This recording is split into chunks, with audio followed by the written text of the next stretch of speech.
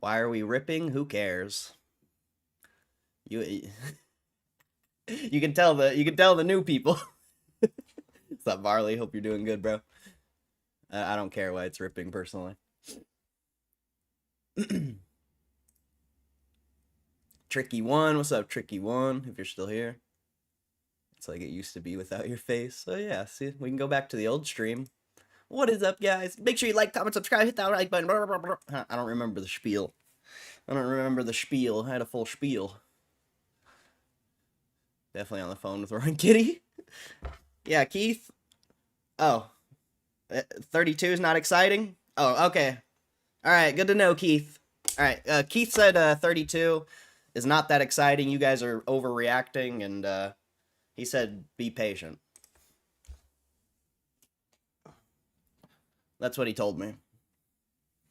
And believe it or not. What's up, Survive and Thrive? What's up? KCR, what's up? Alex Schur, what's up?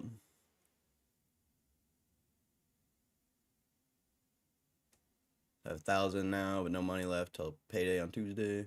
Nice.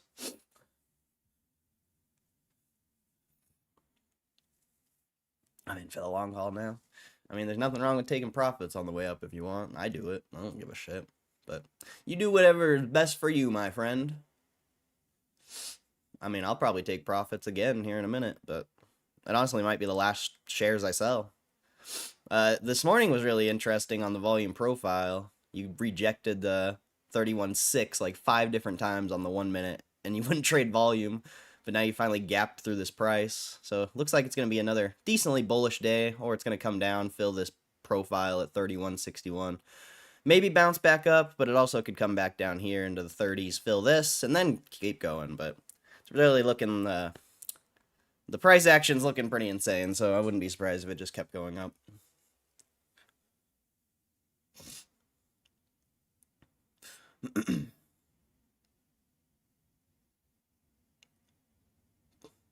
Joy, thank you for the pain. It's a beautiful day. Let's go. What's up, Muma? Kristen, what's up?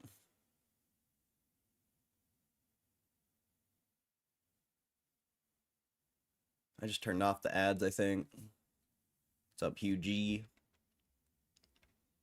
The chat's nice and quiet today. This is great. I like this. I like this. I mean, right now, for now. For now.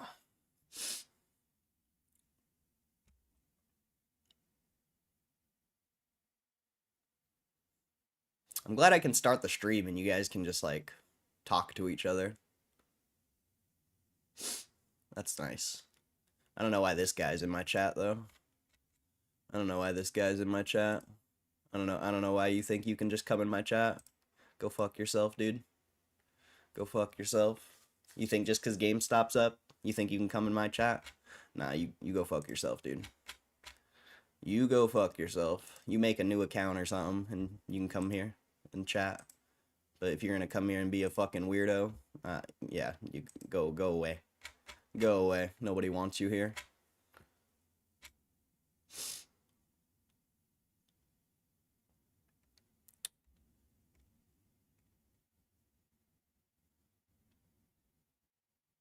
Sup, Indecent? 5K on the call. Nice.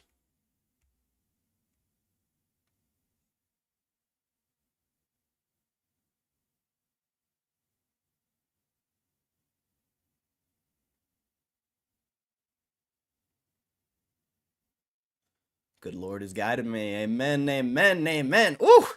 The good Lord has guided you. Whoo! Damn, that's some heat right there. That's some heat in a very small, short sentence.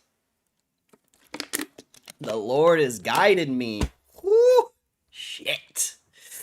That's a heater right there, bro. That's a heater.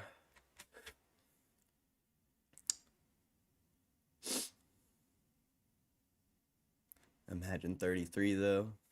Who cares? Who cares? You guys do realize, like, this is going to be the same exact price action as the 20s, if it stays up here. Like, I know a lot of you think it's going to squeeze or whatever, but your reality is going to be disappointing if you think that. I'm sorry. I'm sorry. There is too much volume up here in the higher prices. Maybe it'll squeeze. I don't know. I doubt it, though. I think there's too many people that want that to happen for it to happen.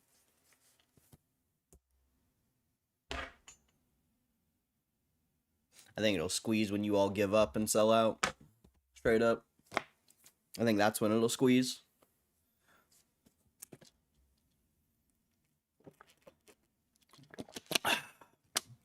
$30 and then tank. We'll see. I mean, I'm surprised we're above 32, if I'm being honest. So, we'll see what happens.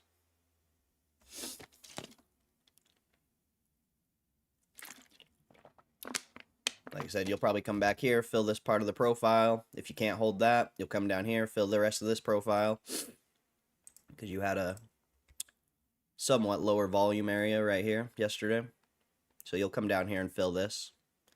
And then, I mean, your real, like, this retest, you know, kind of interesting, but your real retest is going to be somewhere down here below 29. So, I don't know. It can keep going higher, but I just really doubt it. Really doubt it. But don't take my word for it. Do whatever you want to do.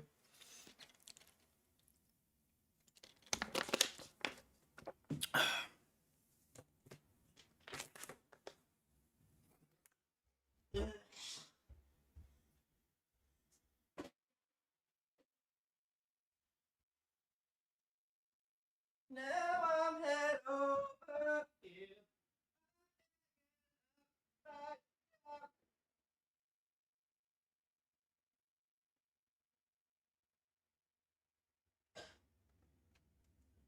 You know, you California man. Now I'm head over heels. I'm hanging upside down.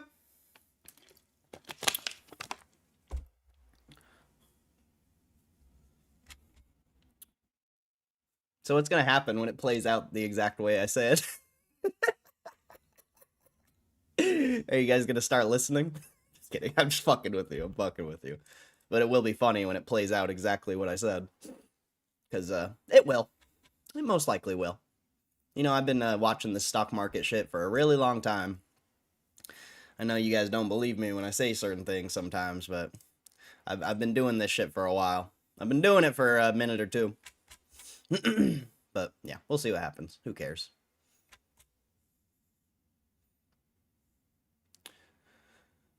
I love that. What song? I don't know what song you're talking about.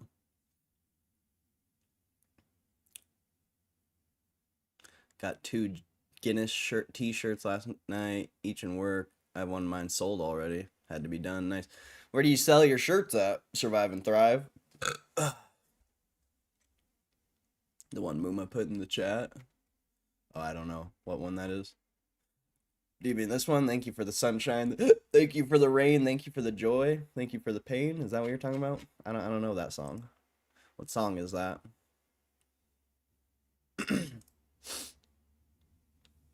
Now I'm head over heels. Yeah, this 31, like 3160 to 3188, that's going to be a very important level going forward, because you haven't really traded volume there. You can even see it back here yesterday. Like, you came up here and that's when you sold off, was that 3188. Just a very low volume area, 3160 to 3190 basically. So that's going to be a very important level to watch. You want to see volume eventually start trading there and fill that profile, which it should. But it's most likely going to come down here and fill the rest of this before it does that. But the more gaps you leave on the top is bullish, in my opinion. Because, you know, gaps usually tend to get filled. And, you know, when you're looking at volume profile, gap filling actually makes sense. When people talk about gap filling, it doesn't really make sense. You have to look at it through the lens of a volume profile, because there can be a gap, but if it has volume, it doesn't matter. So, yeah. Kind of important, I guess. Short-term price action stuff. You know. Yeah, no.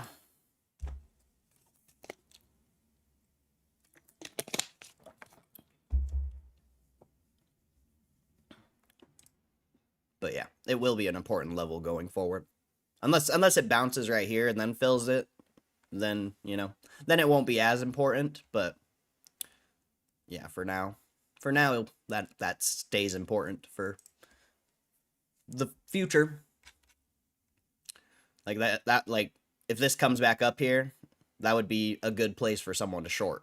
So, you know, if when it comes back here, it'll probably, I don't know, we'll see actually, because it gaps through price here. So it's either going to gap through the price or it's going to come up here, reject this price, and then sell off again. Volume profile things.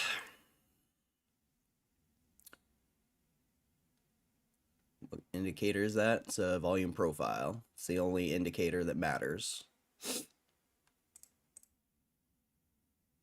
The only indicator that matters.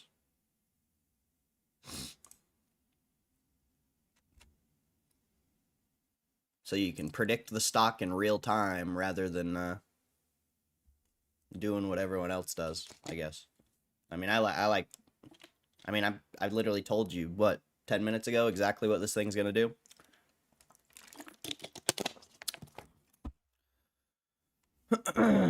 So, yeah.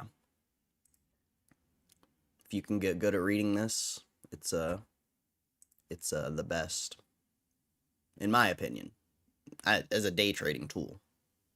Most people aren't day traders, I feel like. And it can be okay for macro type stuff. It's part of the reason I got into GameStop, you know, because I saw, well, especially back here in May. I'm not going to be able to bring the profile up, but back here in May, the profile was crazy. Like, there are so many gaps in these higher prices, it's actually fucking nuts.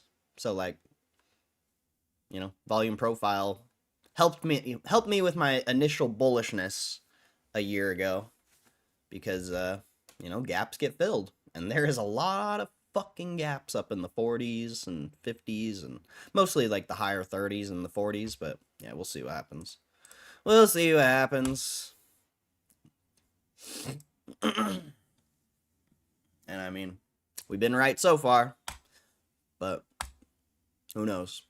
Like I said yesterday, this is where the gamble begins. If you know, this is where the true gamble begins.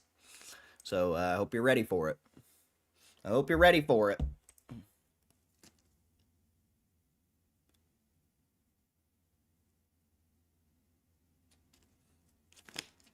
Everyone's anticipating a big Bitcoin buy. I think we keep this strength going into earnings, anticipating the announcement. Lots of Bitcoin treasury company rotation. Well, Mike Price, where were you, like, I don't know, 3 months ago? If you were... Oh, man, I'm sorry. I'm sorry, Mike Price, but where were you, like, 3 months ago?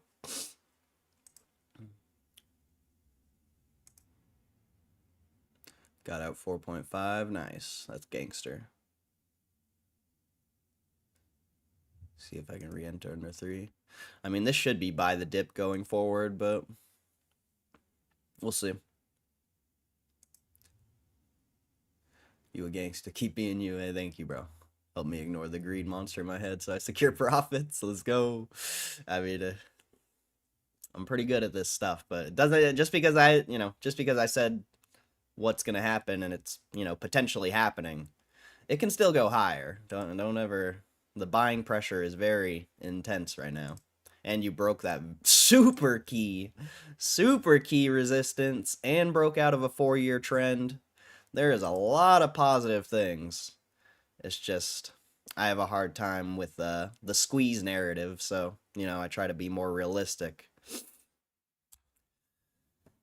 So I don't end up like all these fucking tinfoilers who think that just because they got in the stock yesterday, they know anything about anything.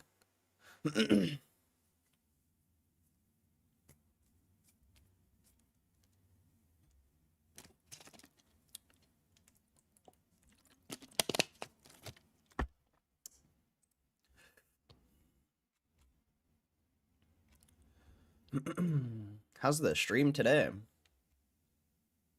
Oh yeah, I was gonna watch we're gonna watch the Roaring Kitty thing.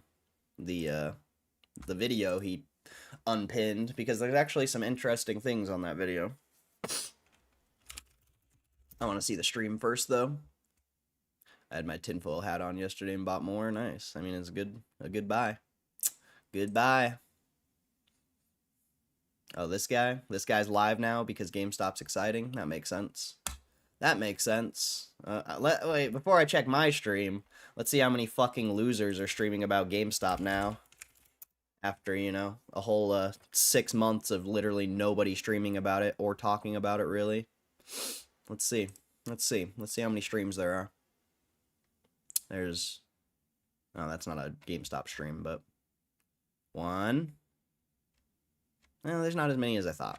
I'm very surprised, actually. I thought there would be way more. Good to see. Good to see. Good to see. I like that. And I like that there's only 20 people in here. That makes me pretty excited, because yesterday I was like, ugh. Why is there so many fucking people here, dude? That doesn't make me bullish. That doesn't... It should, you know. The more people, the better. It should make me bullish, but it doesn't. When I see all those weirdos, I'm like, ugh. Is my stock about to drop? Is my stock about to drop? The boy bands grind hard. What's up, bro? I don't think I've ever seen that name in here. What am I doing again? Oh, yeah. Too much attention. I mean, we literally went the past 3 months or something like that with, like, literally nobody in the stream ever. And then just randomly that happened, so... And historically, when that's happened, it's been a good time to sell. But this, like I said, this time it's a little bit different. But who knows what's going to happen. A little bit different this time around. So, this is the video. Mr. Kitty deleted off his fucking Twitter. And I think it's interesting because this is, I don't know.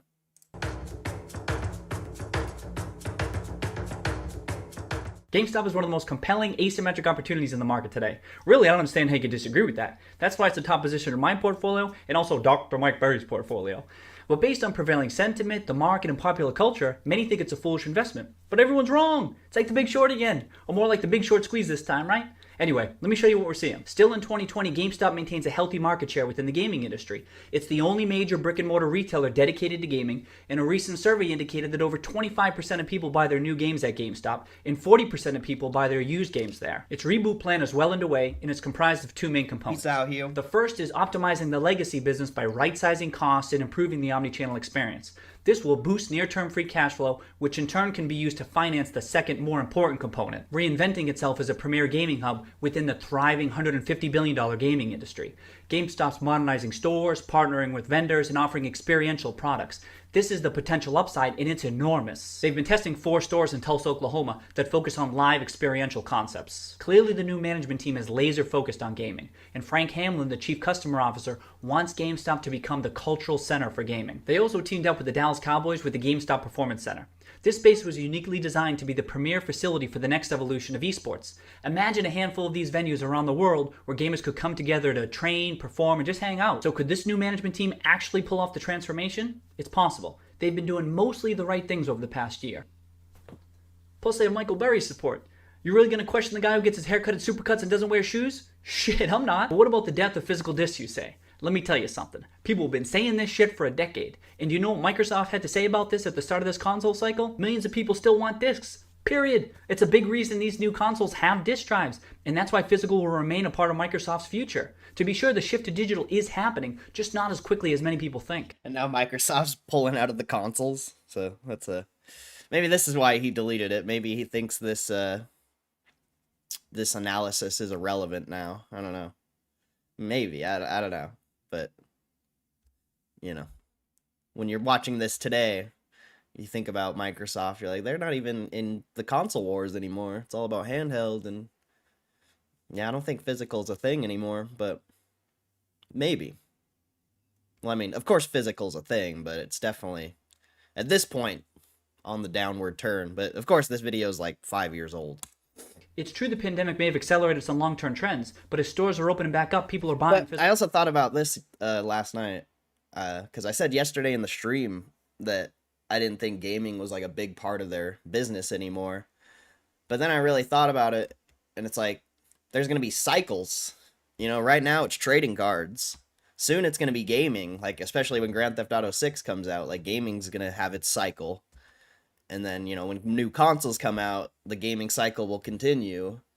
And who knows how long the Pokemon cycle or trading card cycle lasts. Like GameStop's in a very good position to take advantage of cycles in different categories of very popular things. Discs again. And a quick reminder at this point, And I still don't know how much of a impact it has on the overall business, especially when, you know, you're buying that much Bitcoin and you have that much cash. I guess we'll see and as the future goes, but yeah. They should be able to take advantage of cycles. And yeah, we'll see. We'll see. What's up, Ravenstown? Isaiah, what's up? Drown, what's up? GameStop sells other items besides physical discs. This helps drive traffic and will allow it to offer exclusive console bundles to its 60 million rewards members this fall. That said, the used games business has driven the lion's share of historical free cash flow, so let's focus there. We know how Microsoft feels about physical. Now let's check in on Nintendo. In their latest pandemic-ridden quarter, a whopping 44% of game sales were still physical. And this is huge for GameStop because the Switch has surged in popularity this year, and I assume its used games have as well. And in particular, Animal Crossing New Horizons was 50% physical.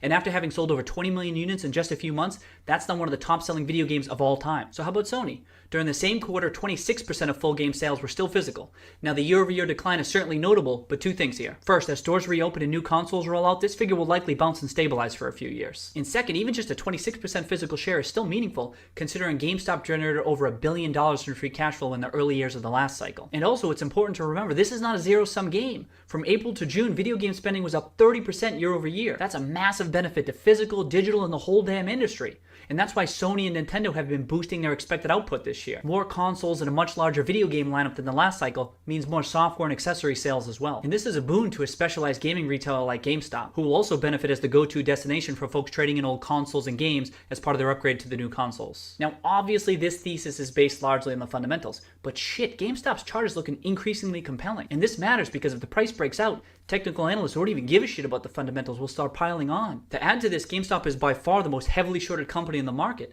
with short interest of around 100% of the float. 100%! Can you believe that shit? The combination of positive fundamental developments, a potentially massively bullish chart, and an exorbitant short interest suggests to me that an upward move could be explosive. Maybe. What the hell do we know? The hell do we know?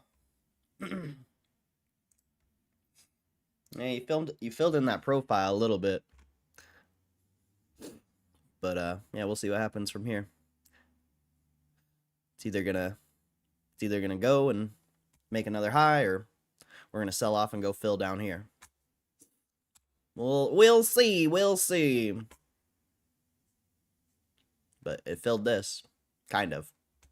It's still skipping this like 3160 to 3170 a little bit. You didn't really trade much volume there.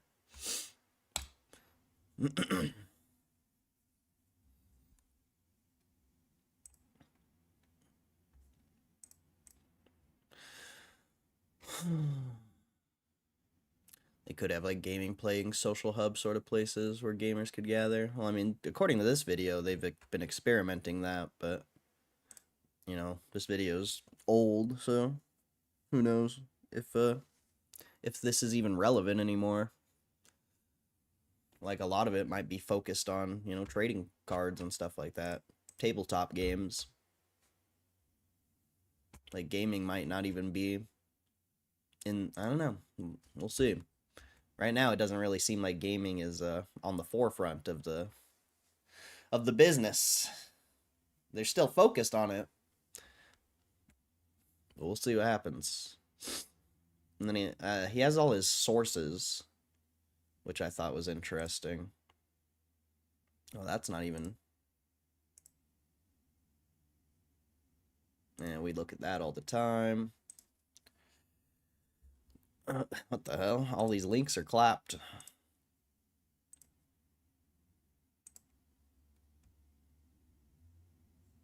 What is this?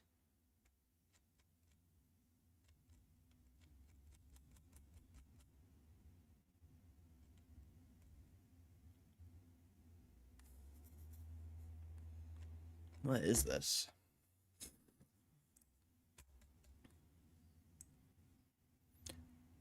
Consolidated financial results for first quarter. Oh, it's a Sony thing.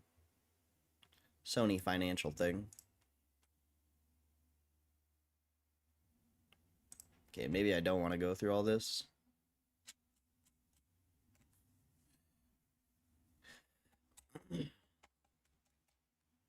I see.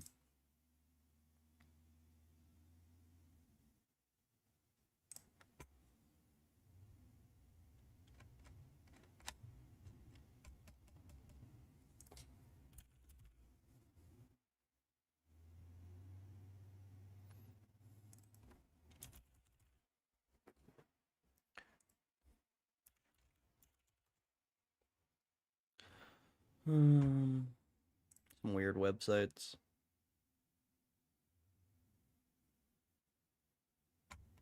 Yeah, it's all old stuff. All old stuff. Alright. I thought there was going to be something a little more interesting in those. You said the same thing last time. This is like my fourth time watching you live and commenting. Oh, well, if you're not here every day, bro, like, it's hard to remember. People come here all the time, in and out, and, you know, there's people who come here every day, so it's hard to remember everyone.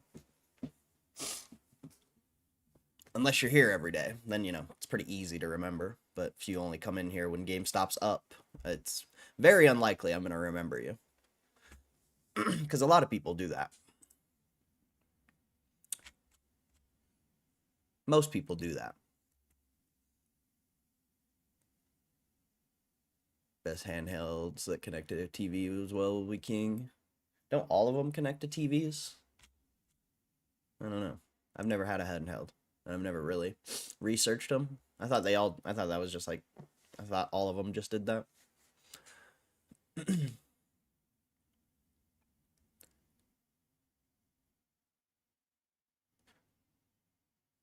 You were right. Yesterday, GameStop was in the UK. They closed all branches in 2012. Interesting. Okay.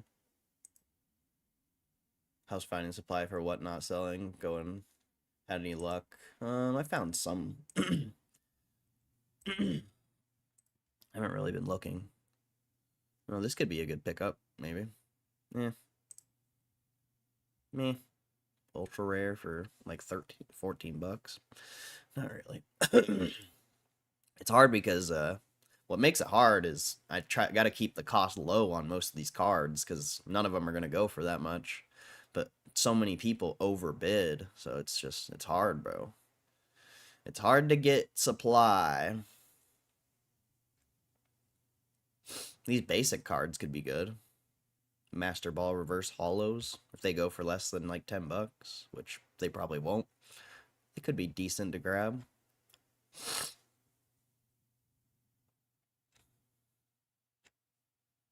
But I found some stuff. I say buy singles, not slabs. Everyone does singles. It's the same game. It's literally the same game. There's no difference besides the cost. And I don't really care about the cost.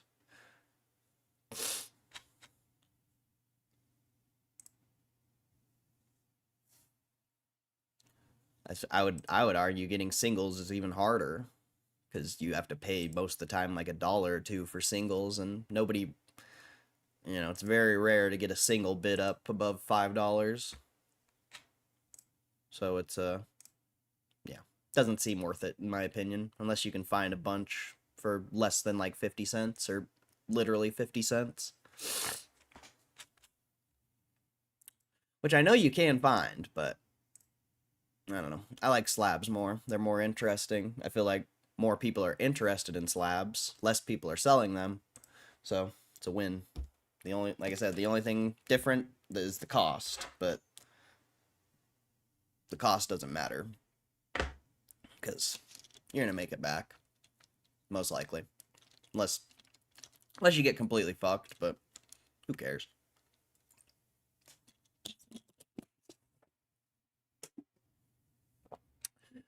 Are you selling at Whatnot? We did a Whatnot stream Tuesday or something. I think it was on Tuesday. I need to sell those butterfly knives, though. I was gonna do a Whatnot stream yesterday for those butterfly knives, but obviously I streamed for almost 9 hours, so didn't get to that. Are wrestling cards worth anything in America? There's a loads about here. It's very card dependent. I mean, I'm sure there's some cards that are worth a lot, but I'm sure there's a lot that are not really worth that much. Like it's very the card industry is very, individual cards have value. It's not necessarily every card has value. If that makes sense. So like I'm sure there's wrestling cards that are worth a lot, but I guarantee most of them are worthless. So you'd have to find specific cards and look them up.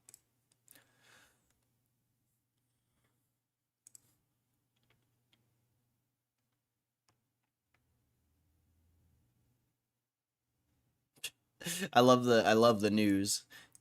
Rowan Kitty bio change drives 10% price rally. Like what? Like what? Oh my god. That shit's ridiculous. Let's read this one. This seems an overly bullish article. A rare thing.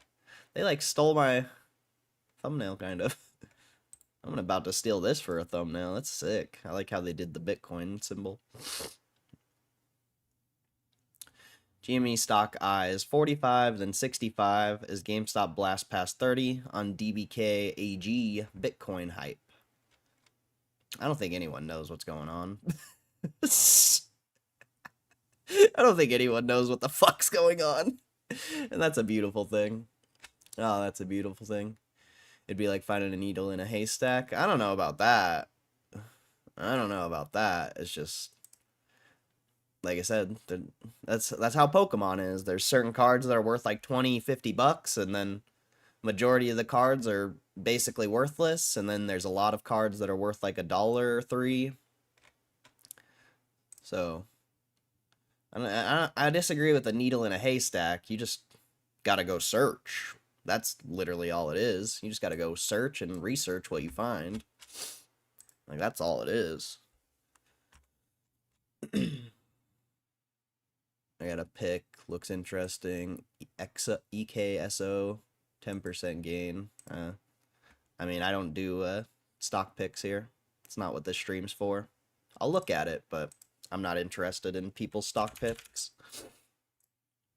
And it's a biotech, so it's a biotech penny stock with a market cap of 8 million. It's anything I would be even close to remotely interested in. I'm sorry. You need to find a real company that actually makes money and has a real market cap, not a 8 million market cap. That is yeah. Not for me, my friend, not for me. And those type of stocks, you are supposed to be in them before they make a move, not after, because you're gonna get clapped. Most likely. But you do whatever you want. Hopefully it works out for you. That is not something I would be even close to interested in. Alright, so GameStop stock has staged another sharp rally, surging on renewed crypto enthusiasm, a massive institutional investment, and a speculative interest around Bitcoin exposure. GameStop climbs as crypto sentiment lifts markets. GameStop shares leaped over 10% during Tuesday's U.S. session. Wasn't yesterday Thursday? These guys don't even know what fucking day it is. How you gonna fucking read an article from someone who doesn't even know what fucking day it is? Jesus Christ. Closing at 30.91 and continuing to tick higher in after-hours trading to 31. This surge aligns with broader gains in stocks tied to digital assets, as Bitcoin reached a fresh record above 112,000, stacking optimism across speculative corners of the market. Deutsche Bank's bet on GME, 1,000% increase. Fueling bullish sentiment was news that Deutsche Bank AG dramatically increased its stake in GameStop during Q4. According to the bank's latest SEC filing, the firm boosted its holdings by over 1,000%, acquiring an additional 194,612 shares to reach a total of 213,873 shares, worth approximately 6.7 million. This institutional move added credibility to GameStop's momentum, suggesting larger players may be positioning for more than just a meme-driven pop. So, I've seen bigger purchases on Whale Wisdom, so I mean I get that it's over 1,000%, but we've seen way bigger purchases. So I don't know why that would be the focus. I don't think anyone knows what's going on. I think GameStop goes up, you get more clicks, and people just start talking about it, spewing out fucking nonsense. And that's pretty much what happens, it seems like. Because I don't think this person knows what's going on. But, yeah. GameStop breakout above a 200-week simple moving average signals a potential shift in market structure as the stock gains technical validation following months of consolidation. With the price now comfortably above this key resistance, buyers appear to be targeting the January peak of 34.50 next, and possibly the 2024 high near 65. Bitcoin holdings confirmed amid crypto hype, despite a 28.5% decline in Q4 year-over-year revenue. On earnings that fell short of expectations, GameStop updated investment policy stole the spotlight. The company confirmed plans to hold Bitcoin on its balance sheet. An announcement that had been circulating in rumors for weeks. This development reinforces the narrative of GameStop aligning itself with digital finance trends, much like Tesla and Micro before it. Roaring Kitty's target in focus. Investor attention has also returned to Keith Gill, aka Roaring Kitty, who recently disclosed a massive wait, that's old. That's old news. Old news. His personal target is believed to be around 65. What? Alright, I regret reading that. I regret reading that. That was a waste of time. Can't read people's opinions on GameStop because none of them know what the fuck's going on. I mean, even I don't. Even I really don't know what's going on. So, like, how can you expect anyone else to know? We're, all of us are here every single day watching this shit, talking about this shit. And we probably don't even, none of us probably even know what's happening. So, like, how could you listen to anyone else? I don't think you can. I don't think you can.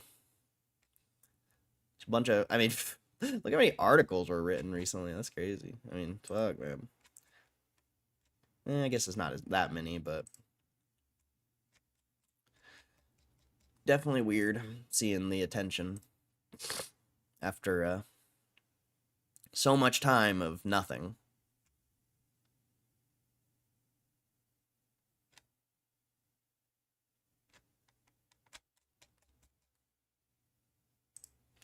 Let's see. Oh, today's Friday, so that's lame.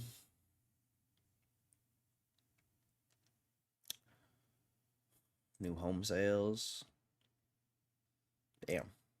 Yeah, that's actually to be expected. I saw all the homes that were for sale in my area. They like all sold in a fucking last month, basically, or like the starting of this month. Very weird. Very weird. But this economic thing relates somewhat.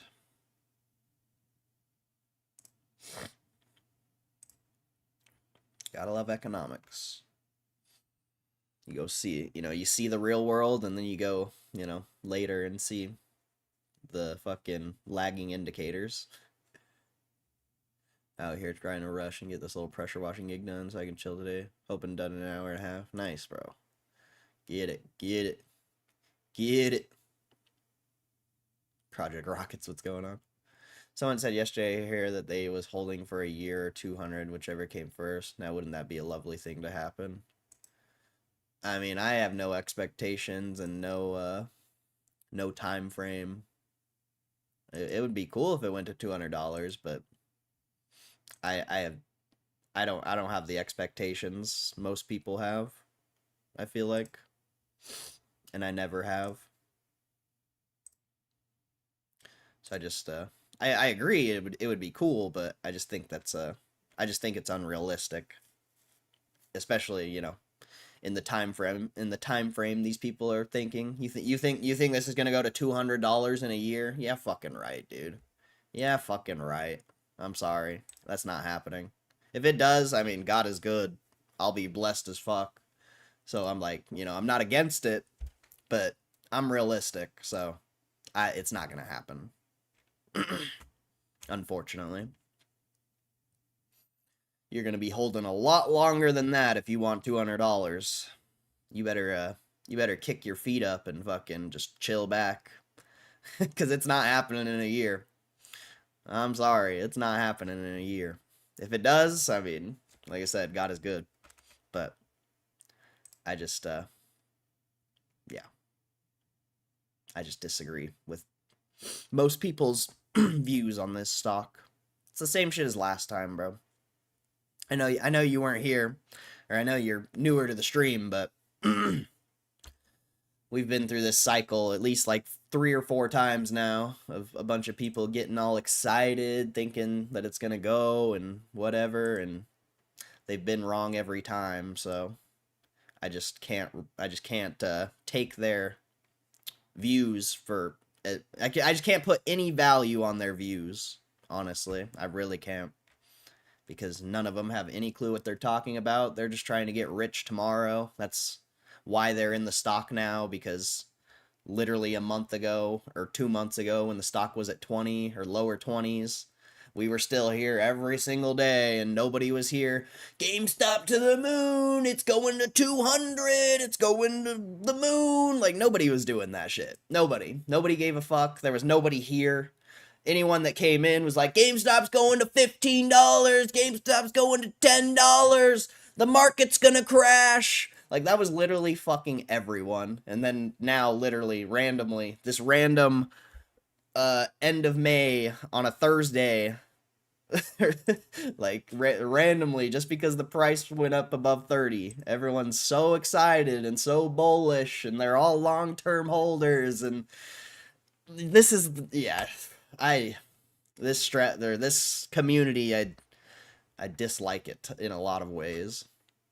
I dislike it. I love the stock, I love the company, and I love everything they're doing, but the community and the overall masses, how they view this stock, it's very disappointing from my perspective. Very disappointing.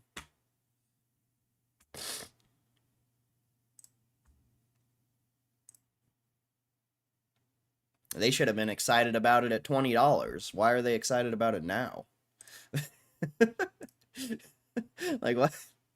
Like, what? Why are you excited about it now? You should have been excited back when it was fucking dirt cheap.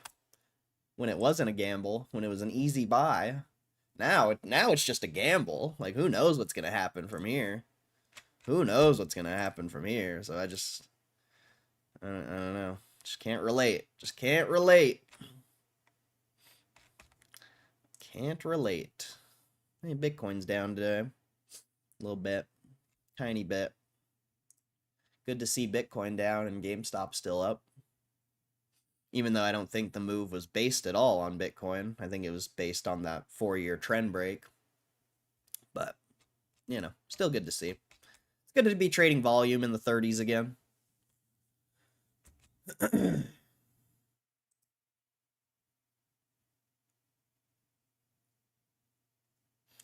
We're all blessed. Some of us just don't know it yet. Amen. Amen.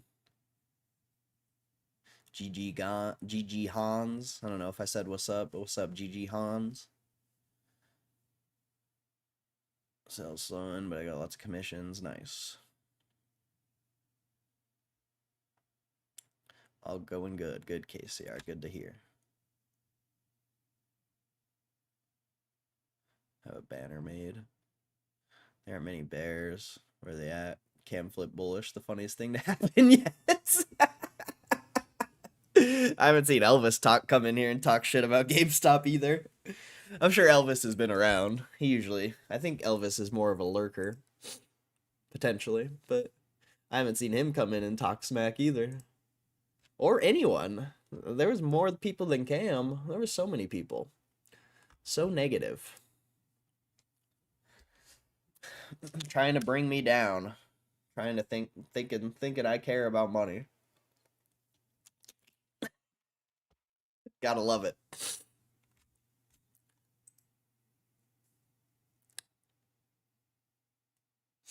I mean, Elvis flipped bullish too. He bought back in the second Trump or whatever happened. The trade deal got announced or whatever. I mean, Cam, I think, is a troll, so I don't know. So it's interesting. It's interesting how you can be so negative just because the stocks are going down, and then some little piece of something sparks something makes them want to go buy again and be bullish. Like I just don't understand it. I don't understand why you weren't bullish when everything was going to shit. That was the best time to be bullish. Being bullish now is kind of dangerous because the market still is kind of sus.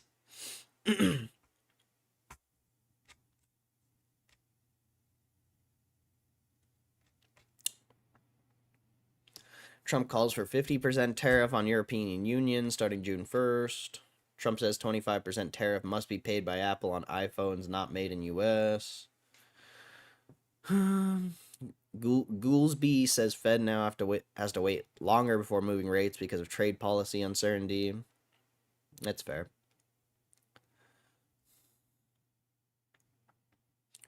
Judge blocks Trump administration's mass layoffs. Harvard sues Trump administration over international student enrollment ban.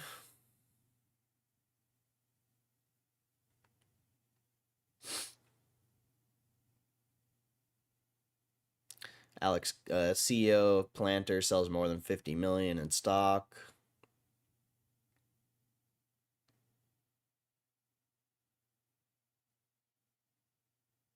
U.S.-China holds first call since Geneva meeting, signaling progress in trade talk.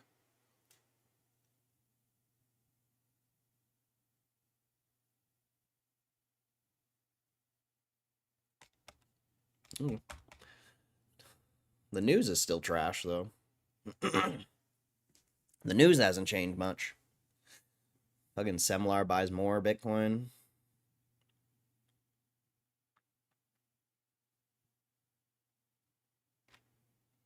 The mempool.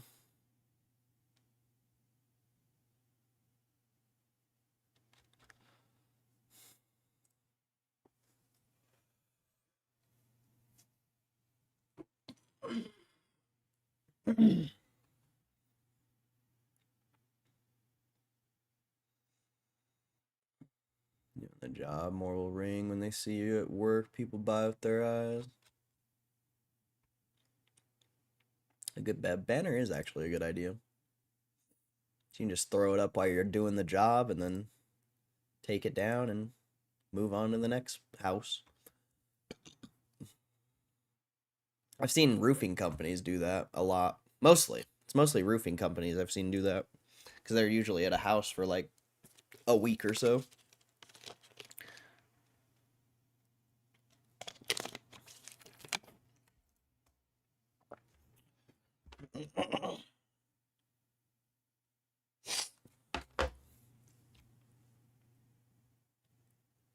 Getting some business. Cam flipping bullish is nuts. I guess. Somewhat. It's interesting. That's for sure. Maybe he just got tired of being negative. Who knows? Maybe he thought, I don't know. Who knows, man? Who knows? Who knows what these people think or do, or bro spent months bashing something, then change his name and become a bull. Always be on the grind. I'm mission. Have real freedom one day. Let's go. Let's go. Survive and Thrive's active in the chat, bro. It's very rare we get a new person who's like super active in the chat. So shout out Survive and Thrive.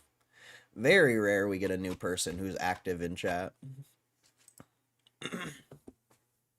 Most people just come and go, and then you see them every now and then, or they, there's a lot of lurkers, quite a bit of lurkers. It's yeah, people who type in chat are a rare breed.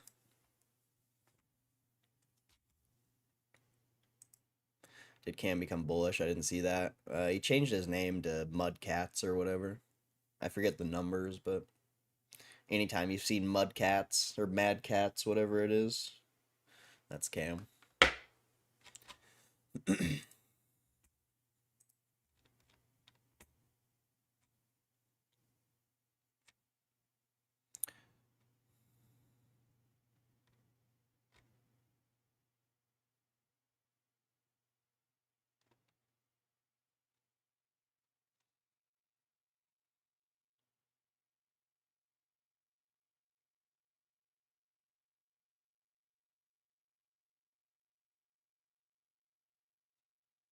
Small fry, small fry, small fry's a lurker.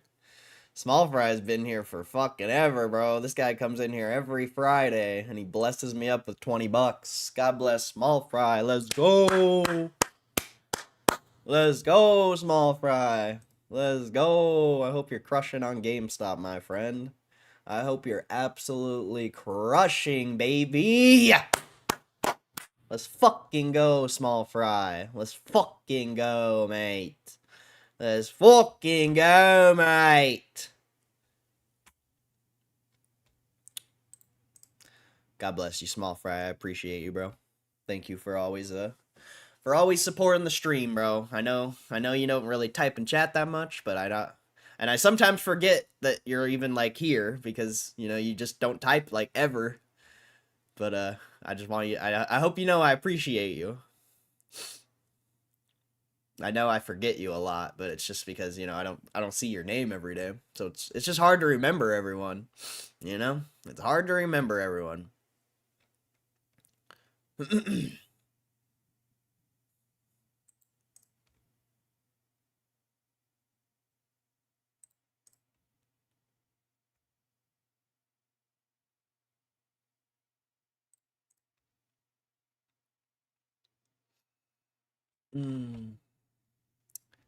Maybe we'll read that. I don't know. I know some of you are into that weird stuff. Into that weird murder stuff.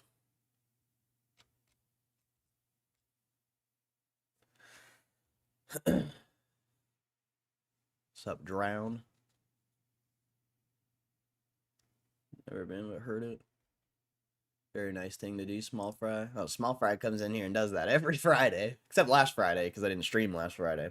But every single Friday, this man comes in here and blesses me up. So, but yeah, shout out Small Fry. I do scalped when we're waiting to get back in. Oh, that was all the way back at earnings.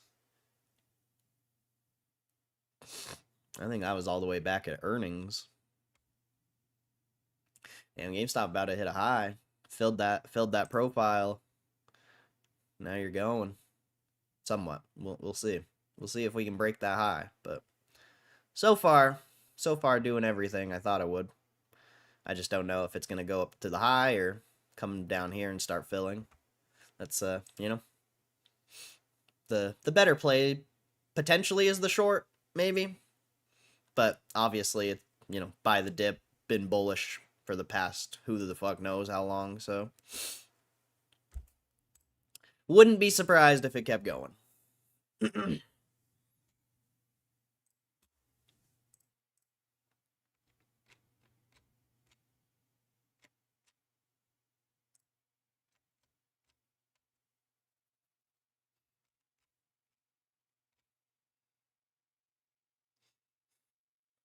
Because just because there's, just because there's gaps at the bottom doesn't really mean anything. It can still keep going up.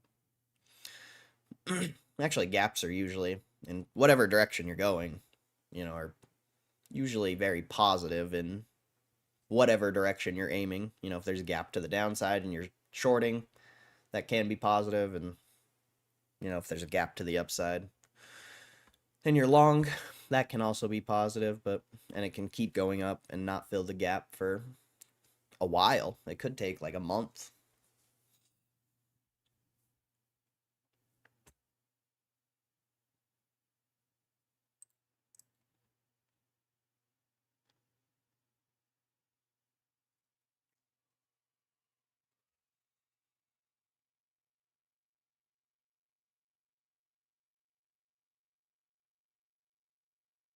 I'm one of the few that scalp all the time.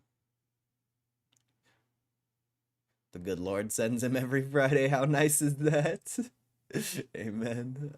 I think he's here every day, but I don't know. Like I said, Small Fry is a lurker. He rarely ever types in the chat. So I don't know how often he's here, actually. He's just one of those guys who listens while he's working. Doesn't really have the time to type in the chat.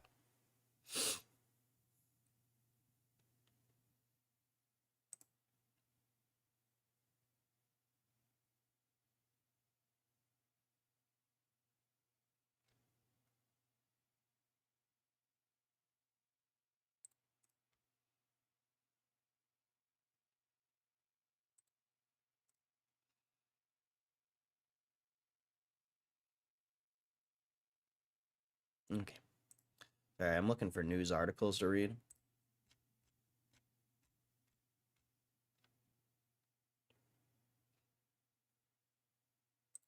This guy wrote an article about midnight releases. Could be a good one.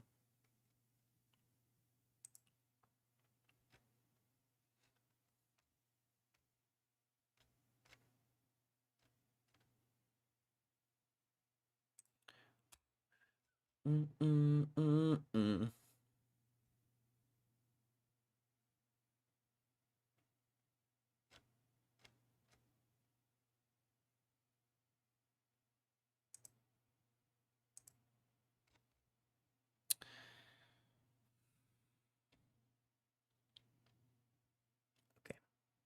Good enough. We found enough articles.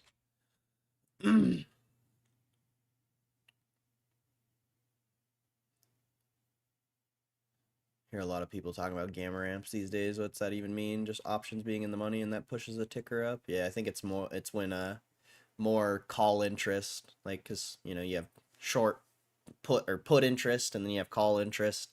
I think it's when you have like a shitload of call interest, and that call interest expires in the money or whatever. I see people talking about that too, but it's the same shit they said last time, literally. And what happened? The stock sold off 30%, so you shouldn't listen to anything anyone says about anything, because none of them know what the fuck they're talking about. I'll be honest. Unfortunately, none of them know what they're talking about. Like, a gamma ramp's a real thing, a gamma squeeze, whatever, but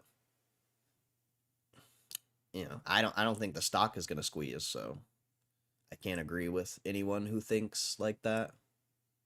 And, like I said, like, literally, this is the same shit everyone was saying last time. So I just have no expectations, and I have a hard time putting any value on anything anyone says when it comes to price action, I guess, or what's gonna happen, or you know what I mean. Like, we'll see, we'll see. But yeah, I see a lot of people talking about that too. But it's we'll see. All right. I miss the fun and excitement of midnight release parties, but I also don't miss them at all. Gather round, kids. Uncle Destructoid, he is here to tell you about a special ceremony of years past, a rite of passage for gamers everywhere. Before the era of instant gratification, 8-second videos, and full game preloads, there was a little thing called midnight release parties. They were exciting, fun, and filled with joy, and good memories while growing up as a blossoming gamer and human being, but sometimes nostalgia is overrated. When a new video game launches these days, you can begin playing it right at midnight in your time zone, or even earlier, without ever having to leave your gaming cave. That was a wild thought and impossibility not all that long ago. It's a luxury that I still do not take for granted, because as much as I miss the allure of midnight release parties, I do not miss them whatsoever. I like and miss the idea of midnight release parties more than the parties themselves, because the thought of having to leave my house and stand outside of a GameStop for an hour or more surrounded by strangers or people I don't want to talk to sounds just plain horrifying. Well, Uncle Destructoid, it sounds like you need to. It sounds. It sounds like you need like help. Sounds like you need help. I mean, I don't like people either, but like, what? That shouldn't be a reason why you hate the midnight releases. Like, you need help, bro. You need to go outside. That's crazy. Sometimes the parties would have tournaments where you could play the new game, or giveaways of merch surrounding the new game, but they always meant dealing with the salespeople, trying to pitch you on buying something else or pre-ordering another game. No thank you.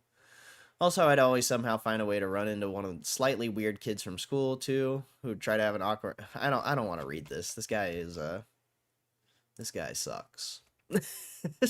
I like that website. They have good news sometimes, but that guy sucks.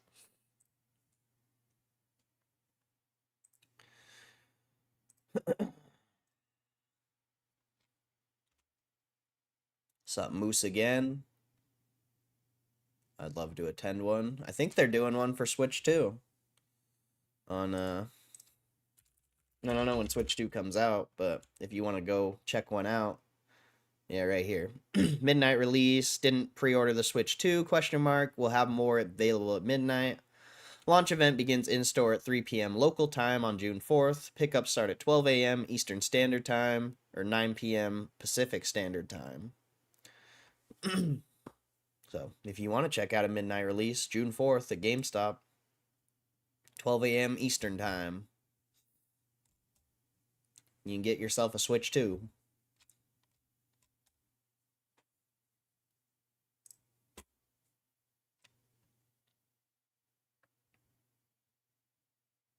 I just think it's funny. It's like one guy says a buzzword in a period of time and it spreads like AIDS in the 80s. That's what it seems like, bro. That's what it seems like. I don't have a video game console. When I did last was PS3. I was playing Grand Theft Auto 4, I think. Ooh, fire game. PS3 is probably the best console to ever come out, straight up. Straight up. I love PlayStation 3. So much time spent on that console. I used to play. I used to be such a nerd. Such a nerd.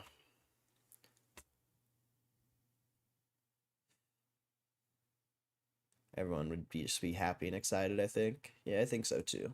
You go check one out, bro. Go check it out. June 4th. Oh, wait, you don't have GameStops in the UK. I forgot. That sucks. Damn. I keep forgetting. You're new, Survive and Thrive. You gotta forgive me. I have a hard time remembering stuff. It'll come with time as long as you stick around. It'll come with time. Shocked you're not golfing. How much are Switches? I think they're like $350, aren't they? $350 and $400 for the bundle.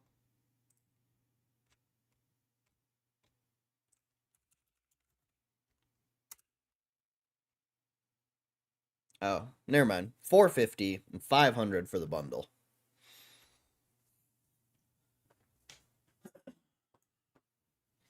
Oy.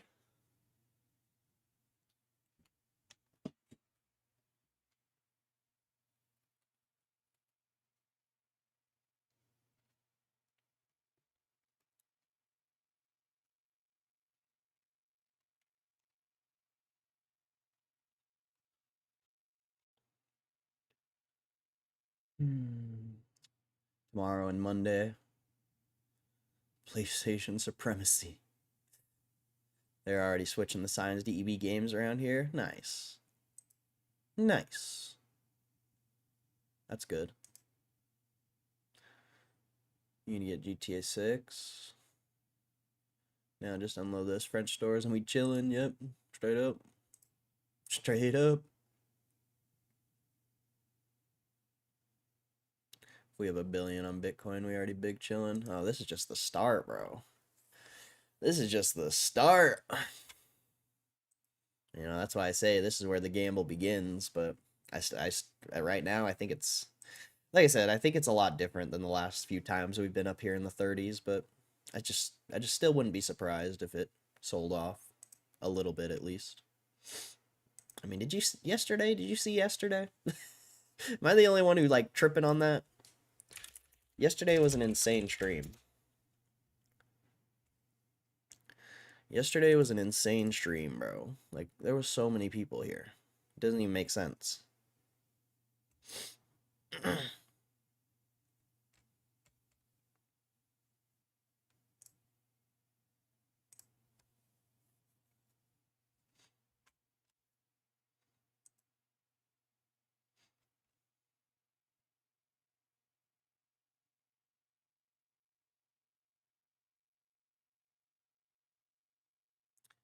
I will be moving to a new place in November, but who knows what the future holds? And amen.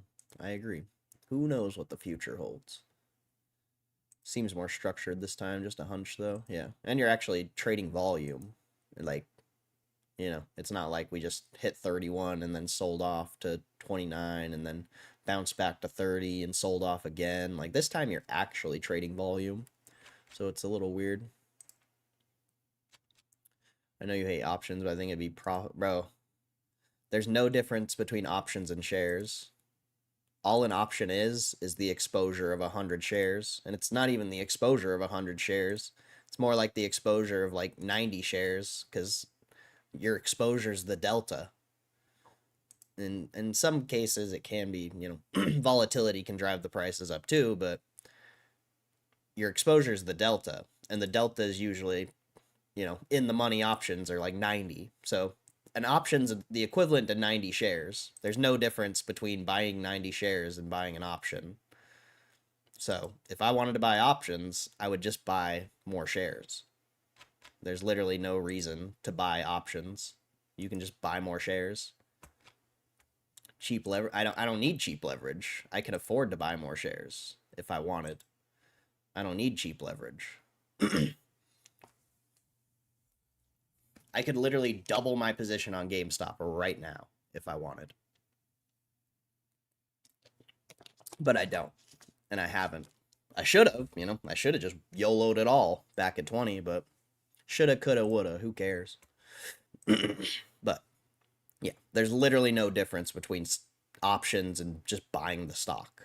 I know for some reason a lot of people think there is, but the reality is all an option is the exposure to like 90 to 100 shares. So if you buy 100 shares, it's the same thing as buying an option. So if money's not an issue, there's no reason to buy an option over shares. There's literally no reason. The only reason people buy options is because money's an issue for them and they can't afford to buy, a fuckload of shares. So they buy a fuckload of options so they can get the exposure of a fuckload of shares at a cheaper price. But like, I don't need that.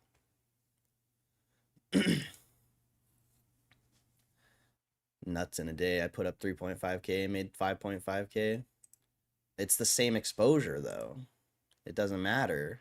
You could have bought the same. How many options did you buy? 10? You could have bought 1,000 shares and it would have been the same exposure. If it would have went down, your exposure to the downside would have been around 3 grand, most likely. Because that's how far it would have dropped. 1,000 shares, that would have been like a $3 drop from 28 or 29 or whatever it was. Like, that's pretty much where the stock would have dropped if it went the other way. So it's the same risk. You're just, you're still risking the same $3,000. You're just putting up 28,000 to buy the shares rather than buying the options.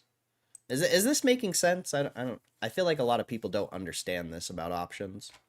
I feel like a lot of people, for some reason, think options are like this crazy like thing when in reality it's just a cheaper way to buy 100 shares, a more risky and cheaper way to buy 100 shares.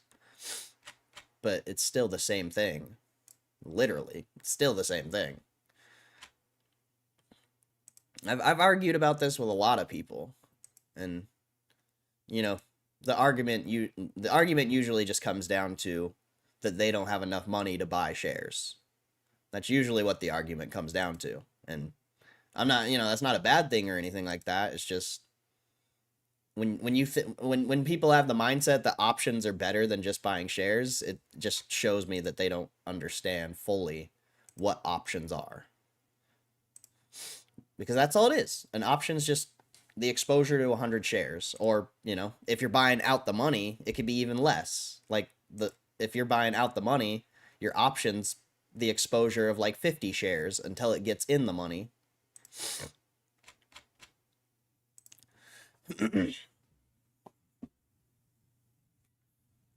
Like I made $5,000, or I made a fuckload.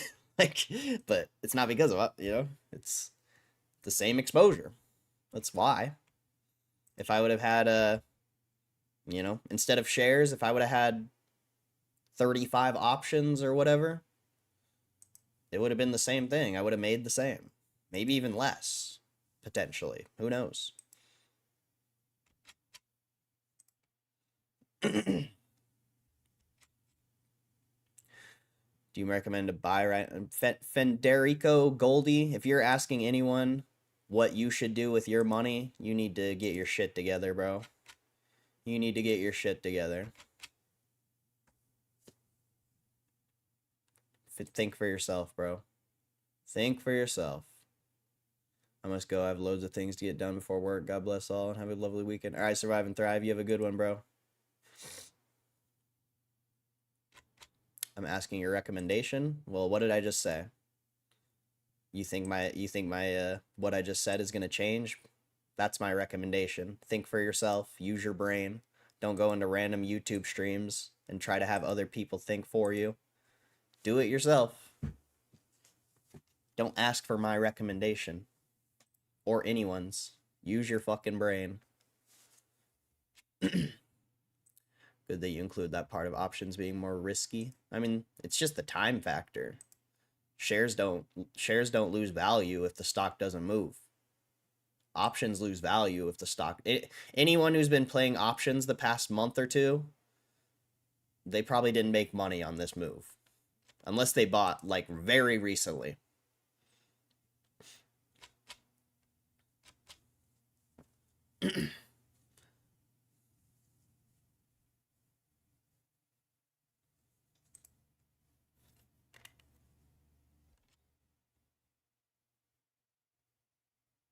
And, it depends on the time, too. If you bought, like, a leap or something, your time decay is not going to be as great. But if you bought, like, a month or two out, like, a month or two ago, you probably didn't make money. You probably broke even. Maybe you made a little bit. I don't know.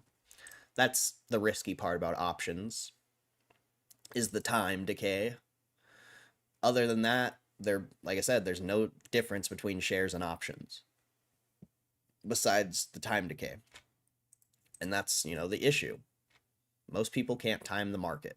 If you made money on options today, or the past 2 days, like, you should feel blessed. Because that doesn't happen. That doesn't really ever happen. I mean, it's it was a good time to buy options, like, don't get me wrong. I'll never say that. It was a really good time to do it. But you still got blessed up. No matter how you want to look at it, you still got blessed.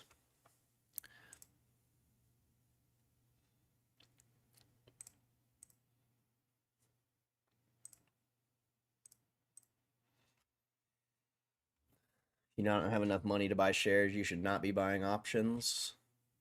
I mean, yes and no. Depends what you want to do. Depends what your play is. I mean, that's how Roaring Kitty made so much money. He had that's most of his position was options. That's how he made so much.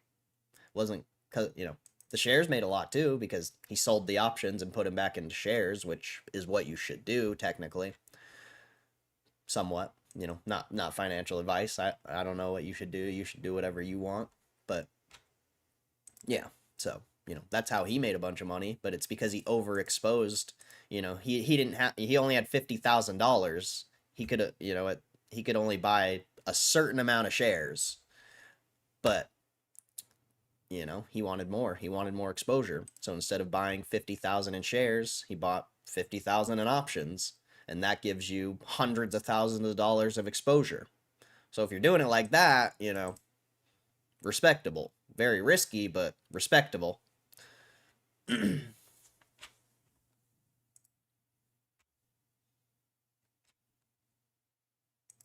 I would never do that, personally, but it worked for him.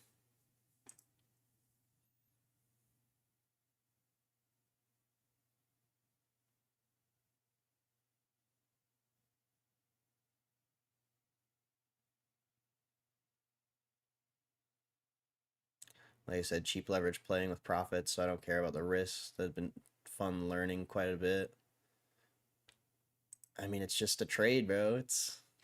I don't know. I have a very, I've, I've been doing this for a long time, so there's no difference between options and shares. That's all I can say. There's literally no difference besides the time decay factor.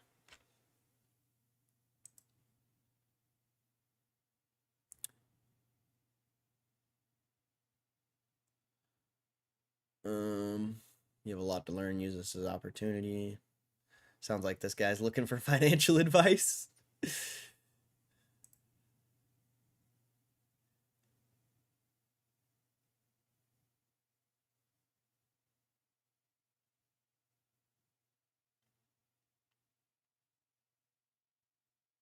Hit the sell button early and often with options. Yeah, definitely. That is the best way to approach them. Definitely. I mean, statistically, most options go to zero, so, that's pretty much the best way to do it. It sucks when you sell and you miss out, but like, that's the stock market, bro. That's literally the stock market. Welcome. It's not gonna be the first time. It probably wasn't the first time, and it's definitely not gonna be the last.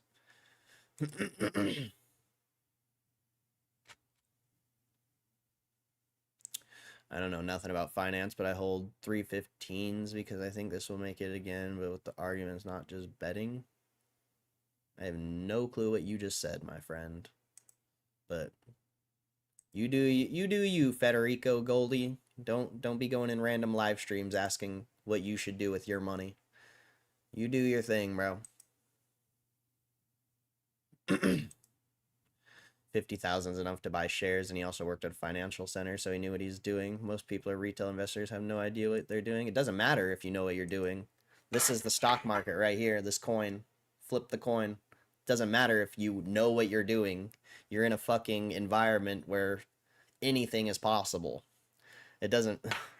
And 50,000 is enough to buy shares, but that wasn't the point. The point is, he wanted hundreds of thousands of dollars of exposure. You can't get hundreds of thousands of dollars of exposure buying shares with $50,000. The only way to do it is through options. That was the point of what I said.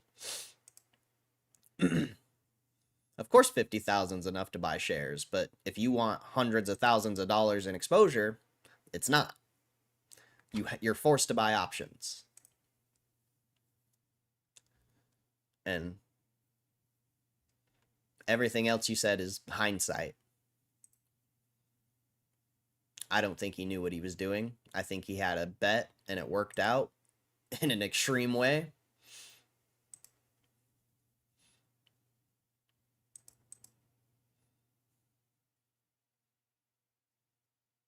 It's up one trade.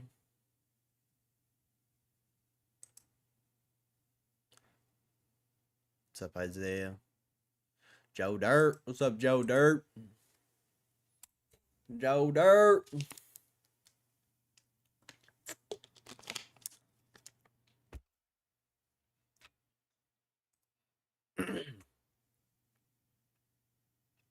All right. Scalpers waste McDonald's orders to collect anime Happy Meal toys. McDonald's and scalpers in Japan are wasting tons of orders just to collect Happy Meal toys, which are selling for big bucks on eBay. McDonald's Japan doesn't just have new grand size fries and drinks available. The chain also has Happy Meals based on the manga series turned anime Chikawa. In just 2 days, as per People, the Chikawa toys were completely sold out throughout the region as customers flocked to collect the Happy Meal items. The meals contain goodies such as cups, eraser heads, and other nods to the collab. However, in order to get their hands on the Happy Meal toys, customers have been foregoing the food and creating a slew of waste in the process.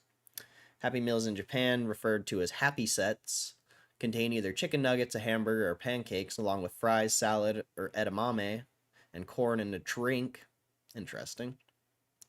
In a video posted on X, bags upon bags of Happy Meal orders were left on the counters of McDonald's for staff to clean up after scalpers had taken their toys and left.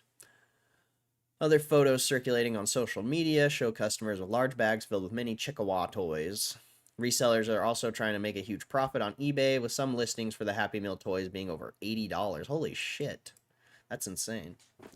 McDonald's says they hadn't anticipated the demand for the toys and that sales had far exceeded expectations. Additionally, the chain apologized for not meeting the expectation of customers. A second release of the Chikawa items is slated for May 23rd. Customers going wild over McDonald's toys isn't a new phenomena. In January 25, a run of Pokemon promo cards were released and resold at prices from $600 to $800. Holy shit, dude. Music. Holy. Holy guacamole.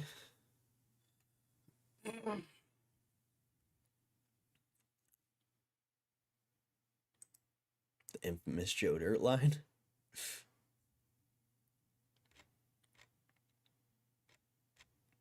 I don't really want to read this, but it says California girl kidnapped after joking, quote, getting kidnapped LMAO on TikTok. Like, what? Weird.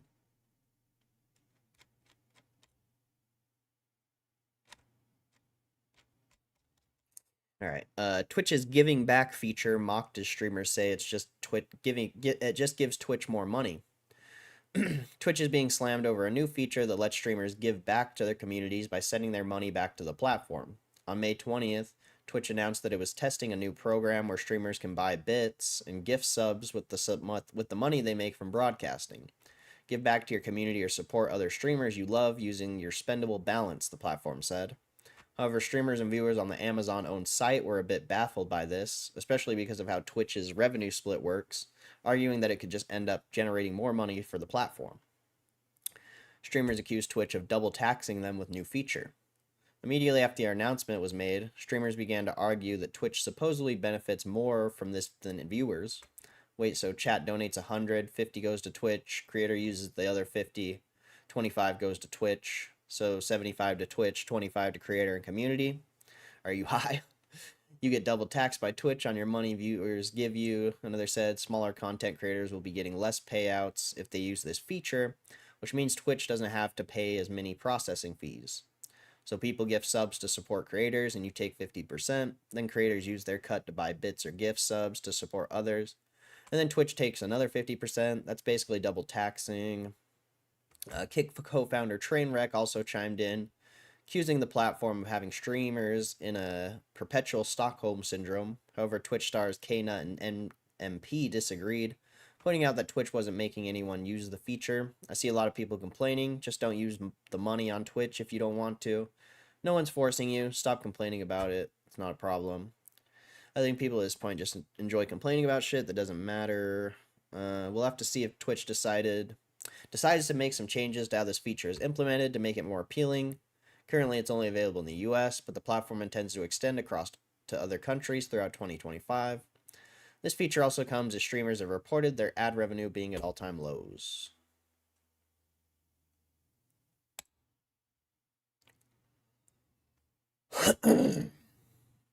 How's the profile looking? It's trying.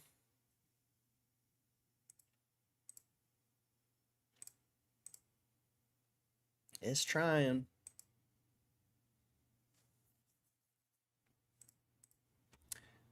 The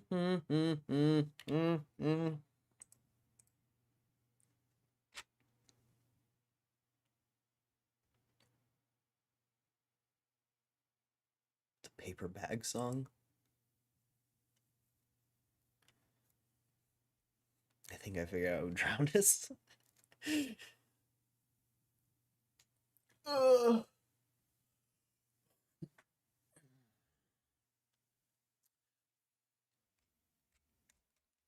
All right. A YouTuber enters North Korea to compete in marathon and is shocked by what he finds. What's up, Kristen?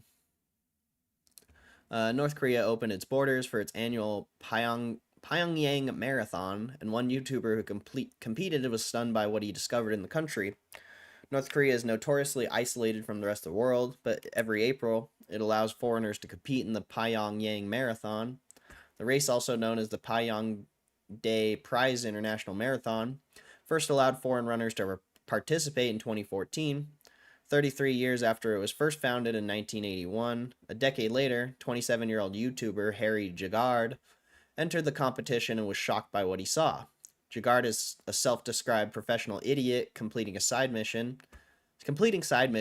boasting over 2 million subscribers. He records his travels in less visited areas of the world, like Syria and Papua New Guinea, and shares his adventures online. These are some pictures that he posted, I guess, of North Korea. Some videos, a lot of pictures. But anyway, in April 2025, Jagger decided to cross North Korea off his list of travel destinations after the country finally opened its borders to tourists, having closed them for the last 5 years. However, he wasn't visiting as a tourist. Instead, he was running in the Pyongyang Marathon under the Amateur Athletics Association to experience North Korea's capital city freely without supervision. YouTuber gets unprecedented view of North Korea as country opens a tourist for first time in 5 years. Much to his surprise, he was allowed to film content for his channel without many restrictions, remarking at how easygoing the North Korean people and government were about his vlog. I was not expecting to be able to vlog at all, he said in a statement to New York Post. I thought that it would be very minimal, maybe a few clips that I would voice over. To have the freedom that I was given is crazy. They were very relaxed. That being said, he was keenly aware that he was only seeing the perfect parts of North Korea, describing it as a sort of highlight reel. They showed us the tour that they wanted to show, he explained. It's like going on a tour of America, but only seeing Las Vegas, the shiny parts. On his trip, Jaggard was stunned to see modern houses, super clean streets, and even bustling nightlife, visiting a beer house to sample some of the country's local drinking fare. I had so much fun. I've enjoyed every single minute of this tour, he said in the vlog. It's been eye-opening, incredible, and amazing. Jaggard was even more impressed after completing the marathon, successfully running 42-kilometer course in 3 hours and 40 minutes, despite only training for a month. However, North Korea shut down tourism quickly following Jaggard's trip for the marathon and suddenly canceled dozens of visas, something CNN speculated might have been a result of his vlog. Overall, the YouTuber was thoroughly impressed by North Korea's kind citizens, describing his interactions with them as heartwarming, making it clear that its people are far different from countries' impressions overseas. For me, the experience was more about the people that I met, he told the Post. They are portrayed to hate all foreigners and hate the West, but that's not really true.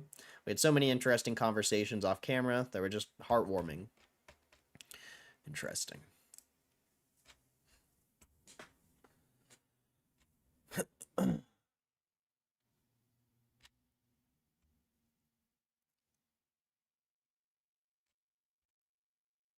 All right. The FTC will finally stop challenging Microsoft's purchase of Activision Blizzard.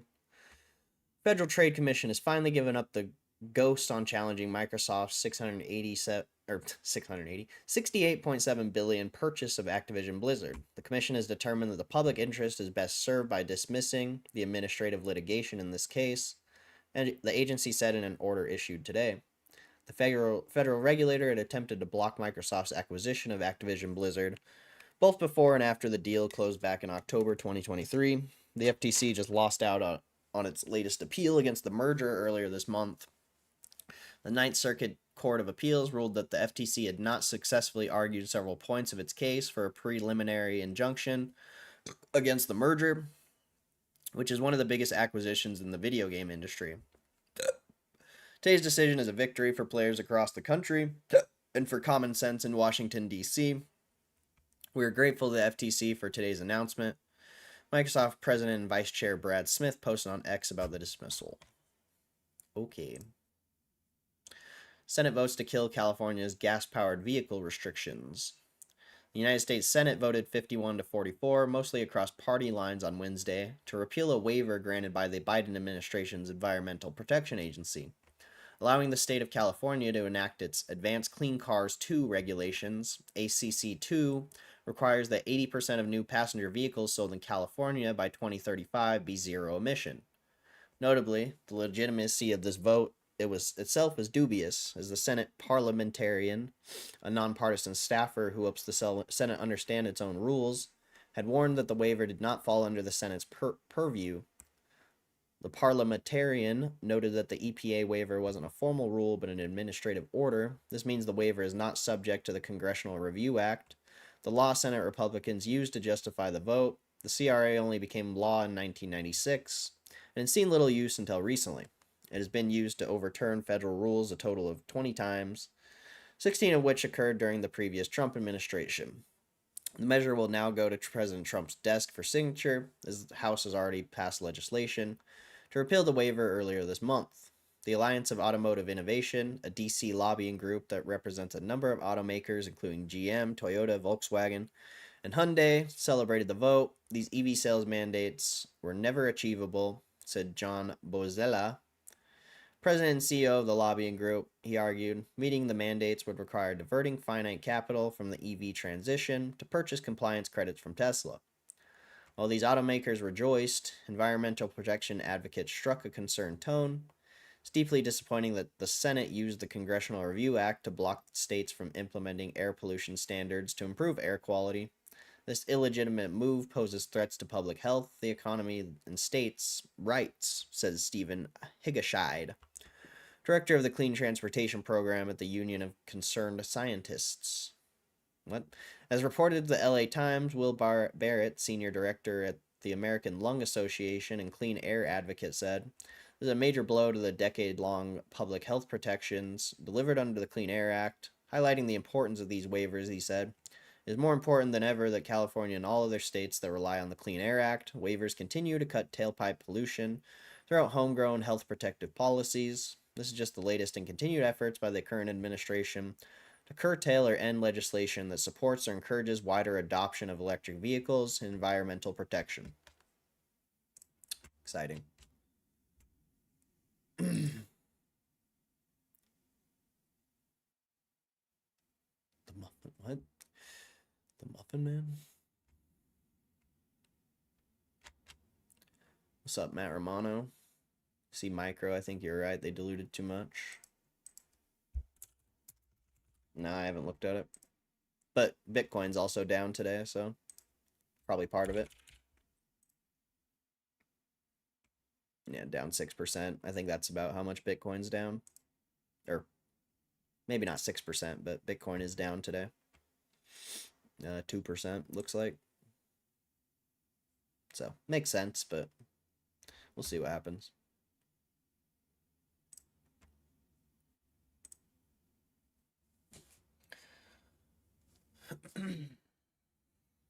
We'll see what happens.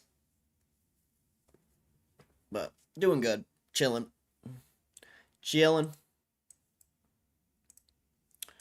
It's nice not having 100 people in the stream today. It's very nice. Back to a nice normal stream.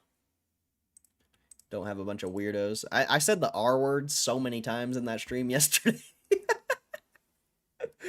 Legit, bro. I said retard more times in that stream than I've probably said in my life. I ain't even capping, dude. I said, holy shit. Holy shit. Yesterday's stream was insane, dude. There were some weirdos in here yesterday. Some straight weirdos.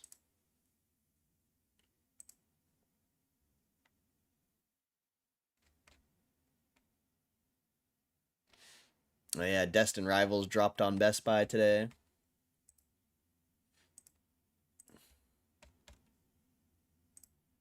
Not very exciting. Kind of exciting, but not very. When did I start? Oh, I've been streaming for almost 2 hours already, bro. I've been streaming for almost 2 hours.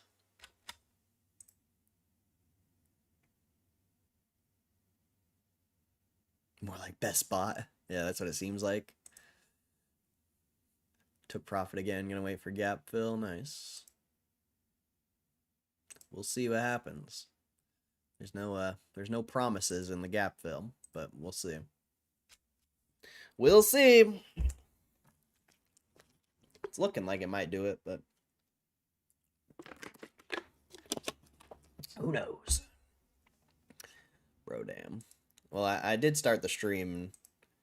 Like, I took I think I came like 30 minutes after I started the stream, so technically I've only been here for an hour and a half about.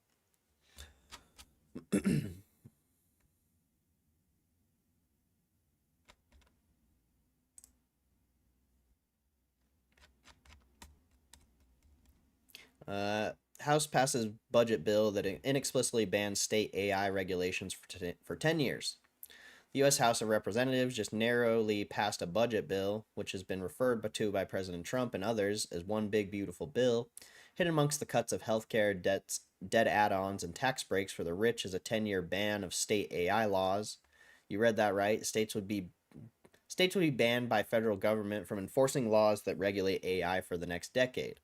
The vote fell largely along party lines, with nearly every Republican member of the House approving the bill. This marks one of the most significant federal actions on technology policy in decades, and it was buried in a budget bill that has nothing to do with AI. This isn't law just yet. The budget bill is to pass through the Senate, and it could have a difficult road. It's expected that Democratic lawmakers will challenge the AI regulation ban under what's called the Byrd Rule, which prohibits extraneous provisions to the federal budget during the reconciliation process. Even some Senate Republicans seem wary of the ban. Senator Marsha Blackburn of Tennessee expressed concerns that it would override state legislation that protects artists from deepfakes in her state. Senator Josh Hawley of Missouri has also pushed back on the idea on the grounds that it could tamp down on people's efforts to address issues posed by AI. Supporters of the ban argue that it would stop a potentially confusing patchwork of differing state AI laws until Congress can craft its own federal legislation. This is pretty odd coming from the states' rights crowd, but whatever. Opponents like many Democratic lawmakers and advocacy organizations like the Electronic Frontier Foundation call it a dangerous giveaway to big tech firms, as these companies stand to benefit the most from a completely unregulated market. They also say it poses a serious danger to Americans, as it would leave the citizenry unprotected from any associated risk. Current state laws address issues including deepfakes and discrimination as automated hiring. Make no mistake, the families who have come to this committee and begged for us to act won't benefit from this proposal, said Democrat Republican Lori Trahan during a subcommittee hearing on the matter. But you know who will? The big tech CEOs who are sitting behind Trump at his inauguration. The budget bill is passed by the House, also includes cuts to Medicaid, totaling an estimated $625 billion, and cuts to SNAP, otherwise called food stamps, totaling $300 billion. It could also force $500 billion in cuts to Medicare, which serves senior citizens as a byproduct of adding nearly $4 trillion to the national deficit. It also ends the EV tax credit. All of this pays for an extension and expansion of previous tax cuts that disproportionately favor high-income earners. Okay. Do I want to read this? I don't know.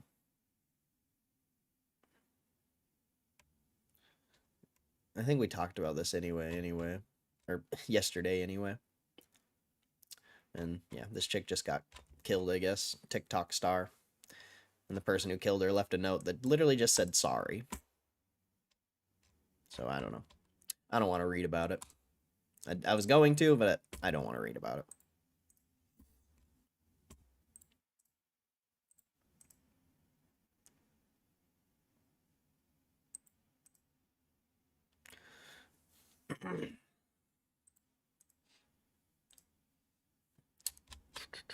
Oh god, another article about the mempool. Here we go.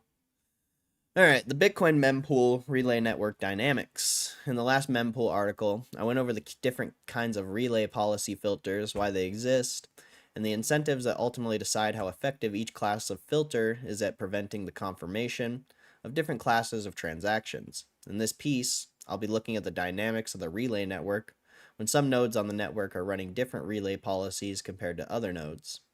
All else being equal, when nodes on the network are running homogeneous relay policies in their mempools, all transactions should propagate across the entire network given that the minimum fee rate necessary not to be evicted from a node's mempool during times of large transaction backlogs. This changes when different nodes on the network are running heterogeneous policies. The Bitcoin relay network operates on a best effort basis using what is called a flood fill architecture. This means that when a transaction is received by one node, it is forwarded to every other node it is connected to, except the one that it received the transaction from.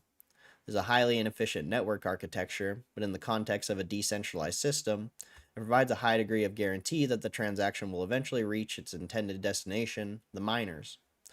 Introducing filters in a node's relay policy to restrict the relaying of otherwise valid transactions, in theory, introduces friction to the propagation of that transaction, and degrades the reliability of the network's ability to perform this function. In practice, things aren't that simple. How much friction prevents propagation? Let's look at a simplified example of different network nodes, compositions. In following graphics, blue nodes represent one that will propagate some arbitrary class of consensus valid transactions, and red nodes represent one that will not propagate those transactions. The collective set of miners is denoted in the center as a simple representation of where transacting users ultimately want their transactions to wind up so as to eventually be confirmed in the blockchain. This is a model of the network in which the nodes refusing to propagate these transactions are a clear minority. As you can clearly see, any node on the network that accepts them has a clear path to relay them to the miners.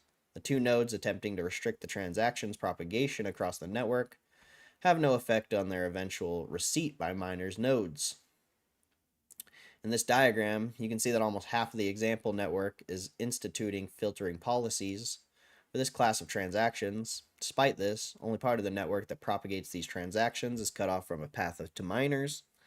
The rest of the nodes not filtering still have a clear path to miners. This has introduced some degree of friction for a subset of users, but others can still freely engage in propagating these transactions. Even for the users that are affected by filtering nodes, only a single connection to the rest of the network nodes that are not cut off from miners, or a direct connection to a miner, is necessary to order for that friction to be removed. If the real relay network were to have a similar composition to this example, all it would take is a single new connection to alleviate the problem. What's up, Break Nation Sports? How you doing, bro? In this scenario, only a tiny minority of the network is actually propagating these transactions. The rest of the network is engaging in filtering policies to prevent their propagation. Even in this case, however, those nodes that are not filtering still have a clear path to propagate them to miners. Only this tiny minority of non-filtering nodes is necessary in order to ensure their eventual propagation to miners. Preferential peering logic, i.e. functionality to ensure that your node prefers peers who implement the same software version or relay policies. These types of solutions can guarantee that peers who will propagate something to others won't find each other and maintain connections amongst themselves across the network.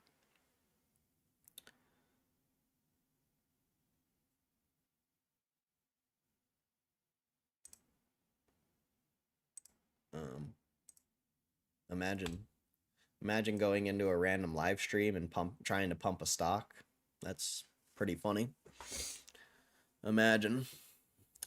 The tolerant minority. As you can see looking at these different examples, even in the face of an overwhelming majority of the public network engaging in filtering of a specific class of transactions, all that is necessary for them to successfully propagate across the network to miners is a small minority of the network to propagate and relay to them.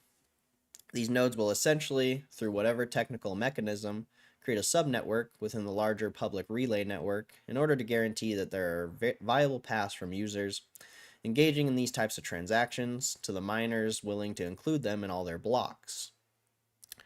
There's essentially nothing that can be done to counter this dynamic except to engage in a symbol attack against all of these nodes, and symbol attacks only need a single honest connection in order to be completely defeated.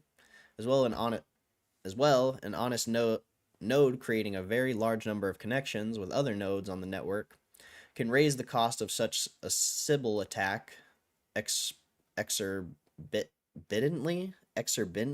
What the hell? That's a weird word. The more connections it creates, the more Sybil nodes must be spun up in order to consume all of its connection slots. What if there is no minority? So what if there is no tolerant minority? What will happen to this class of transactions in that case? If users still want to make them and pay fees to miners for them, they will be confirmed. Miners will simply set up an API. The role of miners is to confirm transactions, and the reason they do so is to maximize profit. Miners are not selfless entities or morally or ideologically motivated. They are a business. They exist to make money. I just got a tweet on X that potentially there's another drop on Best Buy. Potentially another drop on Best Buy.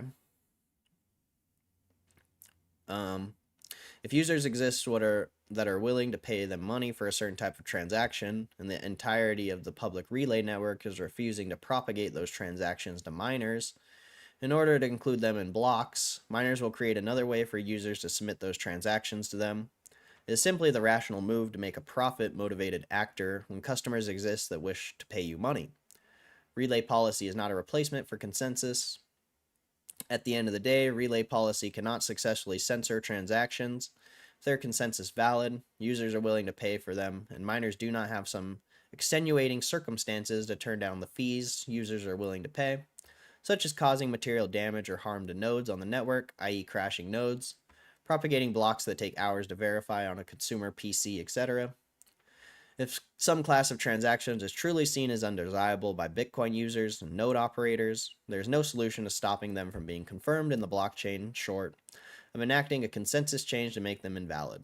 If it were possible to simply prevent transactions from being confirmed by filtering policies implemented on the relay network, then Bitcoin would not be censorship resistant. Let the best bot win. It's Destin Rivals. How do you make bots to snipe product? Oh, if I knew, I would already have done it. If I knew, I'd have already done it. I'm sure, I bet you could make one with fucking AI, I'm sure. You could probably make one with ChatGPT. I wouldn't be surprised. I'm sure it's not that hard. I'm sure it's not that hard. Sure, you just code it.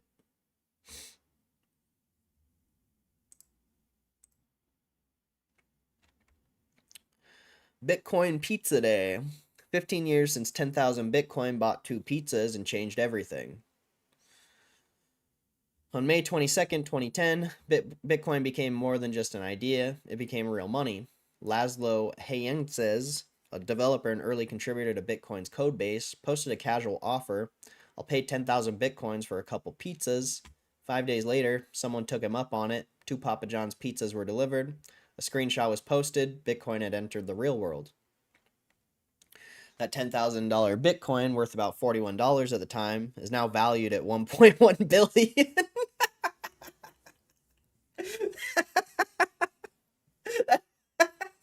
That doesn't even seem real to read that. Doesn't even seem real to read that. That $10,000 Bitcoin, worth $41 at the time, is now valued at over $1.1 billion. And with Bitcoin hitting a new all-time high of 112,000 on the 15th anniversary of the transaction, the story of the Bitcoin pizza carries more weight than ever. It wasn't just about the pizza. This was the moment Bitcoin proved itself as a functioning currency. Until then, it had lived mostly in theory and code, talked about by cryptographers and mined by hobbyists. Hyentzes' post and the trade that followed transformed the idea into action. This transaction made Bitcoin real in my eyes, he said in a 2019 interview. it wasn't worth much at the time. I wouldn't have spent 100 million on pizza, right? But if I haven't done that, maybe Bitcoin wouldn't have become so popular.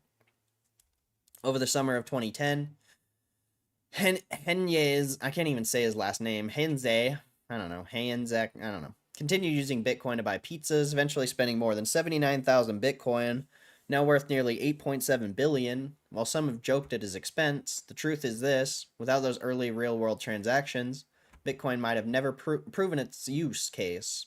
Hanze helped move Bitcoin from the fringe to into functionality. That legacy still shapes us today. Bitcoin Pizza Day has become a cultural milestone in the crypto world, with meetups, pizza parties, and educational events held globally each May 22. The day serves as a reminder of how far the technology has come and the importance of everyday actions and the impact they have. Just this week, fast food chain Steak and Shake began accepting Bitcoin, blah, blah, blah. Blah, blah, blah, blah. I wonder, what if we opened a Bitcoin pizza place? This would be a good holiday for any pizza chain to have a Bitcoin pizza. Don't you think? You could just do like the pepperonis, the big old B with the pepperonis or something. I don't know. I don't know. If I was a pizza chain, I'd be doing something with this. It's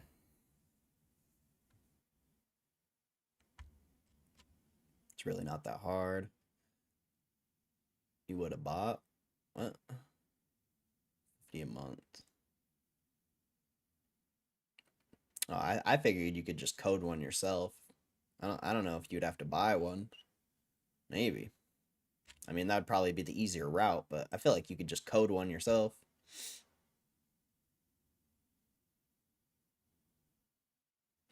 Target, Best Buy, and Walmart. Interesting. Score on Best Buy. The Target I go to is releasing it all on Friday. The manager thinks he's going to have like 20 extra Excel boxes. Should be able to get a few ETBs and bundles. Nice. I think my Target restocks Pokemon on Fridays as well. I think it's a common thing at Target. Potentially. Because when they told me, they said it was either Thursday or Friday, but you saying Friday makes me think that every Target is restocking on Fridays. Most expensive pizza ever. I mean, in hindsight, sure. But, yeah, who cares? Where you located, Break Nation? That guy's whole life is a regret every day. I doubt it. If he had 79,000 Bitcoin, I'm sure he had way more. I'm sure that guy's a billionaire. Wouldn't be surprised if that guy's a billionaire.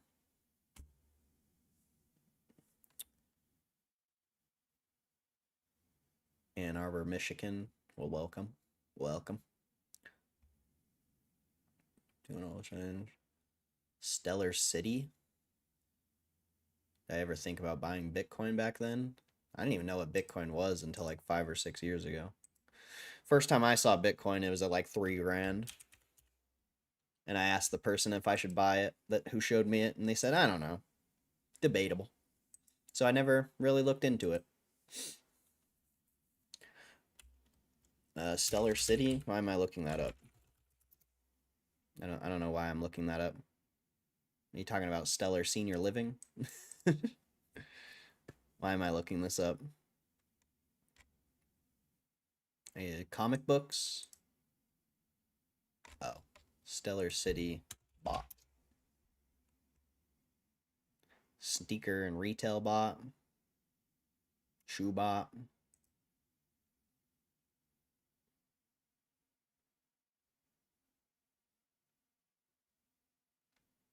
City, that's what you typed, bruh.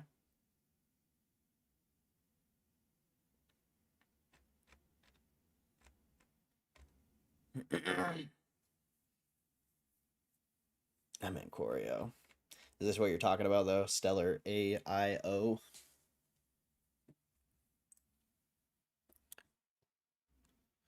$600 for a year. Not bad. Let's see something here, though. What if we go to ChatGPT? I wonder if ChatGPT could just make us one. Curious to see.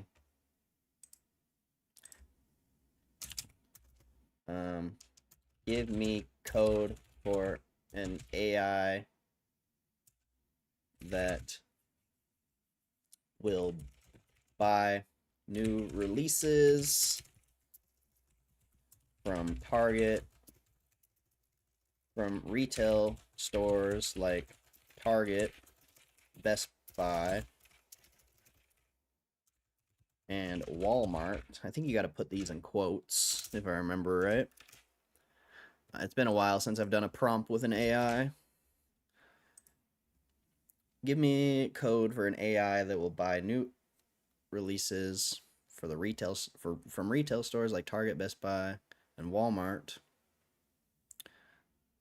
Do I need? I don't know what else to put here. Let's just see what it does. Let's just see what it does. I can't help with that. Creating or using an AI to automatically buy products from retail stores, especially from limited edition releases, falls in the category of retail botting, which is generally considered unethical and is often against the terms of service of retailers involved. These bots can lead to unfair advantages. If you're interested in, let's see. Oh, screw you, ChatGPT. It can do it. I know it can do it. It just won't do it. It just won't do it. I know it can do it. Top 3 favorite Pokemon. Ooh, that's tough. That's tough.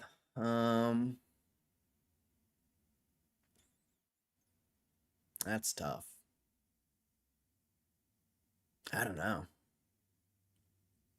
I don't know if I have a top 3 favorite Pokemon. I just like the card game. So, like, I don't know. I keep forgetting I broke my chair. I'm like trying to use my armrest and it's like all the way down there. Can't even use it.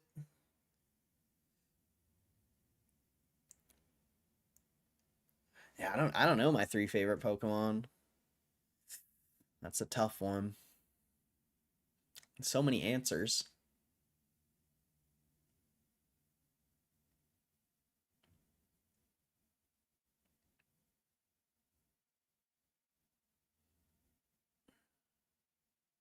Yeah, I don't know if I can answer that, Break Nation Sports. I really don't know.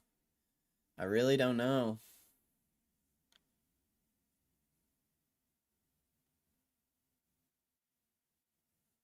I'd split the annual fee with y'all if you wanted.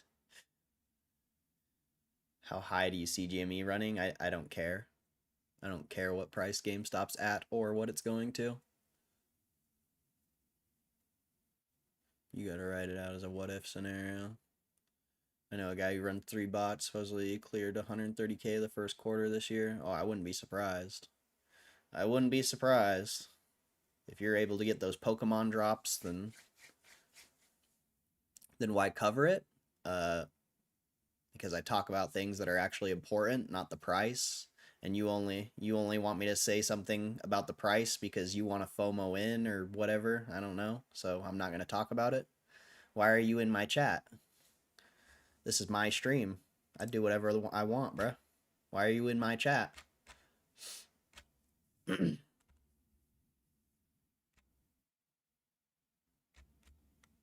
already in, then you shouldn't be asking what price it's going to, and you shouldn't care what the price is. Enjoy your fucking play and shut up.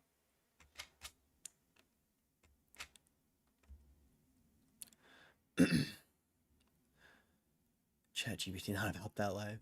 Happy Friday. Who we got tonight? Knicks or Pacers? Oh, I have no clue. I haven't been watching the playoffs at all. Haven't been watching at all. I'll root for the Pacers though because I know you like them. Is Charizard not him anymore?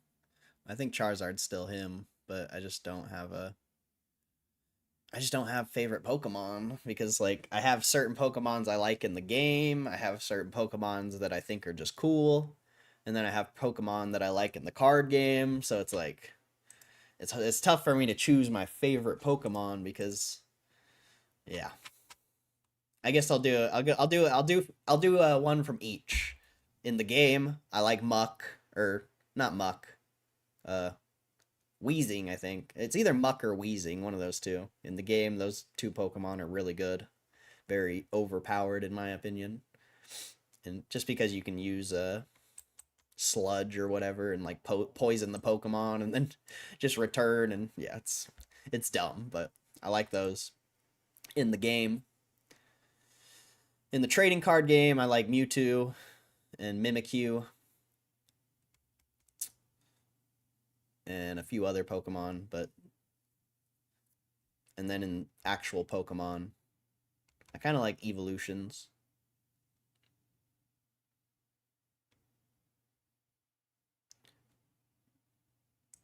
You're 40 talking about Pokemon? Well, if you don't know about Pokemon, it just shows how retarded you are.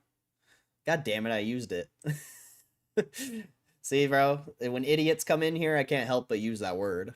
When idiots come in my chat, it's like impossible to not use that word. You're 40 talking about Pokemon? Yeah, Mr. Moneybags, because if you knew anything about Moneybags, you would know Pokemon's the fucking GOAT.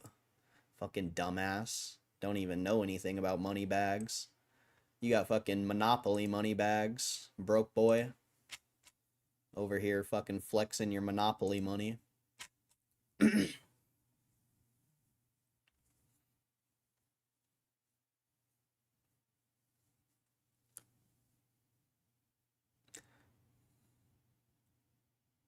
See the new Mega Evolution set coming out? Yeah, I did. Hopefully we can get a Pokemon Center drop. That would be legit. If we can get a Pokemon Center drop on that, that'd be tight. That'd be tight.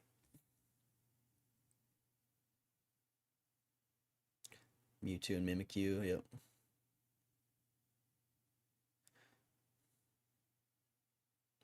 Evolutions are mad hype. Pokemon's ageless. Exactly. Anyone who does, bro, if you're an adult and you're talking shit on Pokemon, it just shows your ignorance. You can literally go buy a fucking retail box of Pokemon right now and make triple your money, double your money. Like, if you don't think Pokemon's fucking goated, it just shows your ignorance. Shows you know nothing. Really?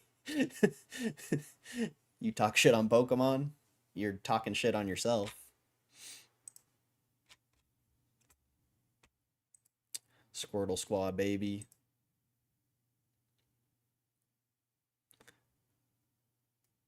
Nidoking's dope. Luis Vega, what's up, Luis? Hope you're doing good, bro. Hope you're doing good. Did I get the black and white Pokemon Center ETBs? Yeah. Me and Matt Romano did. Shout out Matt Romano, bro. Matt Romano blessed me up with that, bro. Flipping Pokemon is sad. Get a real job. I think sitting in someone's random live stream that you don't even know and talking shit and asking for financial advice is sad. I think that's the one who's sad here.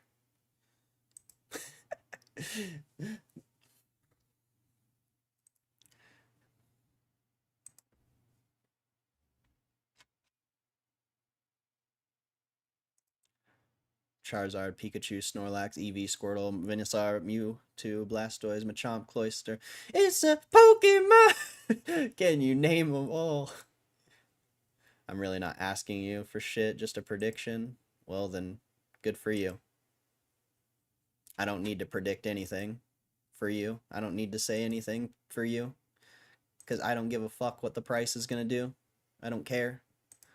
So, there's no prediction. I just hold the stock. I don't give a fuck. Like, I know you do. I know you're all excited because you made like 20 bucks today. Good job. But I'm not.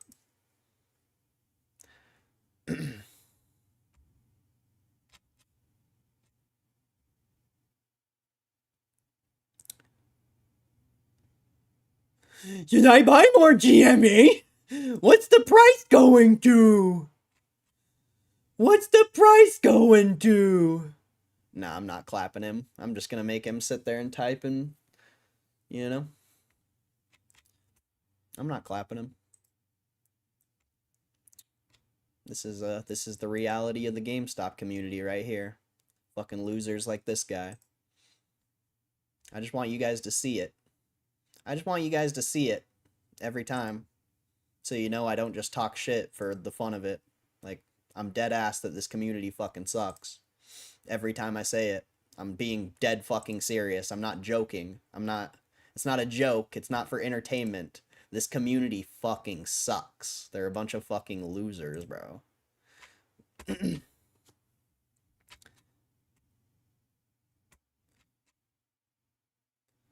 been seeing a lot of different Nidokings on Whatnot. They're sick. Ah, you should have got the Nidoking on my stream, bro. You should have got the Nidoking on my stream.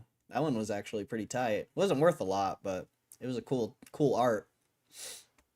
Someone else picked it up. It was like the first thing we bid on the Whatnot stream. I need that new Jap Mewtwo. You seen that? No, I didn't. I literally have 4 Prismatic SPCs, 12 ETBs, and tons of bundles of 151 in Prismatic. I generally open a couple bundles every week. I got the hookup at a couple targets. Damn, bro, you got 4 Prismatic SPCs, bro? That's savage. That's actually savage, bro. That's actually savage, dude. And 12 ETBs, that's impressive, bro. That's actually impressive. Do you guys go out like every weekend to try to get drops? It seems like you're hella committed, bro. Seems like you're hella committed with that much stuff. That's amazing, bro. Prediction is it'll go up, it'll go down. Hates on you, then asks for things. Well, he asked for something first, and then yeah, and now he's hating because I didn't give him what he wanted. Now he's sad. Your 32 viewers.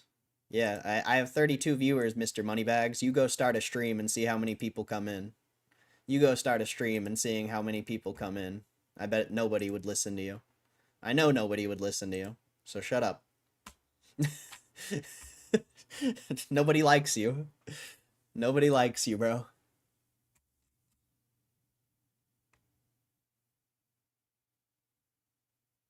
I play Pokemon Go. I play Pokemon Go every day. I play Pokemon Go. I get out of bed. I get on my phone. I'm gonna catch 'em all. I don't know the rest of the song. I only know up to that point. I play Pokemon Go. Flipping Pokemon is a money move right now. I keep shit sealed too. It's a hell of an investment. If you don't know that, you are literally our Jon Snow. You know nothing. Exactly.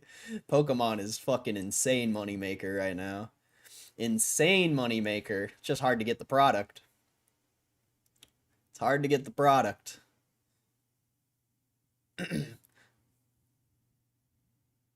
I'm pissed that I didn't find you earlier. GME and Pokemon. It's just my jam. Hey, much love, Break Nation Sports. Pokemon's actually really new. Pokemon's really new for me in the chat. Or just me in general. I mean, of course I, was into it as a kid, but more just recently, I've started to learn how insane it is. You're talking about Pokemon, but I'm the loser. Yeah, exactly. You are the loser. Maybe you should talk about Pokemon and people would think you were cool.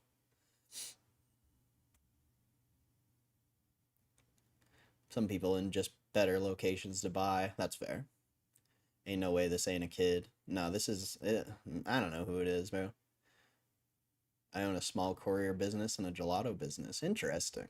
Interesting. Entrepreneur in here, baby. Straight entrepreneur. Let's go.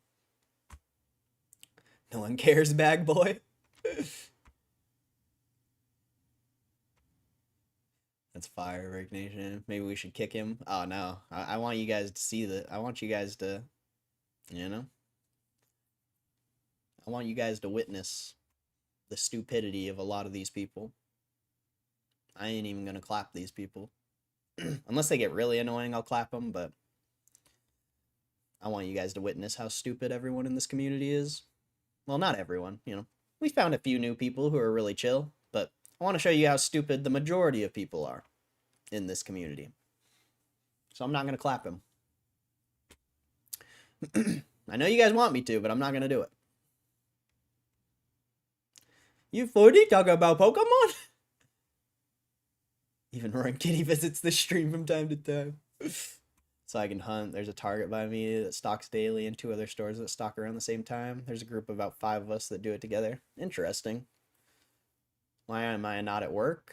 Because I don't have to. Why would a why else would I not be at work? Isn't that pretty obvious? You think if I needed to work, I like if I needed to work, I'd probably be at work. Like, do you have a brain? Have you ever used your brain before? It's this thing in your head that like if you like use it, it works sometimes. I know, crazy. I still play Pokemon Go. I haven't played Pokemon Go in a while, bro. I haven't played Pokemon Go in a while.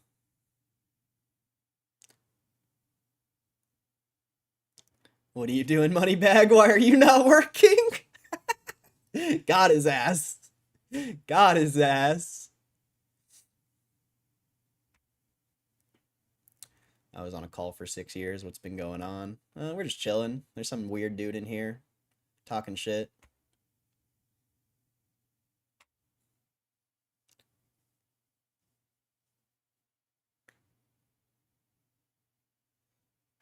Dude got in the positive for one day and all of a sudden he's making bags. It's true, guys. His profile pic says so. It's funny how people act when the stock goes up a little bit. Like, I've probably made like double this kid's account and I don't be acting like that. I mean, probably like triple or more. Like, I don't know. I just couldn't imagine acting like that just because the stock's up. I'm sorry I didn't give you your price prediction you want, you fucking baby. Sorry that I'm a real investor in the stock and I don't give a shit about the price because I'm in it for the long haul. So I don't sit and, oh my god, it's going down. Oh my god, it's going up. Oh my god. Well, sorry, I don't do that. I just invest in my company and just chill because I'm not a fucking loser. My bad. My bad. Want to hear my brilliant tin on the unpinned? Sure, I guess. Why not? Can't handle the real world? Sure, I guess. If you think getting a job means can't handle the real world, getting a job is fucking easy, bro. Getting a job is the easiest, most lazy thing you can do in life. Actually starting a business or trying to do something outside of a job is a lot more difficult and a lot more respectable in my opinion, even if you don't make money. So, I don't know.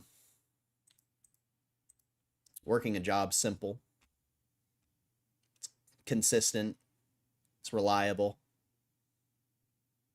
It's not that fun, but at least it's consistent and reliable. So I don't know why you think I don't know why you think having a job matters or not. A little weird. A little weird.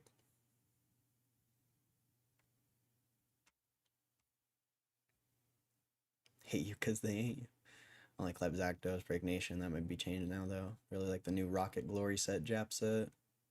Dying to open Destin. I love the Rocket set. I have one of those briefcases. Oh, nice. Don't kick money bags. He's a good dude. Maybe a little lost in life. Maybe.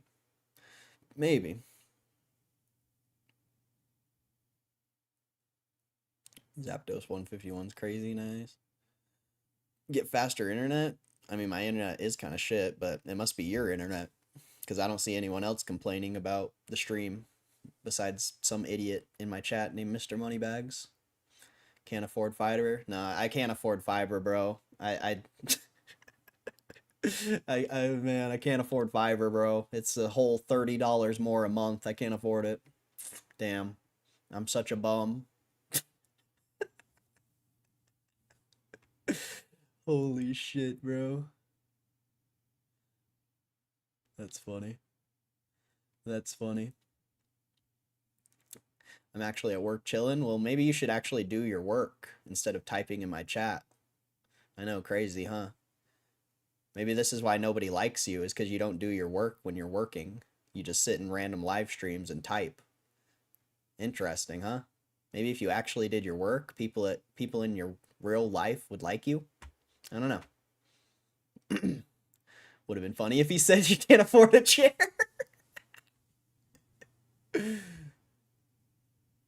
I'm getting that kind of vibe. My bag is full of attendees. Let's go, Creature Cove. Has all 3 legendary birds full art. Oh, I know what you're talking about. It's like a... I know exactly what you're talking about. That card is pretty sick.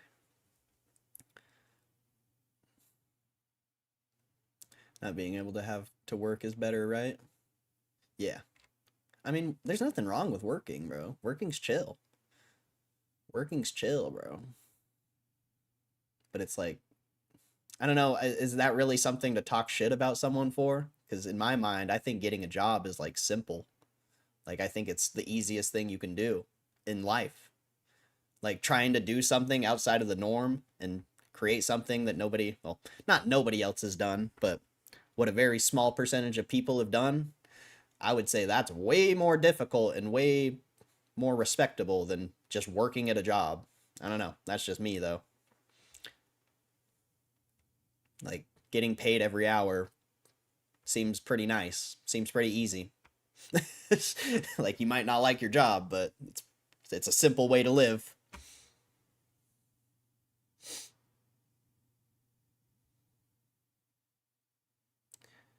Maybe start working. Go work that 9 to 5, buddy. Exactly. Like, why aren't you working, bro? Why are you sitting in my chat typing?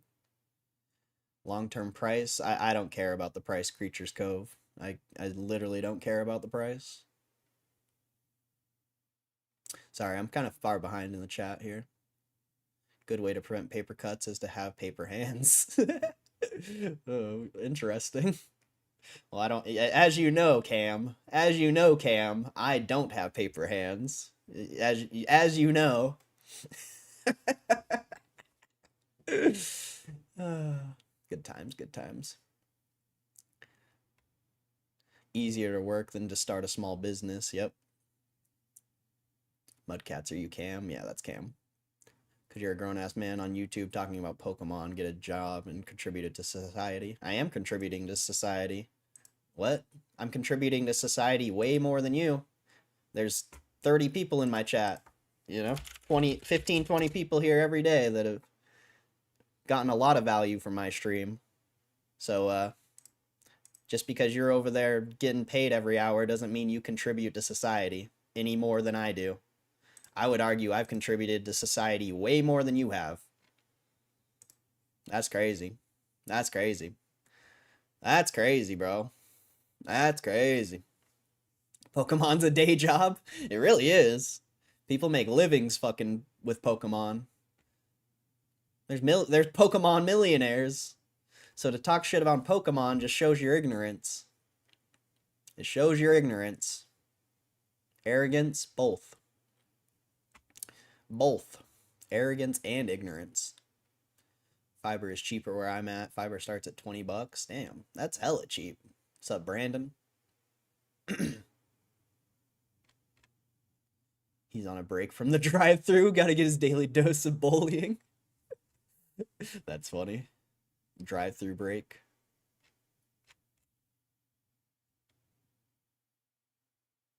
Will you take me to? No, it sucks. I flip Nike handbags and laptops. I stack Gme and Bitcoin. I work. Nice, Brandon. Nice. You're playing victim right now? Yeah, that guy's weird, bro. That guy's weird. I'm sure he left, but I'm the shadow that lurks in the night.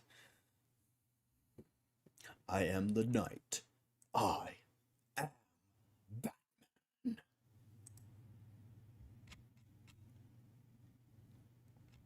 Buy me a graded Zappy to celebrate. Corey changed my life. I don't know about that. I don't know about that. I don't know if I changed your life, but I think there's some people that find value in this stream. I don't know. I don't think there's over 30 people here right now for no reason. I think there's a lot of people that find value in this stream, so I don't know. I don't know. A little weird to say that when there's literally over 30 people in the stream. You're not providing any value to society. What? We literally made like $500 on Pokemon last week. Not even trying. Or whenever that drop was, I don't remember. Like, what? I don't provide any value. That's crazy. That's crazy. Some people are literally just douchebags. I want all my investments to drop right now. My daily and weekly buys will go further. Yeah. Yep.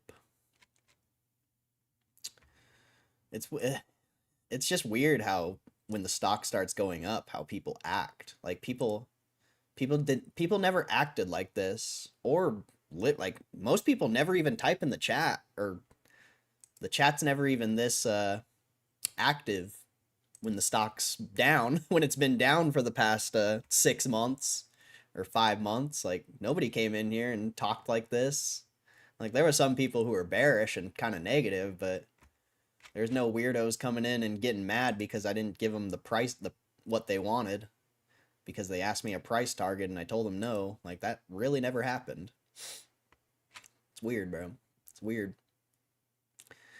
It's weird how just because they think that, just because they have a price in their mind and they're doing whatever they're doing, they think that I have to think like they do. It's a little weird. It's a little weird. I'll never think like most of those people. So, like, I don't know. It's just weird. It's weird.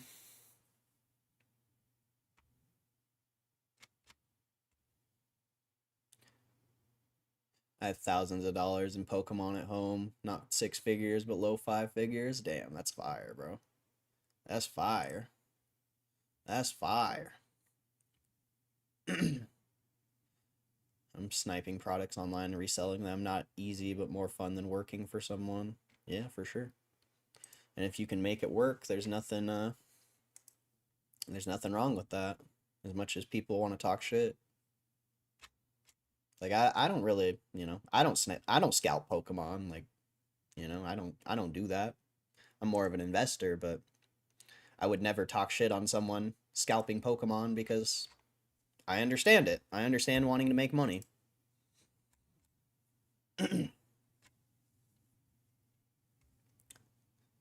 Packing up washer. Maybe I'd be on the hunt soon, Brickney.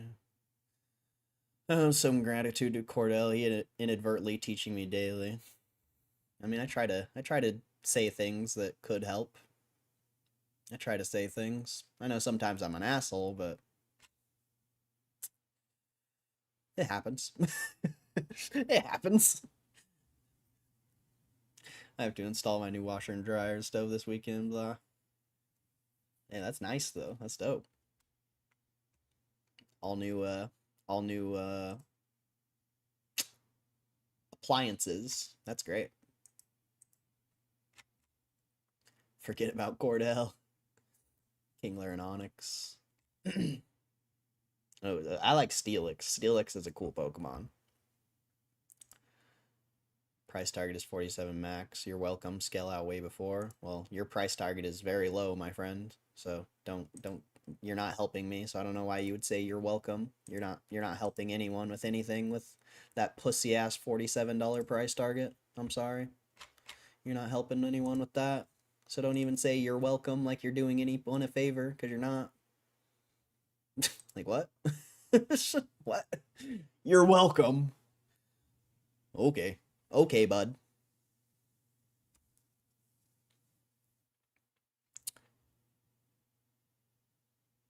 When everyone was bearish and not in the chat, we were smacking on some Pokemon. Yep. And then before that, it was Bitcoin, or at least talking about Bitcoin. None of us ever really bought. Well, I didn't. I didn't buy no crypto, but there's so many more things to talk about than GameStop. GameStop's really not that interesting.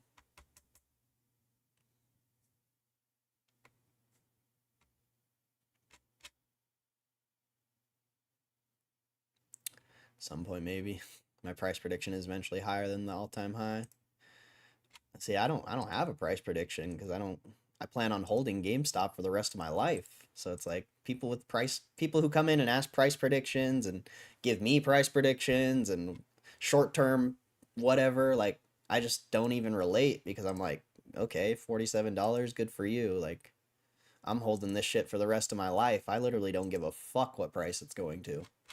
I might sell some on the way up, but I'll keep buying more, and like I just really don't fucking give a shit.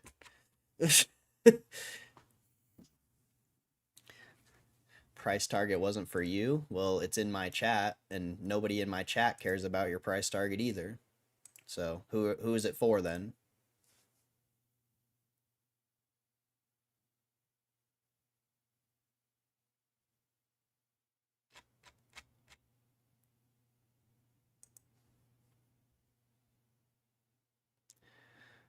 The 151 Zappy. Jackal's asking you to get yourself sued by giving FA. Oh, well, I wouldn't try to help those people anyway. You know? Those people don't even deserve anything. Those guys don't, that dude didn't even deserve the amount of attention I gave him, let alone attention from the chat. You know? That guy didn't deserve anything.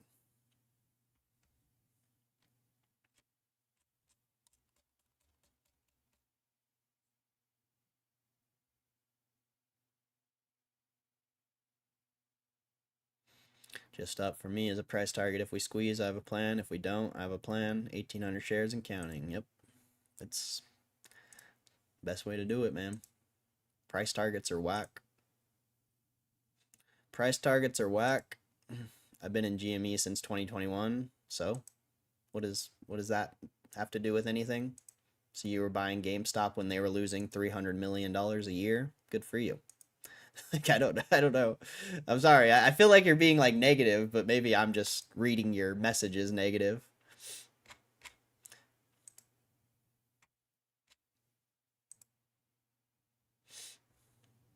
It's just most people who come in here saying stuff like this. It's just they usually end up turning. So I'm sorry if you're not trying to be negative. I'm just reading it that way because that's usually everything you're saying is how most of these people start, and then they start talking shit. So I'm sorry if that's not the case. It just seems like that's the route it's going down.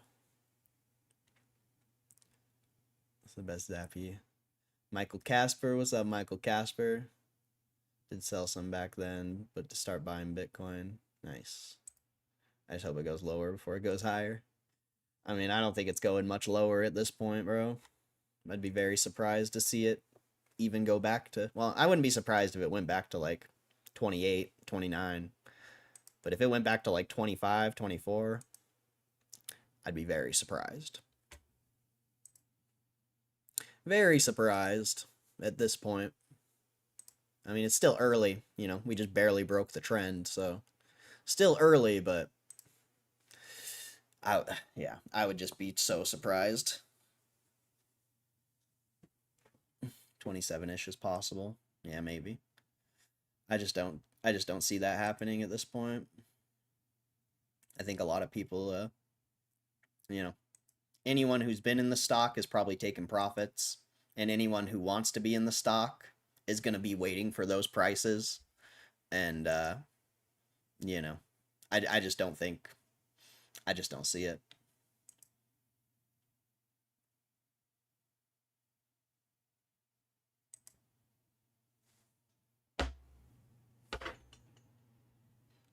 I just don't see it. But just historically, every time we've hit this trend line, it's sold off like 20, 30%. But it's just the first time you broke out of the trend line. So I think this time it's a lot different, and yeah, we'll see. We'll see what happens. But I have no prediction, you know. I'll just, you know, this is where the gamble begins. That's all I'll say. This is where the gamble begins, and if you can't accept that, then I don't know. You know, I'm not saying you can't. I'm just saying anyone in here in general. If you can't accept that this is where the gamble begins, and I don't know. I don't know why you're here. I don't know why you're here, because this is where the gamble begins, and we'll see what happens. We'll see what happens. $100 went through today. I'll go through next Friday too. I literally don't look often. I seen was up yesterday and looked up GME stock. Then you popped up live. Interesting. Yeah, I think it's interesting that it was recommending my stream so much yesterday. Very interesting. Kind of cool. It's kind of cool. Doesn't seem like it's not so much today because there's probably more people streaming about it. I would imagine because they, I've been on this rodeo before. People don't care about GameStop until it's up, and then when it's up, everyone's talking about it. Everyone's making videos on it. Everyone's streaming up on it. Like, yeah, it's yeah. But yesterday, nobody was streaming. Nobody even knew what was going on, so I think that's why he was suggesting my stream so much. There was no competition. I mean, there's still no competition. It's just YouTube doesn't see it that way. YouTube doesn't see it that way. YouTube thinks those people are competition. Funny. Elf Bar, what's up? What's the importance of the pinned tweet? Nothing. There's why would there be I don't you tell me. You tell me. I think it's lack of cursing. You're back in the algo. Bro, I swore so much yesterday. I said retard probably like 100 times. Maybe I need to curse more. Maybe I need to start swearing more. No.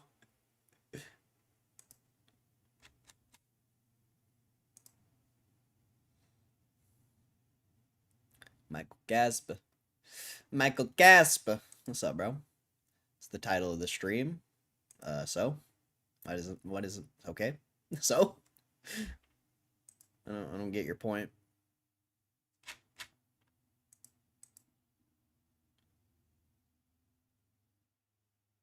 I use the forbidden F word too much and it's not fuck. That's what we used to call each other at school. I'm 37. Oh, I used that word a lot yesterday too, I think. At least a couple times. That one slips out every now and then.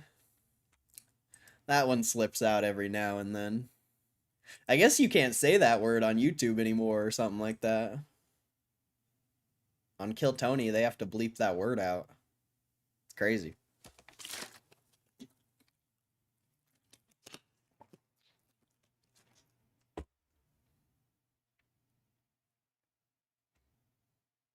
I have to clarify that I have zero issues. Hey, it's just a bundle of sticks, man. It's a bundle of sticks. It's a cigarette. Come on.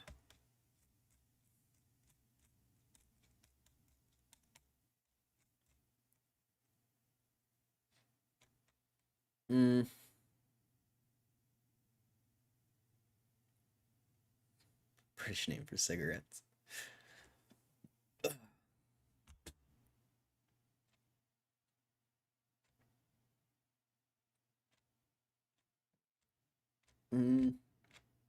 I was gonna read this, but I don't think I want to. I'll save it for a sec. Maybe we'll read it. I'll read this one though. The Citadel, V. Nardo from Meme to Monument. I don't know what this is, but whatever. All right, my latest painting. Wait, what? It's literally an article about this guy's painting. I'm sorry, I don't want to read about this. Who are all these new peeps? Because GME's ripping, yeah. We literally talked about this yesterday. But Break Nation Sports is chill. He's a chill guy. And then there's that Survive and Thrive guy. He's hella chill. There's a couple chill people. Verifly or Varley. He's pretty chill. There's a couple chill new people. Couple chill new people. Which is nice. Which is nice. I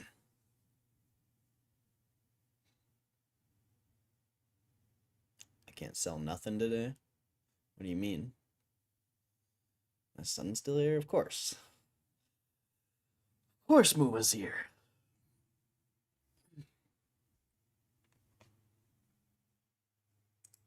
Unless he bailed out for a second. I think he just finished a pressure washing job or something.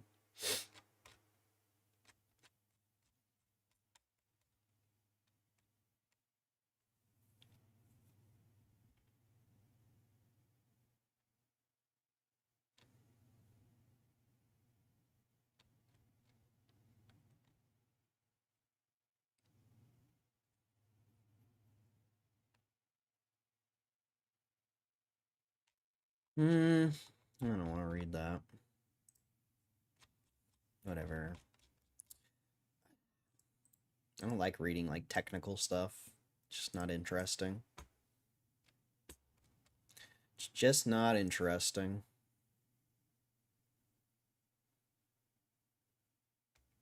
Maybe every dollar increment will bring a new troll. Oh, it will. For sure. I literally talked about this yesterday, like when the stock was still like at like 30 higher 29s.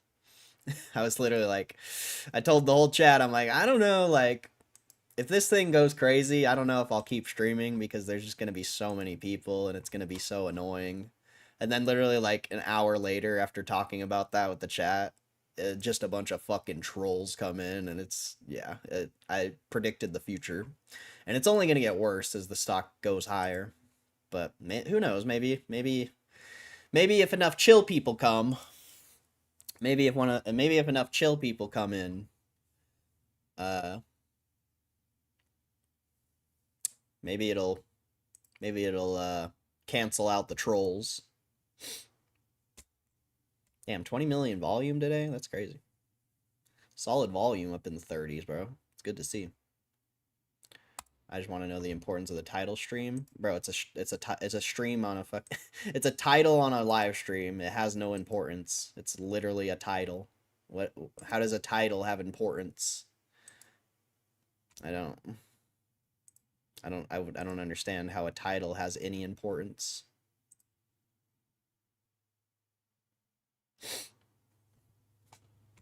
I don't understand. At work, I can't sell any jobs. Oh, that sucks. That sucks.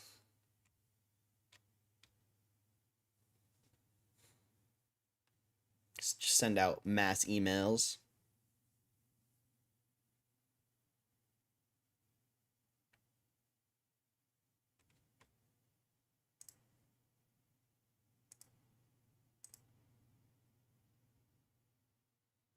You should have put Roaring Kitty tweets that he's out on GME and sold it all. Nah, I don't usually do titles. I usually do titles like based on what's happening. So it's kind of like a timeline for me in the future, where if I want to go back and like revisit a certain time throughout this investment, you know, the title will tell me what happened, and I'll just know exactly what happened before I even click on the stream, so I'll know what I'm looking for basically. That's why I title the streams the way I do. But some people, for some reason, when I title a stream a certain way, take way too much, like, they take it way too serious for some reason. I don't know why. Doesn't make any sense to me, but they do. They get clickbaited all day, every day of their lives, and they think because they clicked on my stream that now a title matters. They get clickbaited literally all day, every day. But just because they clicked on my stream, a title has value. I don't know. I don't know. Can't relate. Can't relate. I can't just have a title on my stream without being criticized for it. Like yesterday, or was it yesterday? Someone criticized me because I put Twitter instead of X. I'm like, what? Like, are you that dumb? I don't know, bro. Oh, sometimes I don't even know why I live stream, but it's fun. It's a good time. It's fun when nobody cares about GameStop. That's when it's fun. As soon as people start caring about GameStop, the fun dies.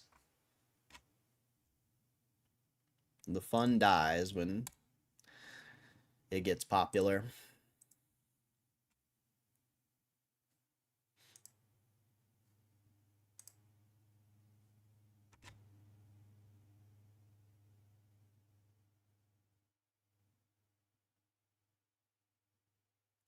Break Nation Sports, that would make people jump out of their skin. How about that dude talking shit about you getting a job? It's actually more impressive to not need to work a 9 to 5. I don't get that logic. Yeah, I agree. I agree. Not working a 9 to 5 is a fucking risk, bro. Such a risk. You don't know when you're going to get paid.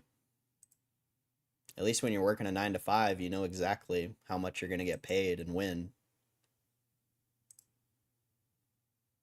Being an entrepreneur, small business owner, whatever, like you could work your ass off for like a week or like a month and literally make nothing.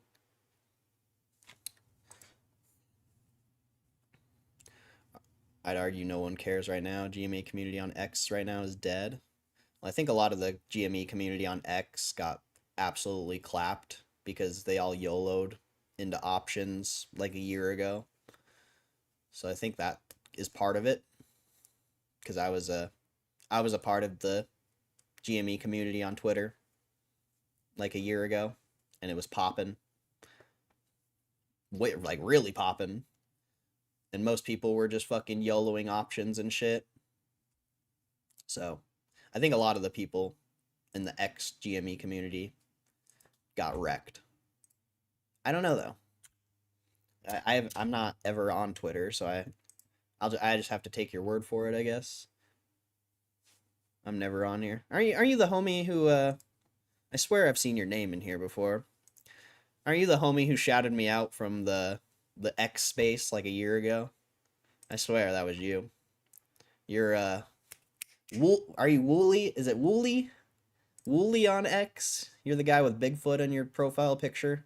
Is that you?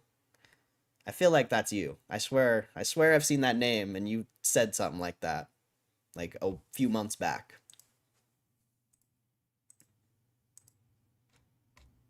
Nah, not me. Oh, different name then. Different name. Thought you were. I'm risk take on X. Okay, I see. I see.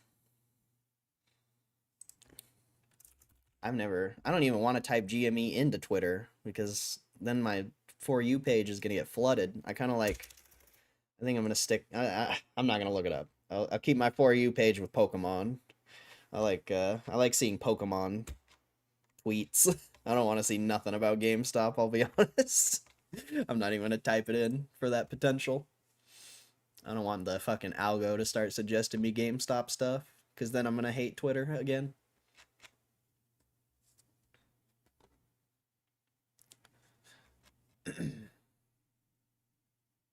Perfect. It's time to send it then. I just don't think the stock's gonna squeeze. I think a lot of people think it's gonna squeeze, and whenever it gets exciting like this, that's usually what people think, and I just don't think that. Who knows though? Who knows? Oh yeah, people were playing options like crazy. Screw that. I can't lie. I don't understand options enough to play them. I mean, you're just basically getting the exposure of 100 shares. Well, depending where you buy. If you buy super far out of the money, it's a lot lower exposure until you get in the money or at the money, but you're basically just buying the exposure of 100 shares for cheap, but with time decay. So it's like, you know, they're good if you can time and you can, you want to buy a huge position on something you don't fully have cash to buy the shares for or whatever. Like, they have a place, but the timing is the difficult part, I think, and that's where most people get screwed over. It's like anyone who was buying leaps and stuff a year ago who got clapped, like if they would have just went all in shares, sure, they wouldn't have had as much exposure, but guess what? They wouldn't have lost all their money. So what's better, missing out on some gains, potential gains, or potentially losing all your money because it doesn't happen in the time frame you thought it was going to happen. Like I would argue I'd rather miss out on some gains. I'll be right back though.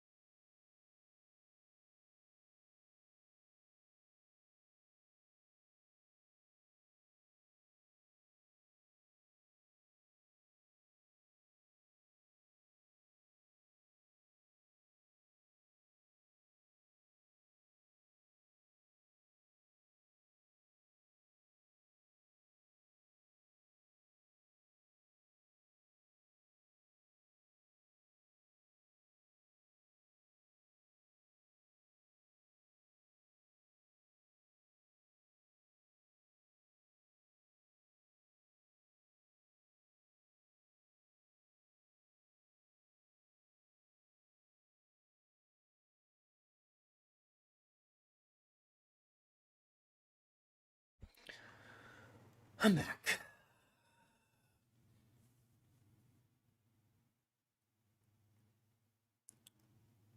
What's up, Rosh? Hope you're doing good, bro. There's a potential squeeze in my opinion, but I'm not here for that. Yeah, I think there's a less than 1% chance it can squeeze. I definitely, I'll never say that it can't squeeze. I just don't think it's going to. I think there's way too much volume that was traded between like 25 to 40. Maybe when we get into the 40s and 50s, maybe I will assign a higher probability of a squeeze, but at these lower prices, I just don't see it happening. I don't see it happening. There was too many shares traded at these prices a year ago. Too many. Billions of shares traded these prices. So I would just be so surprised to see it squeeze.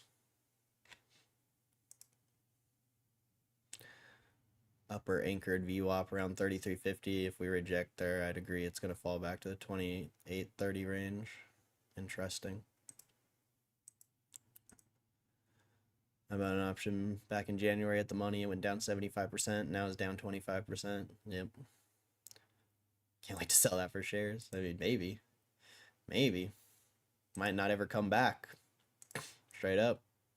That's another issue with options. Once you're down a lot on them, it's hard to get the investment back. It's hard to get the investment back. That was a pretty simple explanation. I mean, that's literally what an option is. There's the different Greeks that give you the valuation of the option, but that's all an option is just the exposure to 100 shares. Because when an option expires in the money, that's what the transaction is. The option expires in the money, and then you have to buy or sell 100 shares, depending whether it's a put or a call, and if you bought or sold it. You changed my life. Larry Chang tweet. What did he say? Well, if someone on Reddit posted it, like I said, I don't look up stuff. I don't look up GameStop stuff on Twitter because I don't want the algo to be showing me GameStop stuff. Like literally, I really don't. GameStop board member logging for future reference. Institutional ownership 33.92%. Total shares outstanding 447 million. Total value of holdings 4.682 million, or 4.68 billion basically. Wait.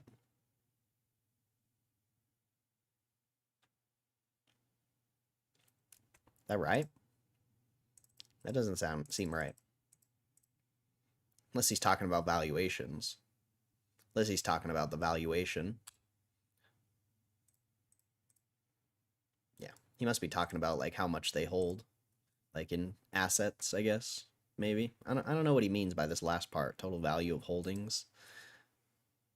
Maybe he's talking about cash and Bitcoin. I don't know. I'm confused on that. I'm confused on that last part, but whatever. Pretty interesting.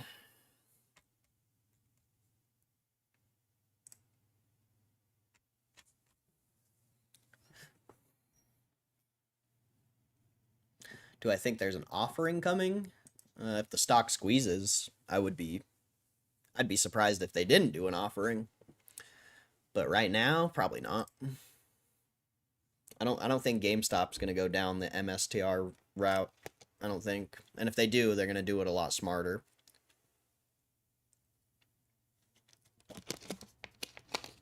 Like MSTR is just fucking going in. They're going in like Bitcoin's going to like crazy numbers, which a lot of people seem to think. And I just don't know if GameStop's gonna do the same thing. I think I think they'll do more offerings and maybe even more bonds to potentially buy more Bitcoin, but I think they're gonna do a different approach. So if this goes up, if it starts to go crazy again like it did last year, I would expect an offering, but I wouldn't expect one right now. Or, with this price action. Maybe, though. They did one at 30s last time, didn't they, or something? I don't remember, actually.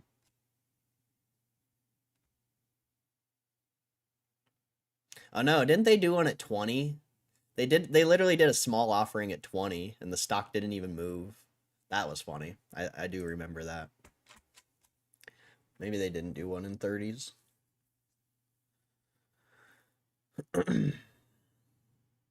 Nice tweet.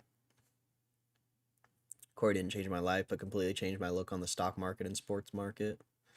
Amen.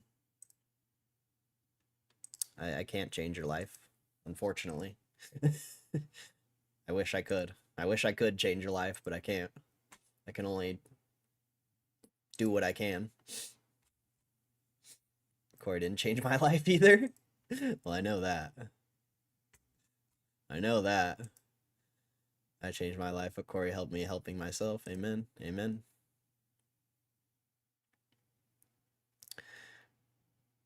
They'd be dumb to not do an offering if it squeezes. Yeah, I agree. I agree. It's free money. A bunch of traders are going to cry about it, but who cares about them? They do another offering. The floor is at like $30. They have fucking 15 billion in assets. Sounds good to me. Sounds good to me. Sounds good to me. Can you teach me more about gambling? Don't do it. Don't do it. That's about the best thing you can do with gambling is just don't even do it. I don't know. What do you want to know? It's not a lot of my sports bets are based on feel and market mispricing. So it's hard to you can't teach someone that. Really, you really can't. You can't teach someone feel. Or, you can't really teach someone how to look at UFC from a non-biased perspective either, because most people who bet on sports are very biased. It's something I can't teach you it, unfortunately. Do you do arbitrage? No. I mean, you can do arbitrage. That is a way to do it.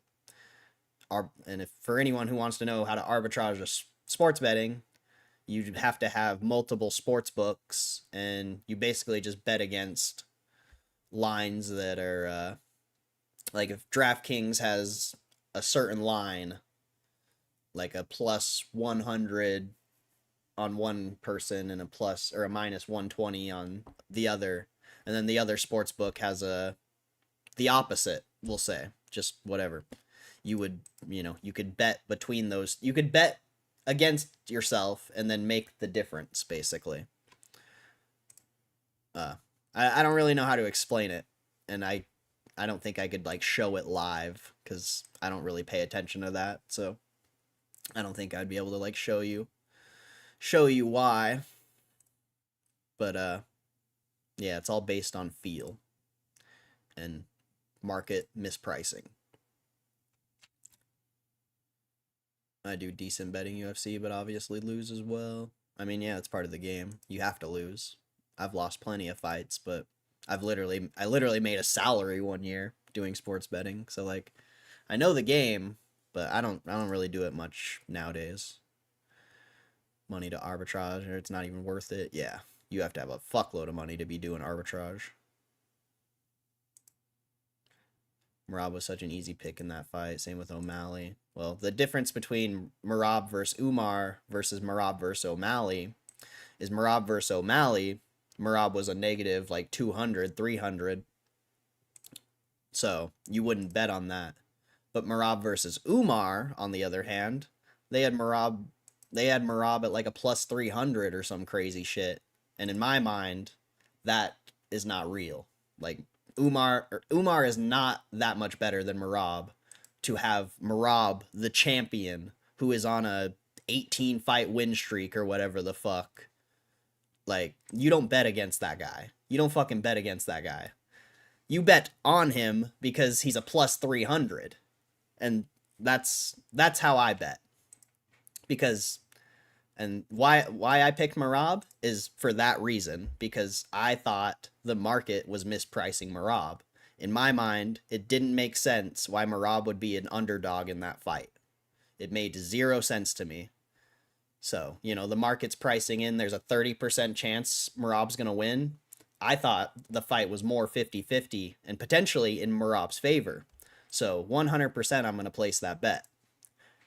And the reason why you would take that bet is because it's a plus 200, plus 300. So even if you lose, it doesn't matter because you lose, whatever.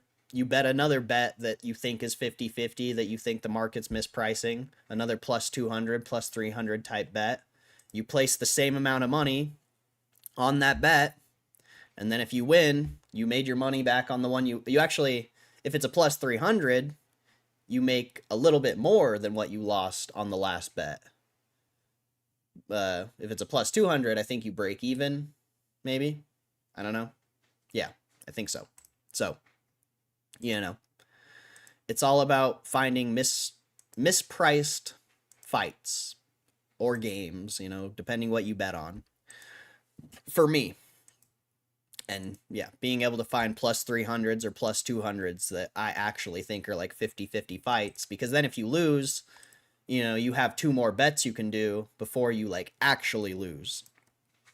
If you lose 3 bets in a row, I mean, your picks probably aren't that good. I'll be honest. So, you gotta bet on plus 2 or 300s and kind of expect that you can lose, but you have to bet on things that can win.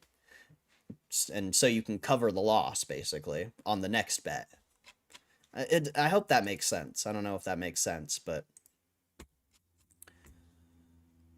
Merab was such, let's see, I bet Merab via decision. I bet on O'Malley. I made like $20,000 on Sean O'Malley's win streak. It's crazy. I was gonna bet $25,000 on O'Malley versus Aljamain Sterling, but DraftKings wouldn't let me bet the $25,000, so I only ended up betting like 7 or 8.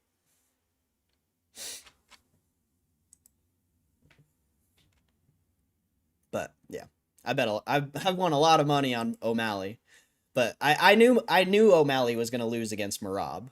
Like, I literally knew O'Malley was gonna lose against Merab. I only bet on O'Malley because he already made me $20,000. Like, I'm gonna bet on my boy. I don't think I'm gonna bet on him the next fight. I don't think. Yeah. I mean, I don't even have any plans to do a sports bet. There is one fight I'm kind of interested in, but I'm not even gonna bet on it. Like, if I want to bet on anything, I'm gonna bet on fucking GameStop. Like, what's the point of putting like $200-300 in a sports bet when I can just buy 10 more shares of GameStop. Like, sure, I'm not going to get that money and that dopamine hit like right then, but I think GameStop has way more upside than any sports bet. Way more upside. It's just going to take a long time. It's just going to take a long time.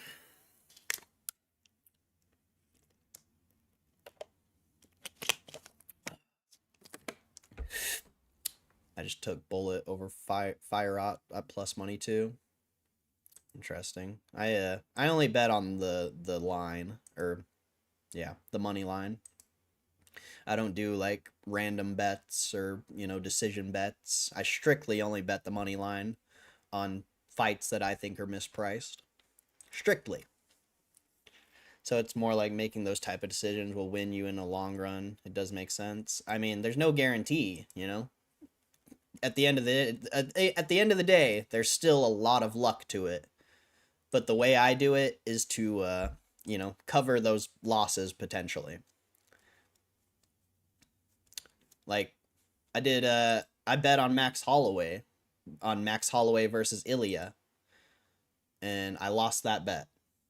And then, I turn around and bet on Marab. Same thing, plus 200, plus 300. I made all the money back plus more.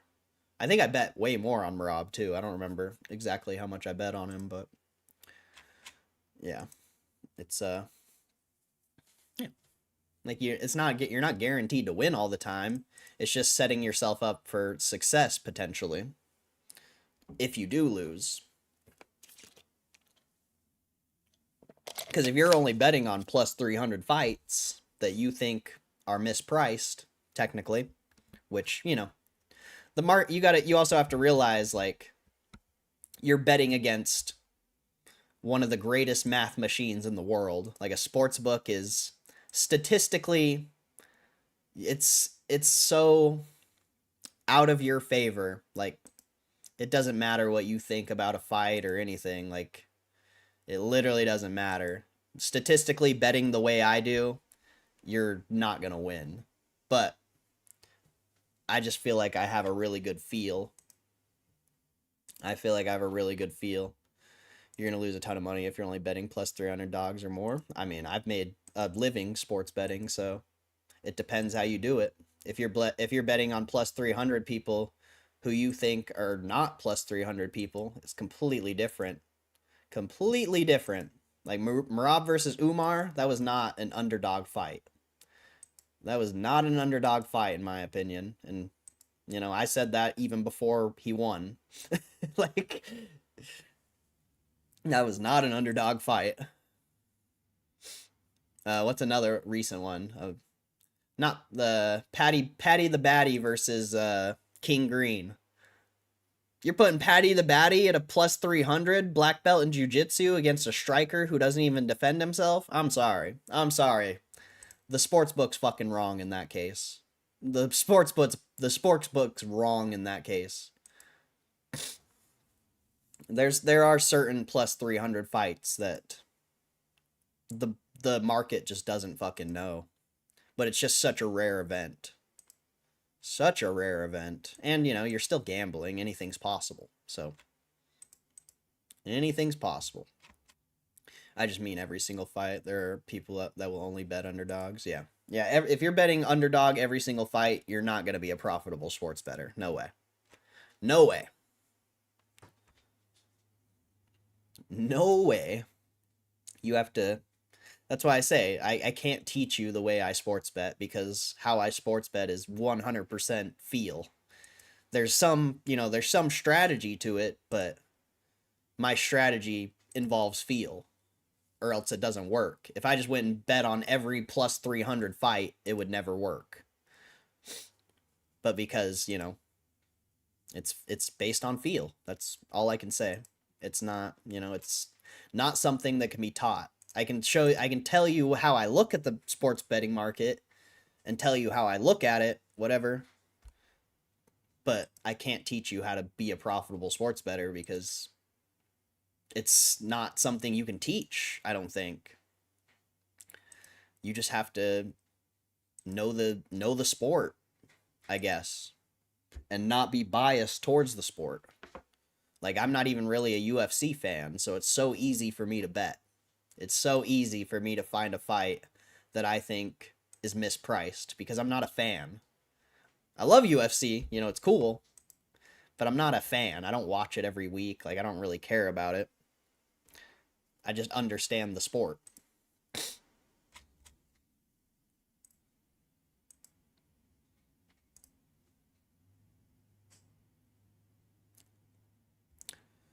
Green was coming off a big win, so I think it got bet up. May have been Grant Dawson, maybe. I don't remember. I think you're right though. I think he got a big knockout or something before that fight, but still, a striker's not going to win a black belt in jiu-jitsu most of the time. It's very rare. Very rare. They can win, you know, they can knock the person out and get lucky. But majority of the time they're not winning. Wrestlers fucking run that sport.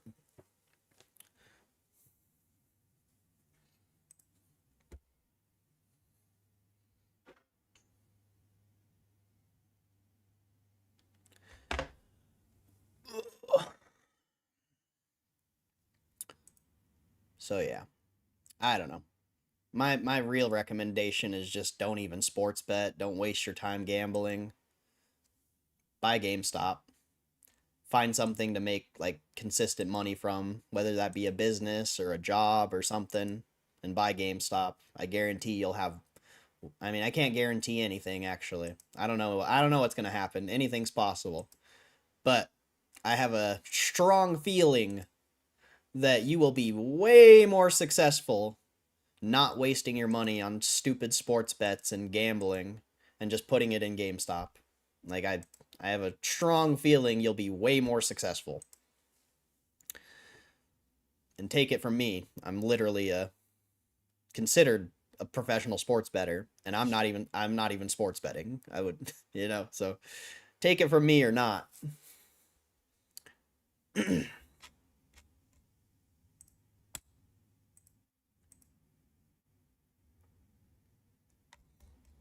I place my bets where I think the money is, where I think the big win is. So, you know, that's why I'm here every day. This is where, in my opinion, this is where the big win is. There's no sports bet or literally anything you can do that's going to outmatch this. I could be wrong, but so far I haven't been.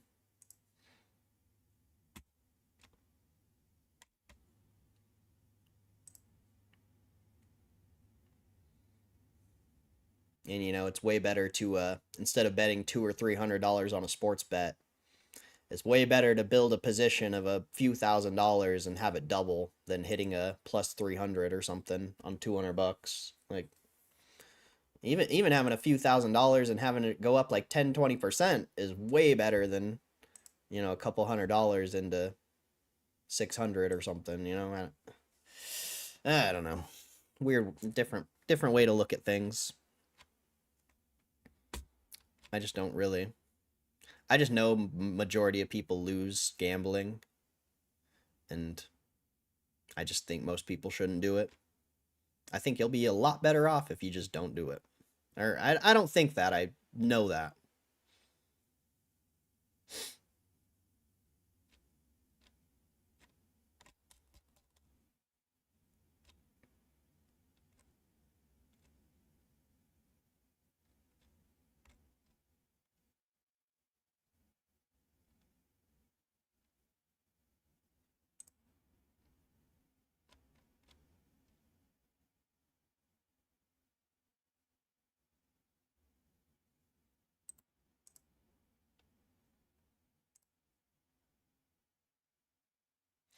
My dad was trying to tell me that the U.S. is in trouble right now. We have a dictator. We've lost certain freedoms that we had. Anybody know what freedoms I've lost? Man, your dad needs to get off Facebook, I think. I'm sorry. I'm sure you love him, but that's all I would say about that. That guy needs to get off Facebook. He's on Facebook too much. If that's his view.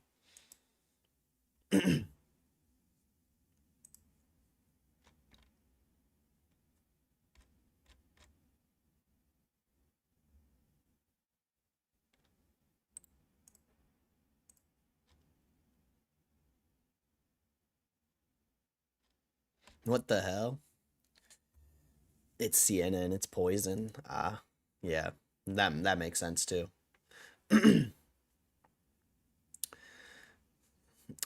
You can now apply to become a permanent South Park character.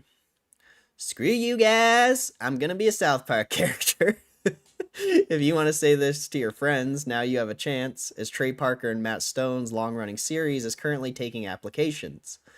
Any 90s kids reading this will have grown up in tandem with South Park, was started as a crude foul-mouthed show built on shock value, gradually became a biting satirical powerhouse, skewering everything from politics to pop culture. Parker and Stone creation is now known as one of the best animated series of all time, and 28 years later, it's still going. The only downside is due to its multi-platform deal. Last time we got new episodes other than 2024 special was in 2023. However, this is set to change with season 27 premiering on July 9th, 2025 on Comedy Central and Paramount Plus. Until then, fans can celebrate by getting involved in a South Park First competition. South Park has teamed up with online fundraising platform Prizio to launch a new competition that will allow one lucky winner to be a permanent character on the show in season 27. To be in with a chance, you'll need to give a donation, the proceeds of which will go to the SoCal Fire Fund, which supports community-centered recovery initiatives that help students, school employees, and families impacted by the LA fires. The more you donate, the more entries you get. So if you pay $50, you get 600 entries, and if you donate $100, you get 1,000. The winner will be animated into a custom South Park character and appear in the new 2025 season, while also having their character featured in a poster with Cartman, Stan, Kyle, and Kenny. The listing features a note from the animated series, which reads, "All new episodes of South Park." Jesus. All new episodes of South Park will premiere on July 9th, and you can become a permanent character in the series. We're proud to partner with Charity Buzz to help those affected by the wildfires that devastated LA earlier this year. Majority of our crew in the South Park production studio are in Los Angeles, and several people were directly impacted by the fires in Pasadena, Altadena, and Palisades, which makes your support and donations even more meaningful. This cause means a lot to us, and so do the fans who have supported us all these years. We can't wait to see one of you in the show. Thank you for your generous donations. If you're interested, just enter here. The entry process will run from now until June 27th, with the winner then selected at random and told via email.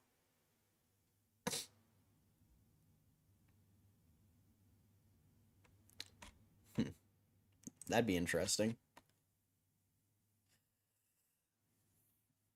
Can we look into GMEU? Interested how it's doing? We can look at it. I'm not going to look into it, though.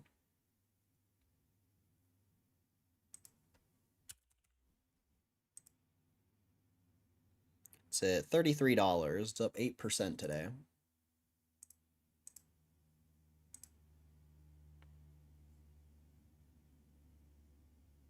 I feel like it's not. I mean, it's definitely outperforming GameStop, but I don't feel like by 2x like it claims. I don't know about 2x. I don't know. That's tough to say. I mean, I guess technically it's up 2x right now, sort of. Not really, but I mean, what's 721? Yeah, that's not 2x. If GMEU was a 2x, it'd be at 9%. So I don't know.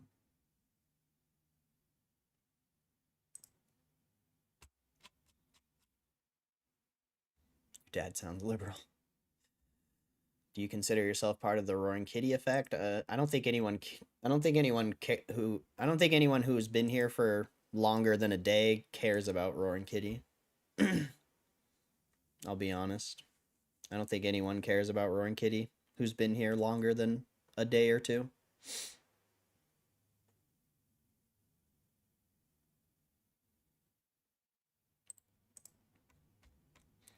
I'm not even trying to be a dick. I'm just being straight up.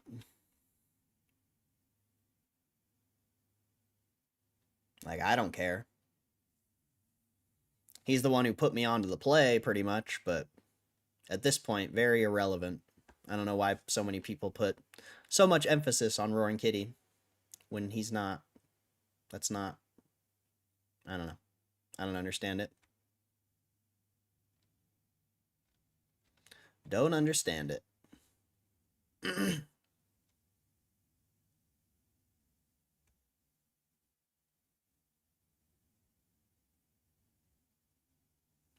What's up, Nip Sauce? How you doing, bro?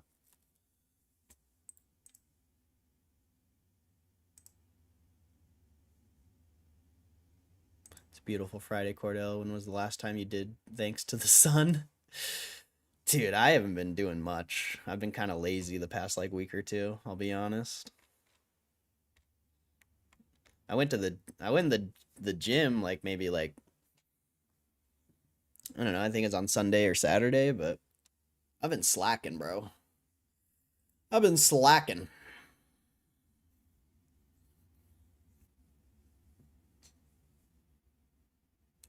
Auto worker his whole life, massive liberal. I lean right, but I'm also very pro-choice, so I get shit for that. Interesting. I don't understand political views. I can see both sides, so I don't understand like the extreme views. I don't know how like your views can be so extreme that you can't see the other side. Doesn't really make sense to me.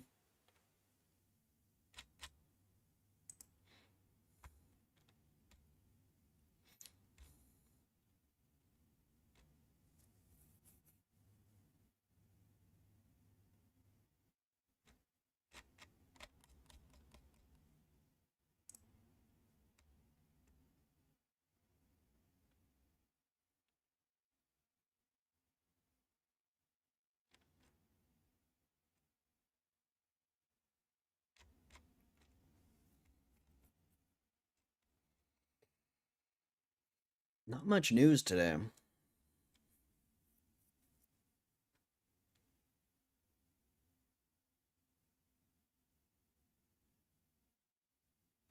Nike comes back to Amazon following a 6-year absence.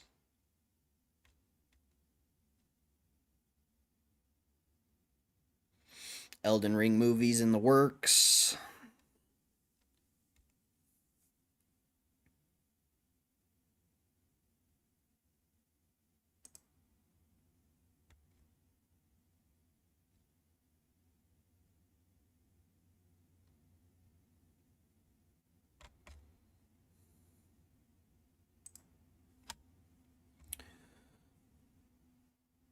That's the way they do it. One power making others hate each other. Makes no sense. Yeah.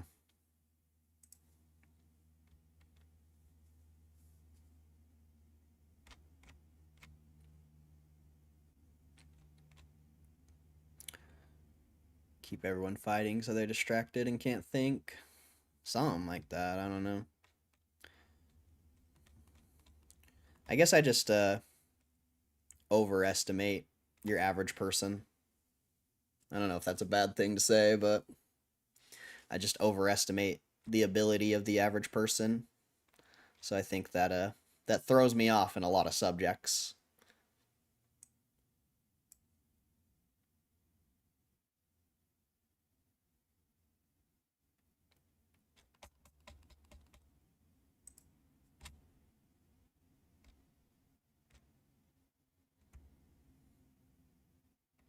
I love God.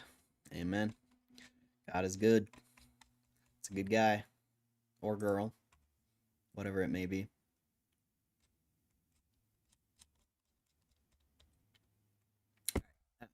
Disney sues YouTube to stop its biggest secrets from being leaked. Disney has filed a lawsuit against YouTube after the Google owned platform poached one of its top executives, fearing it will leak confidential information. In May, Justin Cannoli resigned from his position as Disney Entertainment's president of platform distribution and looked to sign with YouTube. Cannoli was responsible for bringing Disney's TV networks to providers and overseeing contract agreements to bring Disney's content, such as movies, to streaming services. Disney claims that Cannoli had signed a deal with them to keep him with the company until 2027 and was barred from engaging in dealings with competitors, something that would prevent him from joining YouTube. Headed out, climbing course meeting. Alright, KCR, enjoy, bro. Enjoy. Much love. Disney fears top executive will leak confidential information to YouTube. As reported by C21, Disney filed a lawsuit in state court in Los Angeles to stop the appointment, alleging breach of contract, notorious interference with contractual relations, and unfair competition. According to Bloomberg, Cannoli was set to join YouTube as part of a new position at the company, where he'd be in charge of the platform's relationship with major media companies and growing the service's live sport portfolio.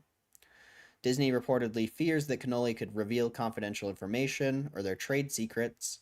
Company's distribution deal with YouTube TV expires in the fall, and Cannoli's inside knowledge could put Disney at a disadvantage in the upcoming renegotiations. Cannoli has intimate knowledge of Disney's other distribution deals, the financial details concerning Disney's content being licensed to YouTube, and Disney's negotiation strategies, both in general and in particular with respect to YouTube.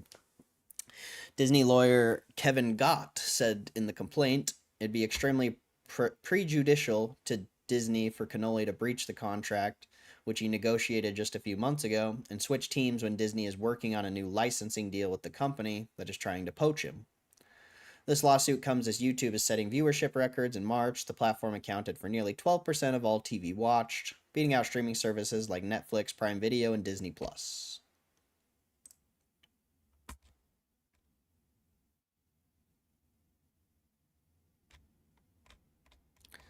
New Ghost Rider movie, potentially.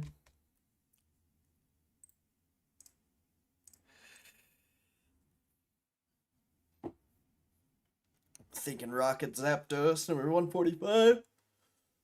Oh,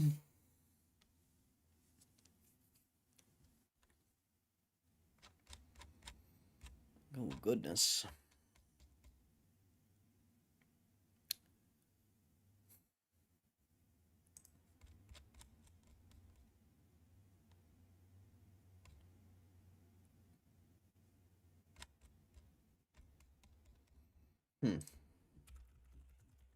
Wonder if there's any videos to watch. I love the Nicolas Cage Ghost Rider. Oh, that's a good movie, bro. That was a solid movie. See if there's any videos to watch. I was an extra. Goodness. Have you guys seen these AI videos? These are crazy. That shit's crazy.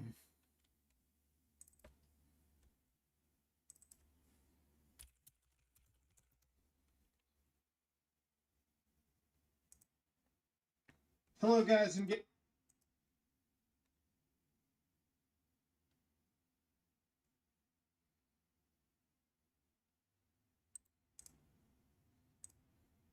I've never tried to watch Mimu Dahar on stream. I wonder if we can.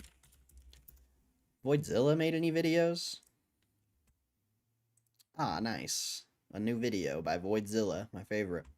This is probably one of my favorite YouTube channels. Well, besides Kill Tony, obviously. We got him. John Caroni, federal charges, 3 counts, baby. It finally happened. John Caroni, jury of your peers. They got you. They got you. Oh, my gosh. This has been 4 years. Guys, forgive the exuberance. Forgive the excitement. This has been literally years of fighting with the most brainwashed cult of all time, which is the Safe Moon Army, who told me for years, oh, nothing happened, nothing. It's all, they're innocent. It was weird. It was like this, because they had been the ones ripped off, actually.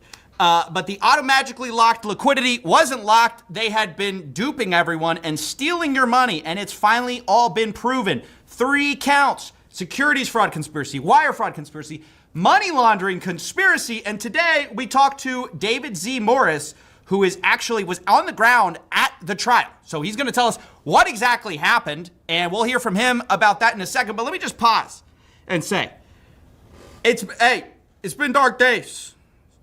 In fact, I'm making merch that says crime is legal, but we're grandfathering these in. That's what we're going to say. These are grandfathered in. These all happened prior to these new changes. That's why it proceeded. Actually, John Caroni even made the case that it shouldn't proceed based on these new rules. But thankfully, thank you, guys, the prosecutors who pushed this through. I'm extremely proud to have covered this 4 years ago and continue to cover it. We mentioned several of the wallets they ended up using at trial to convict the guy. I mean, dude, you guys can't. The year I've had, you can't believe it. You couldn't believe it. But I'm just telling you, the year I've had, the L's we've taken in terms of all these cases getting dropped by the SEC, FBI, left, right, all this stuff, just to find out this case that has been, I never thought would get through because it's been so slow. 4 years, man. It is vindicating. It is inspiring. It kind of motivates me to continue covering this stuff. I was starting to wonder if, I should even, what are we doing? Well, this is what we're doing, ladies and gentlemen. I am so proud of this. And again, it's not about John Carone.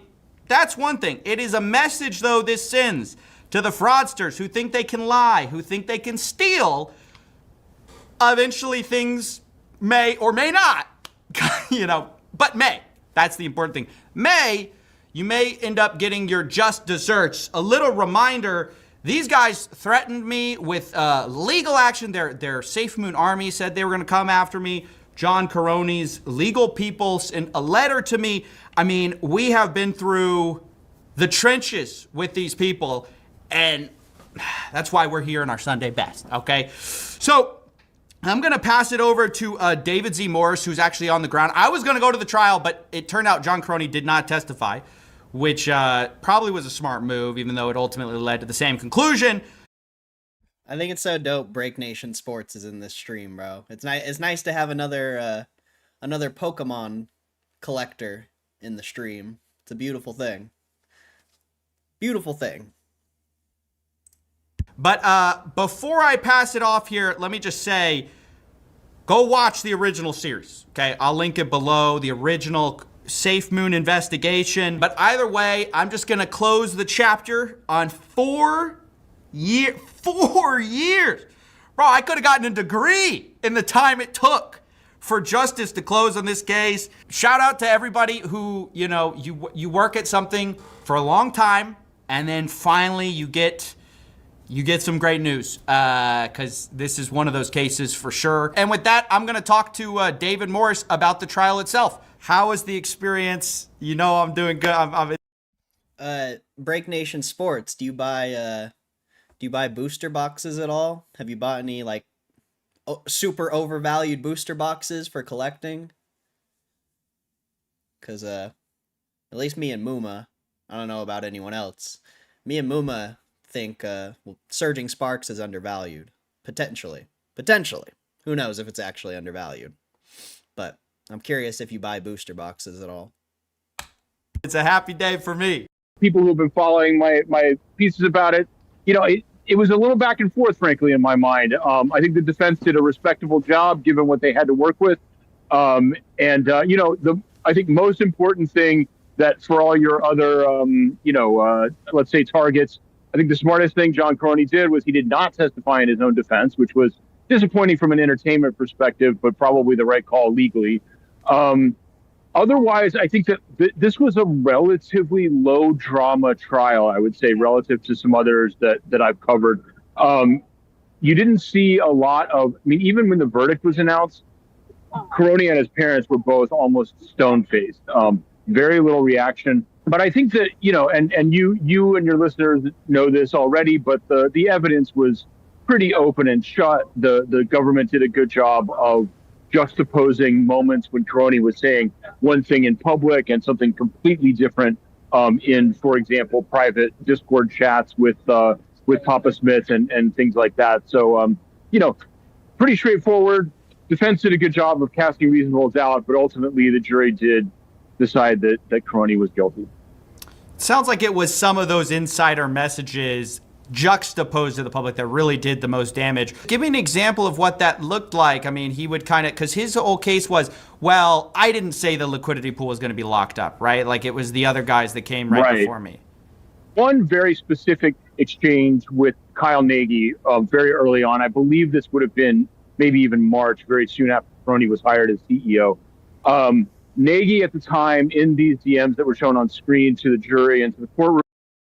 I don't think they're I know they're reprinting Surging Spark, but I don't think they're doing more booster boxes. I think they're just doing like the sticker packs and the smaller things. I don't think they're doing more booster boxes. Maybe they are, but it doesn't seem like they're doing more booster boxes.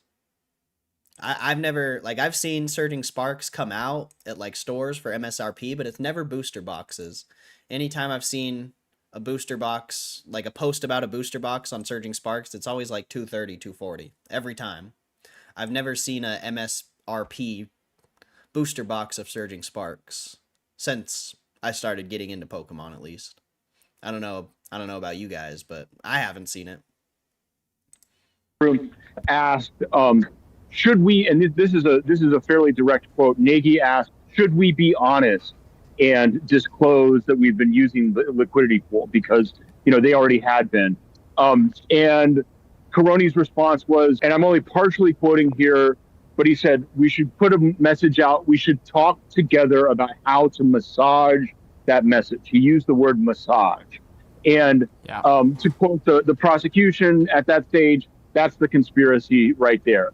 And of course, in reality, after that discussion, they did not put out a statement disclosing that they had used the liquidity pool, and in fact, continued to be at best evasive about it. And I will take that opportunity to say, like, that is where I think the defense did the most with what they could, which is there were various moments that there were implications that the liquidity Reading pool between the was not lines. locked.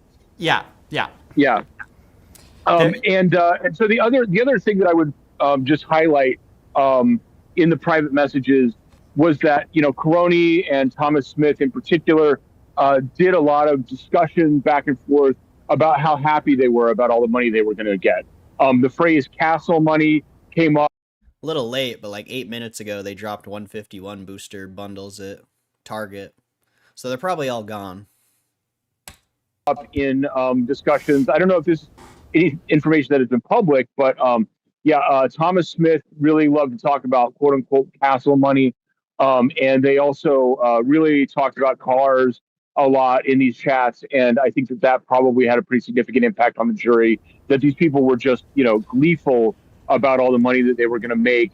While actually, and this is another important juxtaposition, at the same time that they were exchanging these messages privately, in an AMA, I'm going to say it was, I actually don't remember, it was either May or April.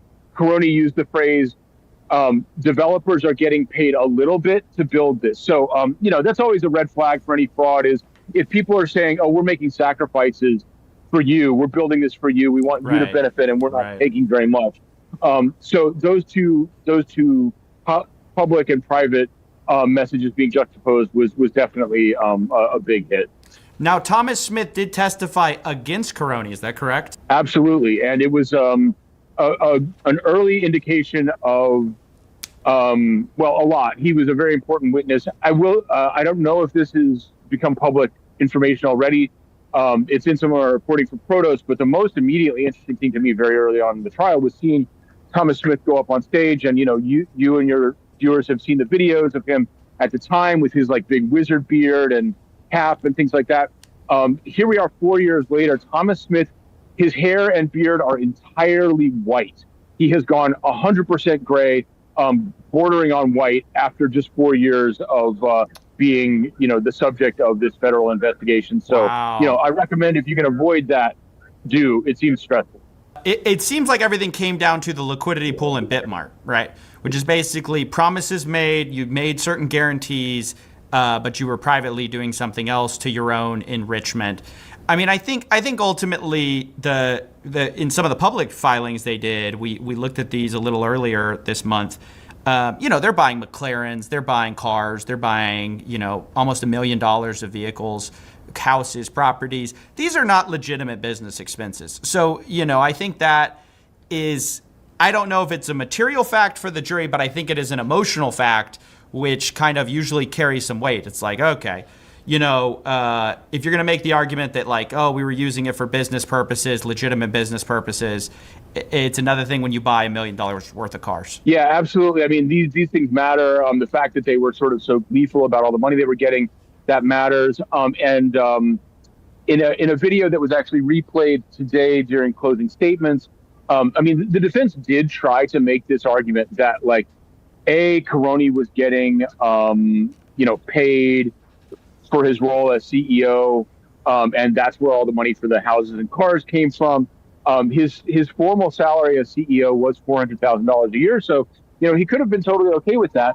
But in fact, there was video, and I don't know the provenance of this video, but apparently Caroni was taping himself at a certain point in a hotel room, having a conversation with somebody who sounded like Thomas Smith on the other side of a Zoom call, and he discussed these payments as bonuses that don't exist.